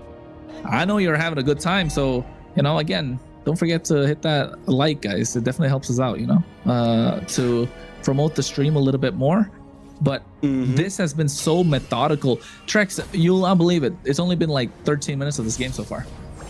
I know, and it feels like it's been an hour. 25 minutes. Hey, no, Lord's coming down soon. This one honestly could end up being an early finish compared to the last games. Vendetta looking for the pressure here. All waves crashing down bot and top at the same time, and hitter drops on the top side. The rest of Vendetta moving into the mid. Lord going to be coming into the base. Yeah, I can see Lord walking right up. Tarzan goes down though. Bethlehem gets the kill. And now the rest of the team coming down the mid side. Black Dragon to the back, but Melon once again with an amazing blazing duet taken out in mid strike though. ISO isn't going to let it happen today. Promise now, the Lone Ranger pushing 2 members away. He had the Wind of Nature coming at the just a second too late, might I say, for Melon.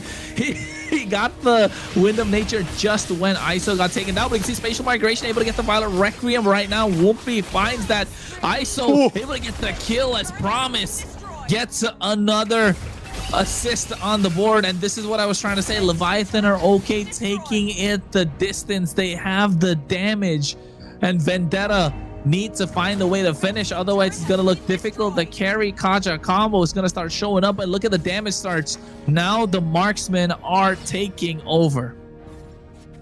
Yeah, and if ISO can continue to do these types of plays, it's gonna be huge. And like you said, the marksmen have taken over. Melon had some amazing plays, and now ISO's having some amazing plays. So it doesn't come down to whoever, like whatever gold laner plays better here. Is that what we're saying? That's the winning formula this late in the game, or this mid of the game, because it's only 15 minutes. I think it's a little more complicated than that for Vendetta, because you got Promise, right? You want Promise to get the pull for ISO to pop off. But at the same time, for Melon, he's got the Wind of Nature. Look at the builds. They're exactly the same. Now, who was the first one to sell the boots to get like a Rose Gold Meteor or an Immortality? The item swaps are going to come in. We know Whoopi's crazy with those item swaps. And it's going to come down to the ones who's going to be able to create the space for their marksmen. So, yeah, I think with Melon being a dive-heavy hero, if Promise can hold on to the Divine Judgment and wait for the right time, then it'll be a game changer. But he's got a lot more on his plate. He's got Tarzan roaming around freely with his Harley. You got Churobami that can put a stop to them with the help of the Fury of the Phoenix. Again, we haven't seen Yato pop off. What ultimate has he taken? The Fury of the Phoenix is... I haven't seen a massive play yet, so Bethlehem needs to go in. Whoa. Yato used a Fury Phoenix of his own. A lot of damage on a T. Bethlehem into the backside, gets a petrified Melon in a bad spot. Merciless goes down and ISO is locking on, but T's able to get the kill with the huge slam and a grab, as now Wumpy is trying to pick up the pieces and save his team. It's 3 members down. No. His winner crown pops, but he will fall to Churobami as Tarzan moves on to the base. Bethlehem is all alone, and I don't think he can defend this himself. Yeah, he's giving it up. He's giving it up. Sides. Yeah, he's giving a gentleman's surrender. Vendetta, take game number 2 and take us to match point. Can Leviathan do something about this? Victory! It's I think in terms of the mental aspect of things, I think Leviathan have kind of like slowed down too much and they're not able to get back up. Meanwhile, Vendetta, they were like, hey, they like I said, they had the ball on their court. Vendetta had to, Leviathan had to play defense and just couldn't hang. Yeah, and I feel like Vendetta has they've been a team where even if they lose the first or the second, then they're still able to come back really strong. It's they're able to adjust their strategy or play so that they can come back, and that's what's so scary about this team, right? And with Leviathan, I guess we can see, Wumpy is probably not the kind of jungler that's gonna be able to take on other kind of jungle. I think this is coming down to the experience between both the teams. I'm not saying Leviathan don't have the experience. Of course they do. They got ISO, Promise, Yato, as well as Bethlehem. But, that extra added experience where Tarzan is the one that's calling the shots a little bit for Vendetta. I feel like he is, because you can kind of make it out with the difference in terms of the timings, the pickoffs, and when they want to go in for these neutral objectives, delaying the neutral objectives even to a certain extent. Yes, Merciless has gotten taken down a lot in the early game. 6 deaths on a Sora is not something we're used to seeing in the hands of Merciless, of course, but knowing and understanding the role of your, what your role is in this composition, what your role is in this lineup for Vendetta is working out really well. So from this point, with the way that Vendetta is able to pull themselves together even after losing, hold games, the distance, pace fights, I can't help but agree with you. Yeah, it feels like whether it's an experience thing, whether it's also just the fact that these are some big changes for Leviathan, and though Promise is a great player, Wumpy seems like an amazing jungler, we are in playoffs, and Vendetta, these guys are a unit. And there has been some changes on their side, like bringing T in and things like that. But overall, 4 of these members have been playing together for a while now, and it's showing. Tarzan especially has just seemed so hungry. Like, Vendetta feels like a team that wants this championship very, very badly. And I think that's what a lot of this is going to come down to. Who wants this the most? Yeah, I think that's the important part, right? I mean, definitely Leviathan are hungry and want to prove themselves, but is the gas empty right now in the tank? That's the question, because Vendetta, they've been there, they're hungry, all right, and Tarzan wants to show, like you mentioned, he's always been there in the shadow of these junglers that have been there for a very long time. Even now, some would say best player, of course, would be another name up there in terms of the junglers, but Tarzan wants to be there, wants to prove that he is one of the best to hang. And Leviathan, I don't know, just crumbling under pressure, maybe pressure, maybe the we talked about the either way, forget that. Let's get to the other rookie, the other new kid on the block who was once in Wump. He's only played 1 season before this. He's played 1 season. He's still a rookie. After 3 seasons, then I guess you cannot be called a rookie anymore. But either way, it's Melon. Melon, the guy was a monster. The guy was a beast.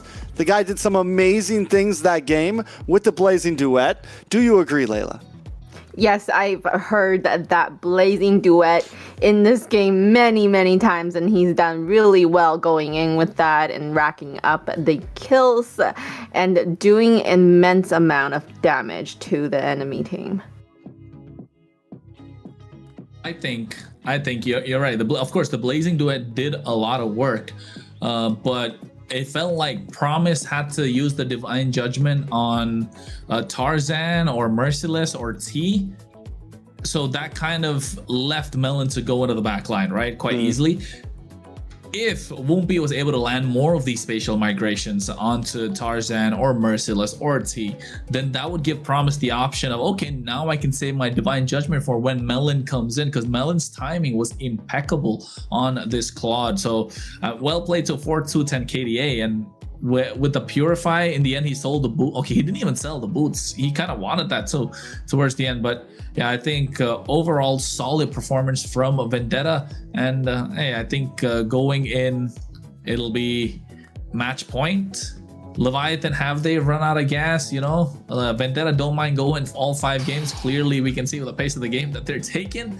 But yes, has Vendetta run out of gas at this point, right? No assassins left for Woompy.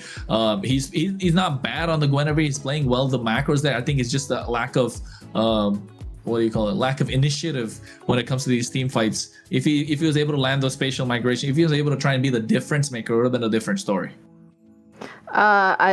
Great point with that. I feel like I've seen Woompy as somebody, when he plays his jungle roles, he definitely plays it very, very safe. As in, he's not gonna be the engager. I don't see that often coming from him, but maybe that was because, you know, he started with a Fanny Pick. Fanny Pick is not gonna be an engager, but maybe that is just his play style, actually, right? So if you think about all of the assassin jungles, they don't go in at first. They're never gonna engage first. So maybe that is the little weak point, we would say, for Leviathan. I mean, it's definitely, yeah. I think, I don't know if it's like overly complicated. I think Leviathan can still definitely win a game. I think there's just, yeah, you got to pull it together a bit. I think even that game, they had some great plays, and then there was just a couple moments where, yeah, we fell apart.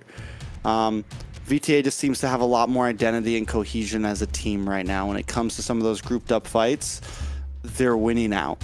I don't think the draft was even really that bad last game. I think Leviathan had a clean draft. I think it was over, like all these games, the drafts have been pretty decent from both teams. So yeah, it's definitely just VTA is just overall playing a better game. Leviathan once again going for the Basha ban, probably going to be a Fredrin next. Is it finally time to let some of these through? Definitely not if it's a match point for VTA. Yeah, you don't want to the blue side. Now, maybe right? for yourself, you know? Maybe like you take the Fredrin. Maybe. But yes, I mean, based on the way Woompy has been playing, maybe I don't think he would do it, Fredrin. I was late. I was really late on that one. And Kronos is like not doing this one today. Whenever he hears Marcel, he just looks away. I can't. That 3. That I know. Click, that's right? what we did. Yeah. Missed it. Have you seen that? Have you seen that? I mean, I'll send you that clip about the. Forget about it. Doesn't matter. Later. Forget about it. Yeah. At the moment, forget about it. Fredrin banned from Leviathan here. Banned from Leviathan. Honestly, very straightforward. Fredrin, Freya. Yeah, Freya, I guess. Since they can't pick it, Fredrin's still open. I think they want to go first pick Fredrin here, but then again, is it you know? Is it Woompiable? Yeah, that's the question. Is it Woompiable? That's a nice way to put it. Well, Woompy, I feel like also he might be a little bit timid coming into this. You know, he is the new kid on the block. He's playing with all these veterans. He might not think he has that seniority to be calling the shots and be the engager for the team. And you come in yesterday on your hot streak. You know, you come in yesterday with your big 3-0, and then you go up against Vendetta and Tarzan, and it's like, okay, now it's real. You know, like now we're playing. And maybe it wasn't going to be as easy as, you know, everything seemed on day one. Now, don't get me wrong, Woompy's been scrimming, I'm sure. All these guys, it's not like the NA server's huge. These guys are ranking against each other pretty regularly. They meet each other on the ladders, you know. There goes the Fredrin band. But yeah, Woompy definitely needs to, he's going to have to step up because Tarzan's a monster, man. And I know that's been like the focus of tonight. It's been jungle versus jungle, but he is going to have to step up. Same thing with ISO. Melon is also a new kid on the block. coming for ISO right now. Promise, just joining the team, has to be able to keep up with T, because T right now, we doubted him in game 1, but he's playing well as well right now. He's playing very good with the team. Oh, Leomord was up for grabs. So first pick Leomord. So the jungle pool is starting to, you know, shrink more and more if you're Tarzan. But then again, he plays tank jungle. He can play anything in a tank jungle, to be honest. I wouldn't be surprised if he starts pulling out some of these unorthodox picks that I don't want to mention because I'll get flamed in the chat in my DMs. But Harith is one that was left open. That's a flex, that's true. But I think still, if Akai is an option for Tarzan, he is super solid on the Akai. Let's not forget about that. Back when he was Guapo. Back when he was a Guapo. He used to play the Akai. Among the planes exists. Okay. I mean, I pick Leomord, RWM Zaman. Yeah. And then That's super Leomord, I solid. feel like, with the first pick going into it, I mean, we've seen Leomord done really, really well. Like, huge damage, getting to their back line. We'll see what the rest of his team is going to have to help him do that, right? We have... aggressive. They don't have Hilda anymore, do they? They don't have Hilda. Do they have Khalid? Straightforward answer to the Harith with the They don't have Granger. Hilda anymore. Or They don't have Hilda anymore. No Khalid either, if I'm not wrong. Ooh, no, they do still have Khalid. Khalid could work, honestly. Yeah, Khalid here. Khalid would be good with the Leomord. It would kind of give what Layla was saying, like help you be aggressive in the early game. There you go. Oh my god, I got one right. Finally. You got more than one right, plenty. I think throughout. Give yourself more credit than that, Layla. Come on. You got at least 2. Time to shine. Vendetta, on the other hand, do they go jungler here? Yuzhong? No. I was gonna say, boom, Gato Kacha. They want to play in this box, don't special. they? Yeah. They that's a really scary want to play in this box. That is a scary box. Don't want to jump in that box. You know, beat up. Chance. Harris gonna be jumping around. Gatat's gonna be jumping around. Mid lane, you choke out the mid lane pool now because there's not a lot of heroes left. There you go, Lilia's gone. Ooh. They can't play the Gord, they can't play the Eve, the Valentina's off the table. I think Zetian's gonna be the next ban. If you're a VTA. Barza? It does. You're Leviathan, I mean. You know. Yeah, but wings by wings. But Farsa is good. Yeah, Farsa. I would still go for the Farsa. That's one of the other options. Front to back. Against the Eve, it does well against the Eve too. Phobius is a solid choice. Is this Harith jungle? That's what I'm kind of thinking right now. Who knows? They get last pick. So they can... We're not... I promise... I don't think jungle's going to be 4th pick. They'll lock in their EXP lane and they'll wait to see what Leviathan do, and then they'll lock in either a gold laner or a jungle. It could be Lapu or Yuzhong as well in the EXP lane for them. The options are open. Alice is still another choice they could go with, but that's an overload of magic damage, right? So I think you go Lapu's for... solid. Yeah. Lapu's solid, and it preemptively helps from if Leviathan wants to go for the Farza.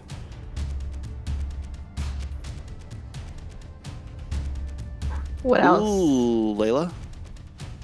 What else can work as mage though? That's what I'm thinking. Not Valier, right? Not Valier, not... Valier is still okay. If it's a Harith jungle, I think Valier is still okay. It depends on what. It comes down to what Leviathan are gonna guess. Are they guessing that it's gonna be Harith jungle, or is it gonna be another Harith golden and a tankier jungle like an Akai? You can't show Valier, I don't think. Not What, yet. then they can go something like a... Well, they can't go like a Hayabusa either way because Khalid will just bully, right? Mm-hmm.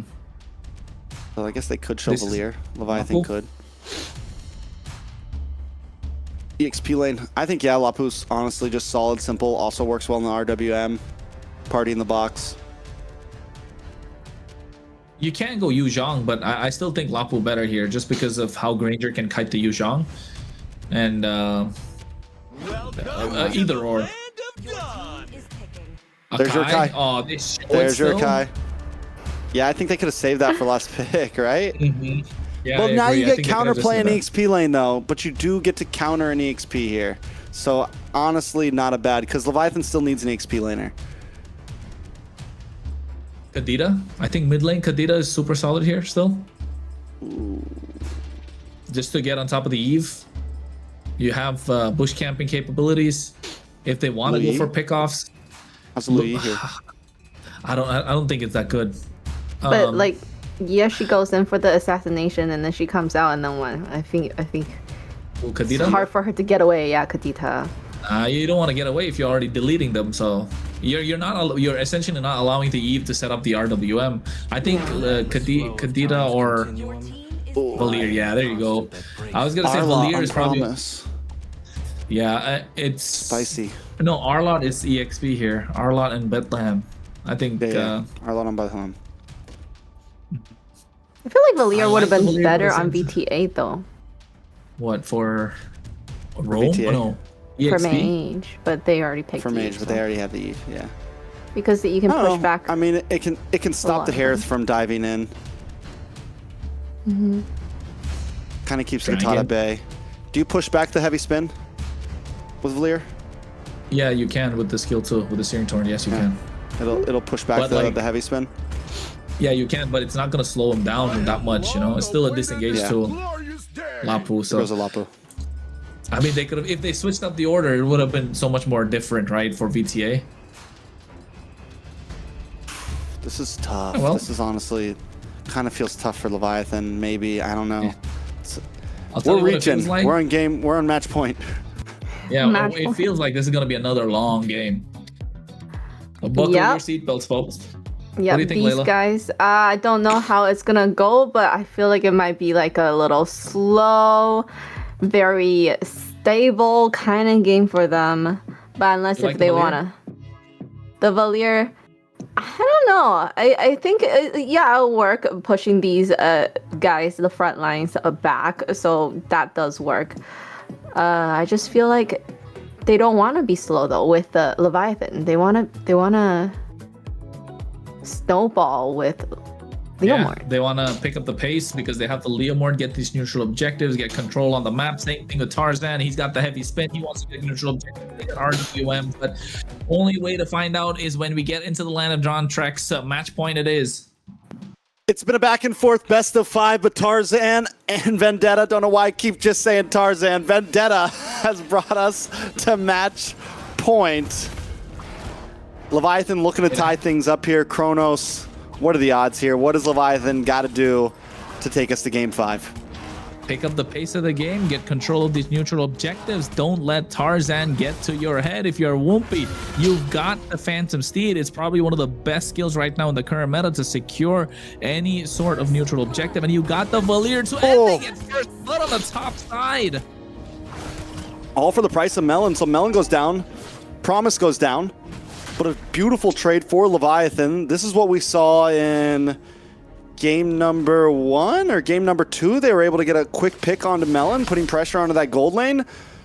Leviathan with good pacing, and this is what you want to see when you have the Khalid in your own position, already outputting huge damage and moving around the map.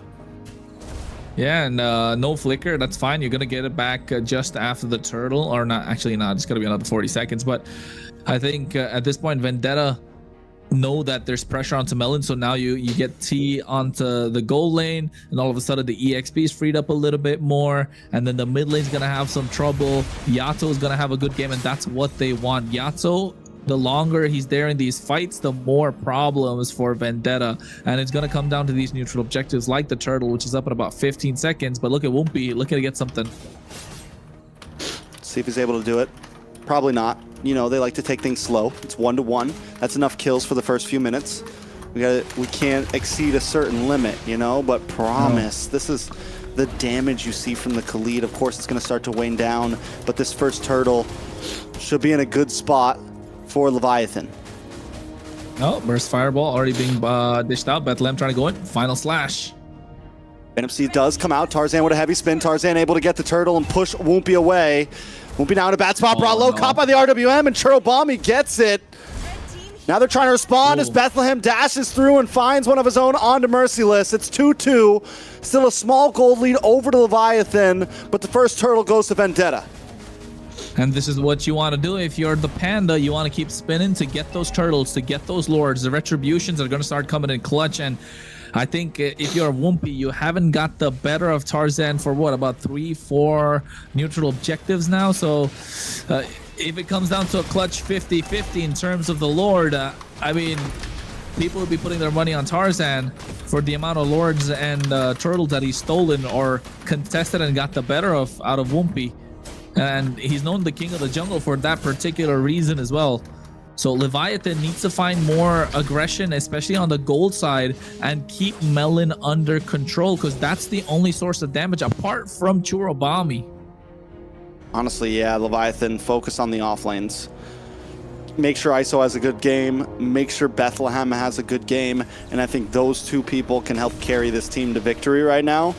In terms of Turtle Pits, Lord's Pits, Wumpy cannot just waltz in, right? I've been saying this, I sound like a broken record about certain jungles. You got to look for the angles. Take the long way around, take the lane around, get to the back of the pit. Don't just walk into the front, because you're just going to get heavy spinned like the last time, every single time. Promise down a little bit of trouble, tries to use quick hit and stand guard, but it's not enough. The damage from Melon is just too much.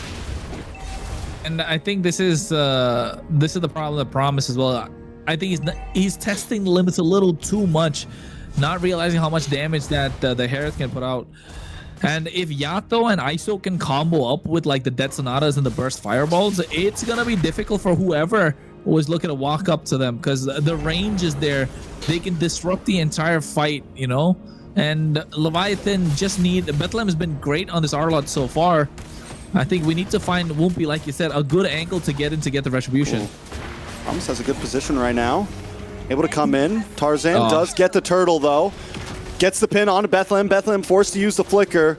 Wumpy just wants his camp, but they don't want to let it happen. Vendetta once again on the smother. Bethlehem jumps in. Won't be able to get away from this. Merciless with another kill. Leviathan is falling apart right now. Melon now moving on to ISO. Makes a jump down to the boss side, and Promise goes down once again. 0-3-2. Vendetta winning on all fronts, getting the neutral objective, able to pick off the EXP lane on the bot side, getting the goal lane, or rather the roamer on the top side, and not letting ISO play his game, not getting him, taking down the support that he has early on. And now all of a sudden, like you said, Trex, things are falling apart for Leviathan. Vendetta are picking the pace up of the game, a 1K goal lead right now. They're looking confident. They look a bit rejuvenated. They look like they had something to eat in between these breaks. Most definitely. So now what does Leviathan do? Vendetta, I think, in a very good spot. And like I just said, Leviathan teams, I mean, Promise, Bethlehem, both making plays that they should not be making. Wumpy walks into the pit earlier knowing there's still a heavy spin ready to go. They got to slow things down. I know they have a composition where they want to maybe have Wumpy pop off, but they do still have ISO who's deathless. On the other hand, Vendetta, they also have a great late game. You've got the Eve, you've got the Harith, you've got Merciless who can help carry there, and you've got objective secured with Tarzan on a pick that he's very comfortable with. It's a hard game for Leviathan, to say the least. Not just that, right, Trex? Like, Vendetta in sieges, how are you gonna stop them? The high ground, they got the AOG, they got the Zaman Force, the Bravest Fighter, the heavy spin for the disengage. So the tools are starting to, you know, make sense for Vendetta, which they always have. But I think Leviathan are just looking at it right now that if things are not going right for them for the next 2-4 minutes, I would say, then they're just staring down the barrel of a shotgun, and Vendetta are the ones that are holding the trigger. You know what I would say about Leviathan, something they've been having trouble with, these, ooh, nice stun, Raging Sandstorm, Phantom Steed, but an AOG to get away, and so many ults just got wasted from Leviathan, all for the price of an AOG. A huge win for Vendetta there. What I wanted to say was, Leviathan did it okay in Game 2 and even in Game 1, but they haven't been doing it recently. They haven't been, I mean, if you know you're going to give up the turtle, something that Matakucho does great, look for plays elsewhere on the map, right? Trade camps, trade towers, push in top lane, do something somewhere else. And that's where Leviathan seems to be failing right now. Not making up the stall, not completely. They're going to try the kills, back up Merciless,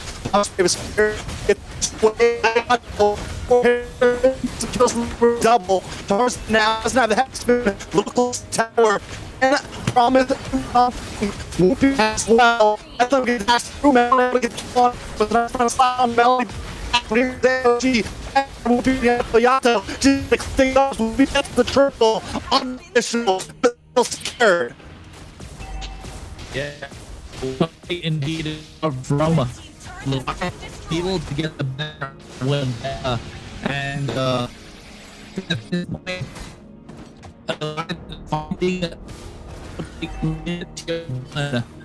and it's got the point where even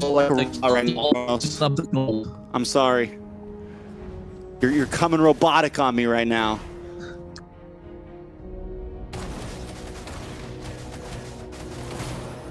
Yeah, and I think if you are Leviathan or Vendetta, all good. I mean, at this point, with this neutral objective that's available, the Lord, right? Don't worry, Trex, you were robotic for a while too, but hey, it is what it is. Oh, we both were. Ooh, nice final. T in a little bit of trouble here. Bethlehem trying to dash through. Vendetta still with the gold lead. Lord is up and the Phantom Seed comes out from Whoopi. Tarzan does have the heavy spin though, so once again, a lot of ults used by Leviathan, and this might have been what Vendetta wanted. Yeah, and this is what they kind of need at the moment as well, not just want. And you can tell at the same time they're looking for the pick-off's heavy spin. A lot of damage. Bethlehem goes down. Oh, Yato taken out as well. Oh, this is bad for Leviathan. Vendetta able to leave the Lord. No. Oh no, it's not looking good. Trex, I think at this point it feels like Leviathan are running on autopilot. They're not able to make sense of what's in front of them. And Vendetta are slowly ripping them apart. It is match point after all. They want to call this end. They want to be able to take this. They want to be able to take this game, not going the distance. Tarzan able to secure 3 turtles. The one Lord that's there up for grabs. 10 minutes in right now. About 7 seconds. The Lord's going to be marching down the top side. And Leviathan, they need to wake up. They got one good fight, but how are they going to be able to bounce back? It's tough. We have seen some good moments from them in those past fights, but everything's got to line up perfectly. They are able to do well. You mentioned the fact that Vendetta can siege very well. Well, Leviathan does have the opportunity to also make big plays in the bottleneck, right? In the lanes. When Vendetta tries to come in, can they get the big pushback? Ooh, but look at the damage. A big AOG onto Whoopi. Whoopi won't be able to get away from this one. One more shot, but wait, the stun comes in just in time, and Bethlehem's able to help out. Whoopi gets back to the base safe, and that could be the big difference in this defense. Oh my god, it was dire, difficult, and now the Lord is marching on the top side as well. The inhibitor does have the holy shield, so a little bit of a saving grace. I think if I'm Leviathan, I want to let it pop so I can buy some time for myself to clear out the rest of the waves. And they do indeed, but the Lord did crash in. The mid lane's gonna get cleared out. Vendetta, it's been a slow choke since game number 2, hasn't it, Trex? It's been such a slow choke, not for each game, but the series. It feels like a sleeper hold all of a sudden, and they're passing out. Yeah, Vendetta's just been continuously putting on pressure from game to game. It's never hyper aggressive. It's not like they're looking for a knockout here, right? They're just a little ankle lock, something like that, you know, slowly taking them out. And Leviathan are folding under the pressure. And that's kind of been the topic, right? Are they overcooking? Are they overheating? Is this too much? Can Whoopi hang with the big dogs? You know, all of it. And it seems like the slow play does seem like a lot, you know? We're at game 4 right now. Vendetta with a 5k gold lead, taking a look at the items. Tarzan's a bulky boy right now. Coming into what? Getting helmet next? Yeah, he looks like he's getting the helmet. Yeah. He's looking like that, and I mean, he's already a fat panda. Now he's gonna be the fat panda. The fat Dragon panda. Warrior skin. Yeah. Do you like that skin? I think that's probably the best Akai skin, right? Yeah, I guess. Oh. What's it from again? Come on. Are you serious right now? It's like Hello Panda or something, right? No, no, it's Kung Fu Panda. Oh yeah, Jack Black. Yeah, there you go. You found it. But I think along with the Guardian helmet, I think he's probably gonna go build anti-cuirass next if he wants to get a little more tankier. But I think Guardian helmet definitely provides a lot more value. You don't have to go back into the base quite a lot. And I mean, it feels. I'll be honest. I think Leviathan feel like they've gone on autopilot for the past game, especially after that game 2 where it was slowed down so much that the focus is gone. They're seeing blurs at this point. Yeah. And Leviathan needs to bounce back. Otherwise, Vendetta is just going to take this in game number 4. ISO needs a killer too. If he can get 2 more kills and at least get 30 Skypiercer stacks on, maybe there's opportunity here. Nice RWM comes out. Yato forces use the flicker. Tarzan gets caught by the steed. Heavy spin comes out and now Wumpy's pinned against the wall. There's no escape. Melon gets him. Ugh. BOD locks in for ISO, but it's a little too much too late. Autopilot, man. I think Wumpy needs to wake up a little bit, but it's all right. I mean, what can he do at this point? The composition of Vendetta, and not just the composition. Again, call me a broken record. They have taken and dictated the pace of this game. Slowed it down to the point where they are the ones to choose when they want to go in and when they want to pick the fight. Leviathan do not have the choice. They're forced into picking these fights that Vendetta want them to, and now this could be the final push to call it a day. All right, Lord coming down the top side, able to crash through the inhibitors. Vendetta trying to switch lanes as Tarzan works his way onto the bot. The waves were not synced up, so it's a slow push from Vendetta, giving Leviathan some time to try to regroup here.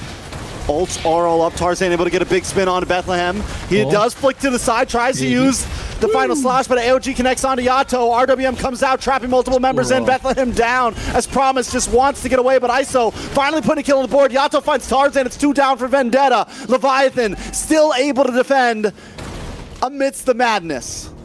Oh my god, the madness is too much for Leviathan, but still Vendetta, you know, they walk away with a kill. Leviathan able to get a couple. The only thing that Vendetta would have liked is if they got that mid inhibitor. And at this point, 5k gold lead in the hands of Vendetta. I want to take a look at the items and see how far ahead they are.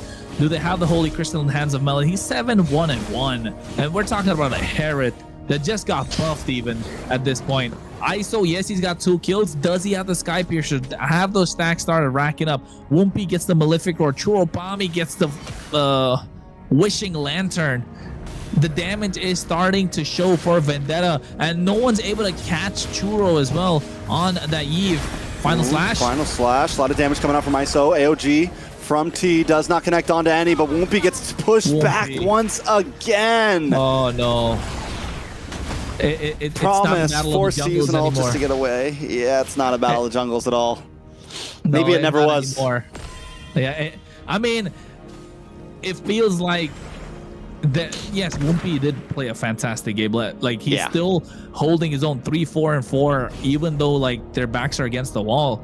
He is playing really well, but in this case, I think the synergy with the team is not showing, and Tarzan is okay taking a backseat, not being the star player, but being the one that gets everyone together and being the one that matters the most when it comes to these clutch situations. He's okay taking a backseat from, oh no, never mind. Oh, everyone caught in the RWM and the AOG once again. Vendetta zone them away, and Tarzan easily takes the Lord. Leviathan just, I think it's also a big draft diff, a gold lead diff, because they are getting some plays, but the damage just isn't there. Everyone's too tanky. The gold lead's too much. Oh, no. And then also, how does Leviathan even break through? How do they even fight for a Lord right now when the heavy spin is just pushing Wumpy away? Don't go in. I think at this point, don't go in. Bait out the heavy spin as early as possible. ISO needs to get the poke down. You can see Melon has the highest damage. ISO's not that far behind. They're able to hang in terms of damage. It's just that they're not able to get this finishing blow. Yeah, Merciless on the hunt though. You can see MT as well. Oh no. Bethlehem on the run. Does buy time for the team though. Bethlehem dashing through. does take a Bravest Fighter. Big final slash. Able to dash back. Will go down, but the Lord is gone. Can 4 defend against 5? The gamble was on. Was it worth it for Leviathan here? They're going to try to clear waves. Another wave of minions comes out, buying Leviathan a little bit more time. Vendetta just trying to close the distance, but Woompy ISO will be able to get the last cannon minion, and Vendetta have to wait for another wave to come. It's 20 seconds on the clock for Bethlehem. Still is Amon's Force, ready to drop from Melon. Merciless with the Bravest Fighter. Decides not to use it just yet. A heavy spin has come back up for Tarzan as well. RWM drops, AOG connects, and everyone is bursted back, just trying to create space. Woompy pushed against the wall, but he's still up. A nice Bravest Fighter. Promise is trying to defend as Melon finds Promise, and now on the top side, Woompy is still defending. ISO getting a couple of free shots as a double kill for Melon, and Bethlehem's back on the map. Vendetta is on the run. ISO helps defend. A big final slash onto Melon. Bethlehem dashing through, ISO getting more free shots. Vendetta looking for the turnaround. It's still a 4v3 right now, but Merciless is too deep, forced to use the Bravest Fighter. Minions are back, but Vendetta is gone. Hey, we said it's going to be a long night. It's turning out to be a long night indeed. And I think even in that play, Woompy had the option to go back into the fight using that skill 1 that comes in when he has the steed, right? But he used it on the minions on the left side instead of the right onto the heroes, because everybody was super low. The angle was there to get the kill, but he just wasn't able to get it. Pressure is piling up for Leviathan. They're trying to get the clear. They have the Granger that can pop off, but he got only 1 kill out of that entire fight. He would have wanted a couple more to get those Skypiercer stacks going, but not finding the opportunity. The space is just not present, and also the Valir is starting to show these fights, but they're getting a sandwich play on the bot side. 4 members. ISO with a winner crown. Is it a safe spot? Can he get away? They finally collapse down. ISO finally drops. Immortality pops. Trying to dash away, but it's too much damage. And Merciless gets the shutdown. Bethlehem drops. Promise is next, but Tarzan and T will be in the backside. Finally taking off to try to fight. The Immortality comes up, but no, it's not there. He just goes it down. It's Yato once again against the world, against the match point, against 3, and Vendetta will not let him escape. There's minions on the base. It's Friday night, and Vendetta didn't want to let this go to Game 5. Hey, they didn't want to let it go, all right, but they got everything going at the distance. It was a long game, a long series. The sun's almost out for me, but oh my goodness, the way that they played, it was clutch, and it almost looked like Leviathan were going to take it to game number 5, but running out of steam towards the end. Towards the end, definitely for the last 2 matches, I would say. But even with this last match, it seems like, you know, they were really trying to squeeze that last little bit of fight out of them to hold on to dear life. And then unfortunately, they just couldn't do it. Leviathan put up a good fight, but in the end, yeah, Vendetta shows that they are a team to be reckoned with here. They lost game 1 instantly. Yeah, at that point, they're a team that we have to keep our eyes on for sure.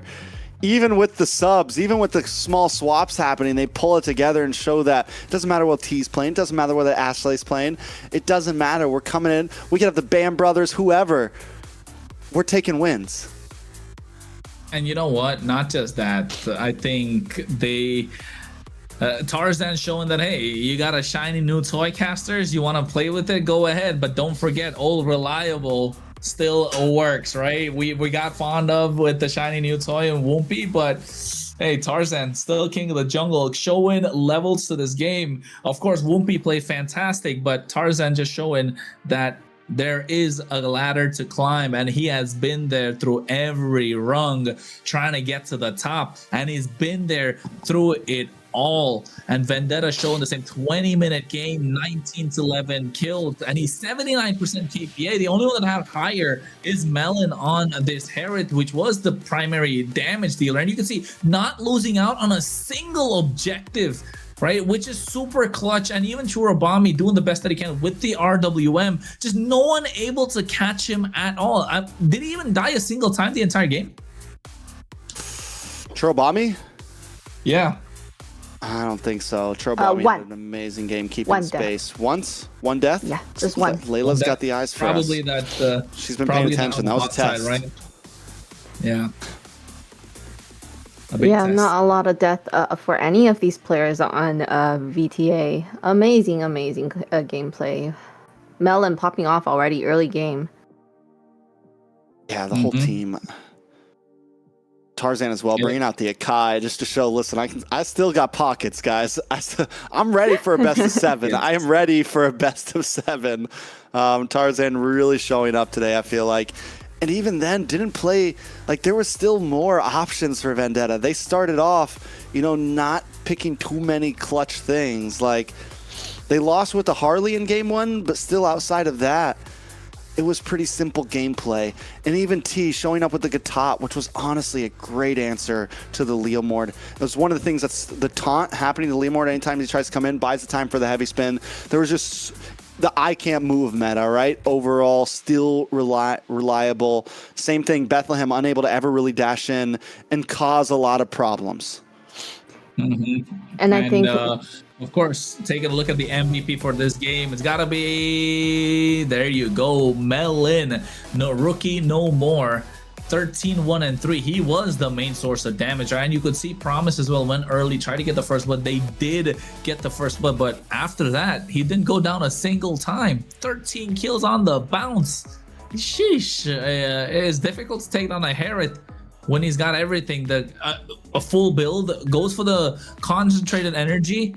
I think that's one item that, it depends on where you are in the game. You want to stay longer in these fights, so went for that instead of, I think at one time I saw him buy the Oracle also, so he was juggling around in terms of the items that he had. And MVP of the game, powered by Bonox. Melon on this Herod Purify. Great decisions that he made in game and great positioning he had to not be able to get caught after that first little oops. Yeah, we've seen it happen with Melon. He's able to take a death early on. That's the second time this series that he takes a early game death, wipes the dust off his shoulders, and quickly jumps back in, becoming the MVP of the game. The kid was on fire throughout that series. I don't think we've seen a KDA like that in a while. 13-1-3. That's a 16 KDA essentially. And I think you can tell also with the highlights, it was mostly about him, right? And not just that, the composition that they were running, the big kill box composition, just knowing how to play it really made a big difference. And Vendetta just showing that they are a team to watch out for, and probably contenders for the entire MCT North. Yes. Amazing gameplay. And definitely, I think we thought, Leviathan was definitely coming in strong, and we thought they were able to have this big potential to kind of challenge Vendetta. And it seems like, they're like, no, kid, we have been here for a very long time. We know what we're doing. Not yet. I think. All right. You got a surprise for us? Yes, I do. So joining us here is Mercy from Vendetta. Let's have a little talk with him. Hello. Hi, Merciless. Hello. Welcome. Hello. How are you? How do you feel after that win in the series? Because I know you guys kind of started off a little bit rocky, and then you guys pulled together and showed us what kind of team you guys truly are. So what happened after that first loss and how you guys adjusted to come back? I mean, that loss was a little bit it was bad because we shouldn't have lost that game, but we just reset our mental and just came back with a new fresh game, and then we came back. Reynolds? Trex, go ahead. Get your questions out the way. Merciless, how we doing, man? How we feeling? I'm doing good. And you? Feeling good? Making a good run through playoffs right now. Up next is Nighthorde. Yeah. How do we feel about it? I'm feeling pretty good. We beat them before, and I think history will repeat itself. Nice. Score check. Ooh. 3-1. 3-1. All right. They take first one. You hit the reverse sweep, just like tonight. Okay. Just like today. I like that. We got the crystal ball out. We'll pull the Conor McGregor. See if we can exactly call it. No, I'm super hype about that. How do we feel about the overall bracket? Like, I think a lot of us are looking at you guys right now as grand finalists. You guys are definitely in the talks along with a couple other teams. You guys feel confident about this? Do you feel like this is an MSC run for the team right now? Oh yeah, of course. We've been practicing for a long time together, the four of us especially, and I think we have a really good chance of making it all the way to the end. Kronos? Okay. Well, who do you think are gonna be problems for you guys to make it until the end? I think your obvious answer, Alpha 7. They're obviously really good. Okay. And anyone else though? I'd say Nighthorde. They're really good. They're probably the second best team following Alpha 7.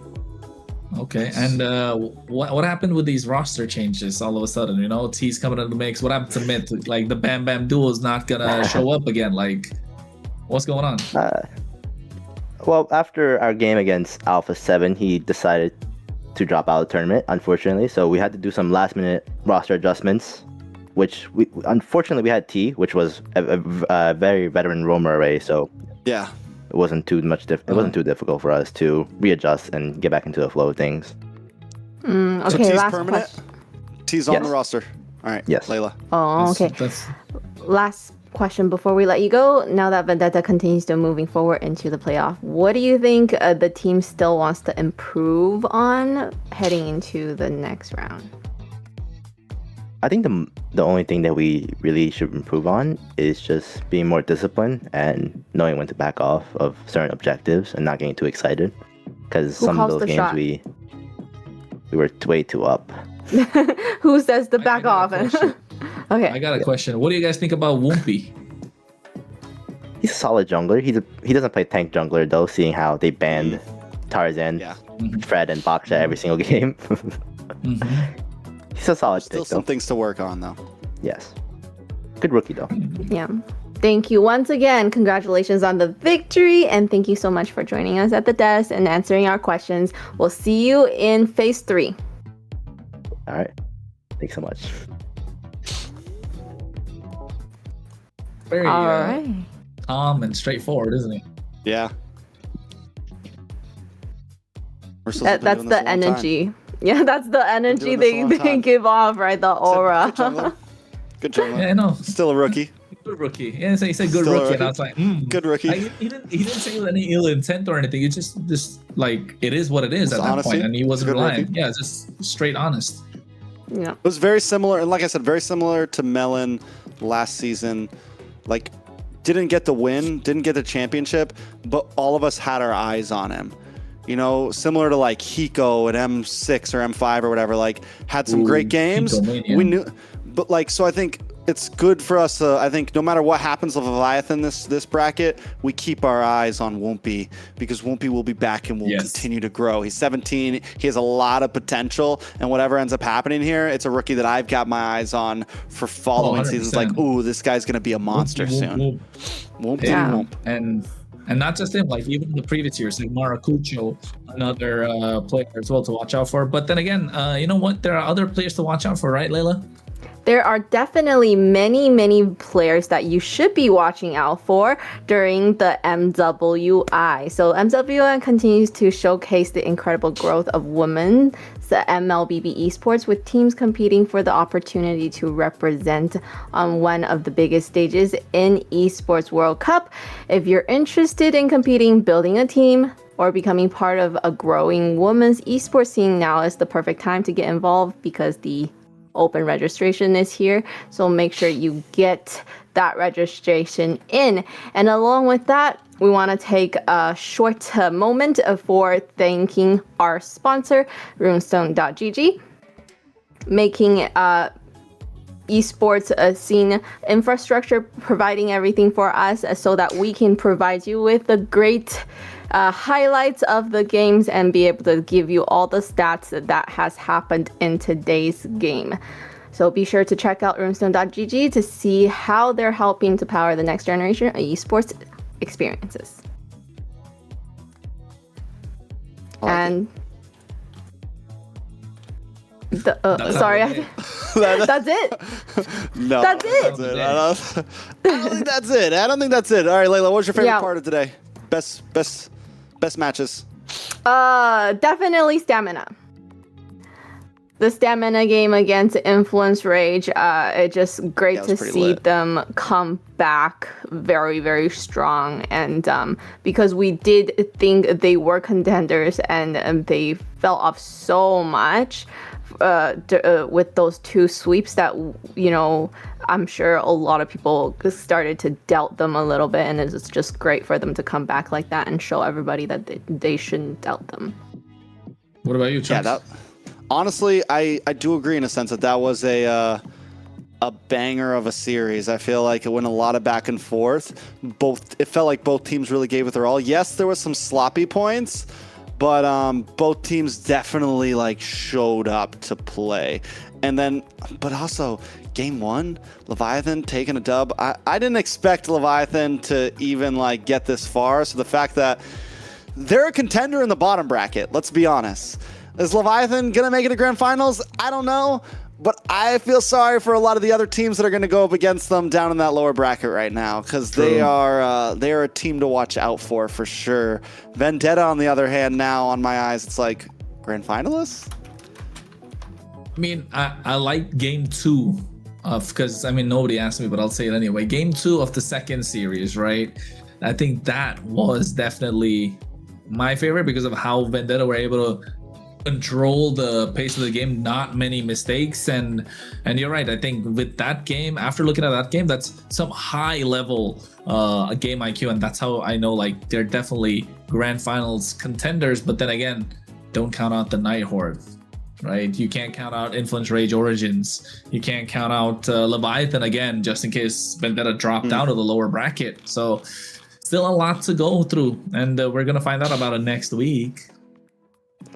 Are we looking at the matches coming up for next week? Yeah, we gotta see schedules for tomorrow too, right? It's tomorrow, the South. Yeah. Right. We can't forget that the South group, they are also going into their phase 2, and can we pull up the bracket or no?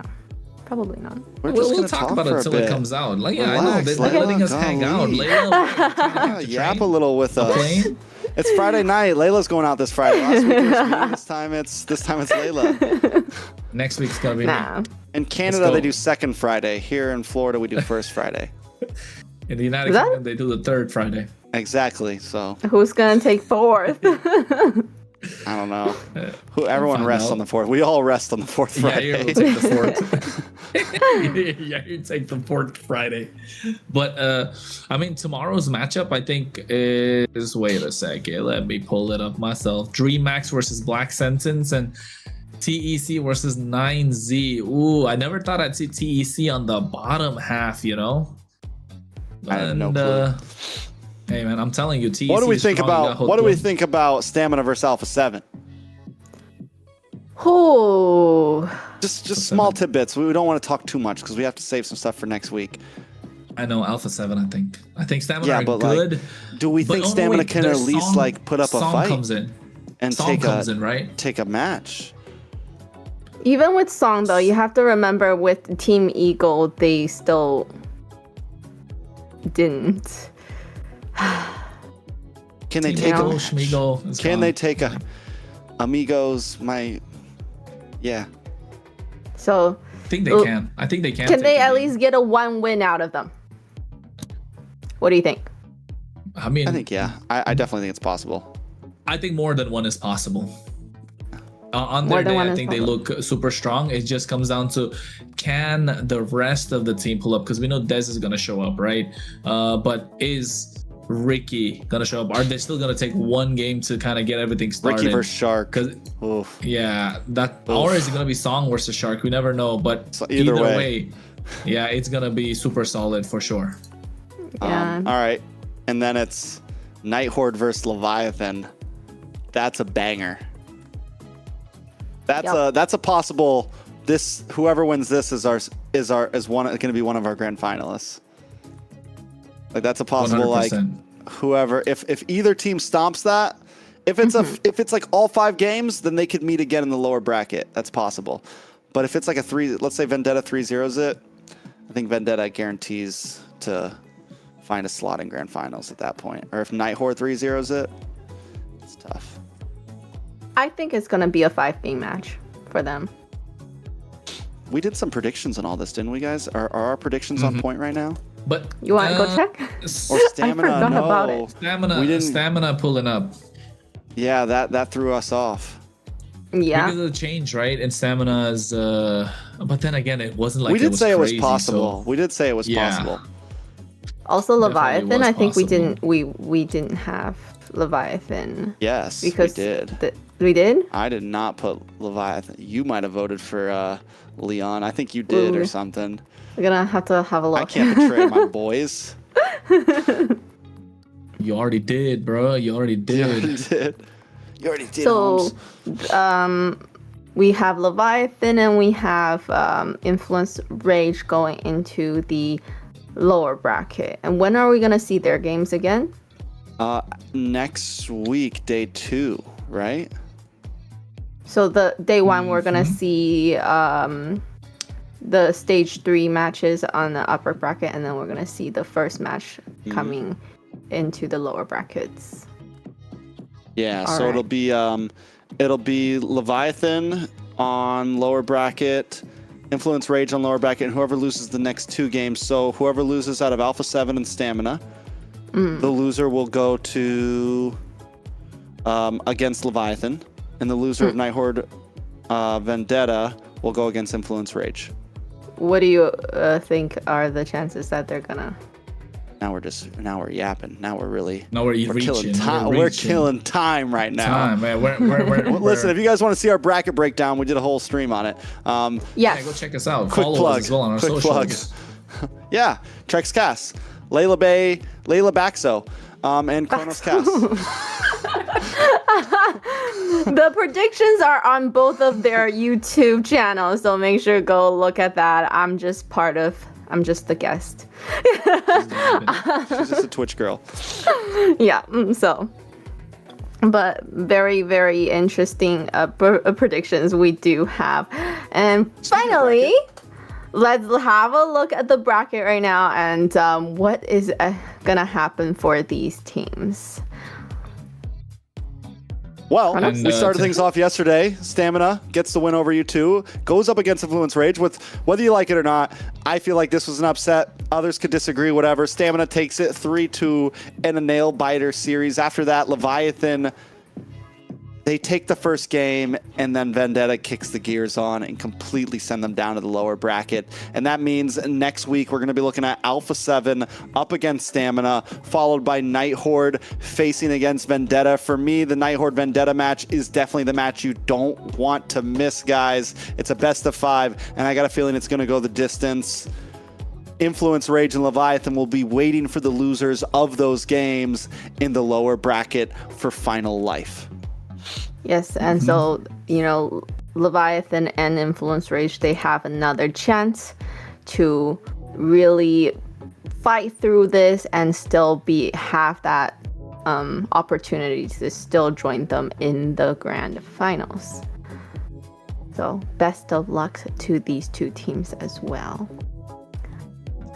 So with that, with this, we're gonna take a look at tomorrow's schedule as what happens in MCT AMER South Group. We got DreamHack versus Black Senses Esports. Are gonna be the first best of 5, and then we move on to TEC versus 9Z Globant. And of course, the losing teams from tomorrow will be going home, and you do not want to be the first few ones to go home. And they're going to be cracker matches for sure. Black Sun Esports, last season's MPL Latam champions, went to the M7, and this time fighting for dear life.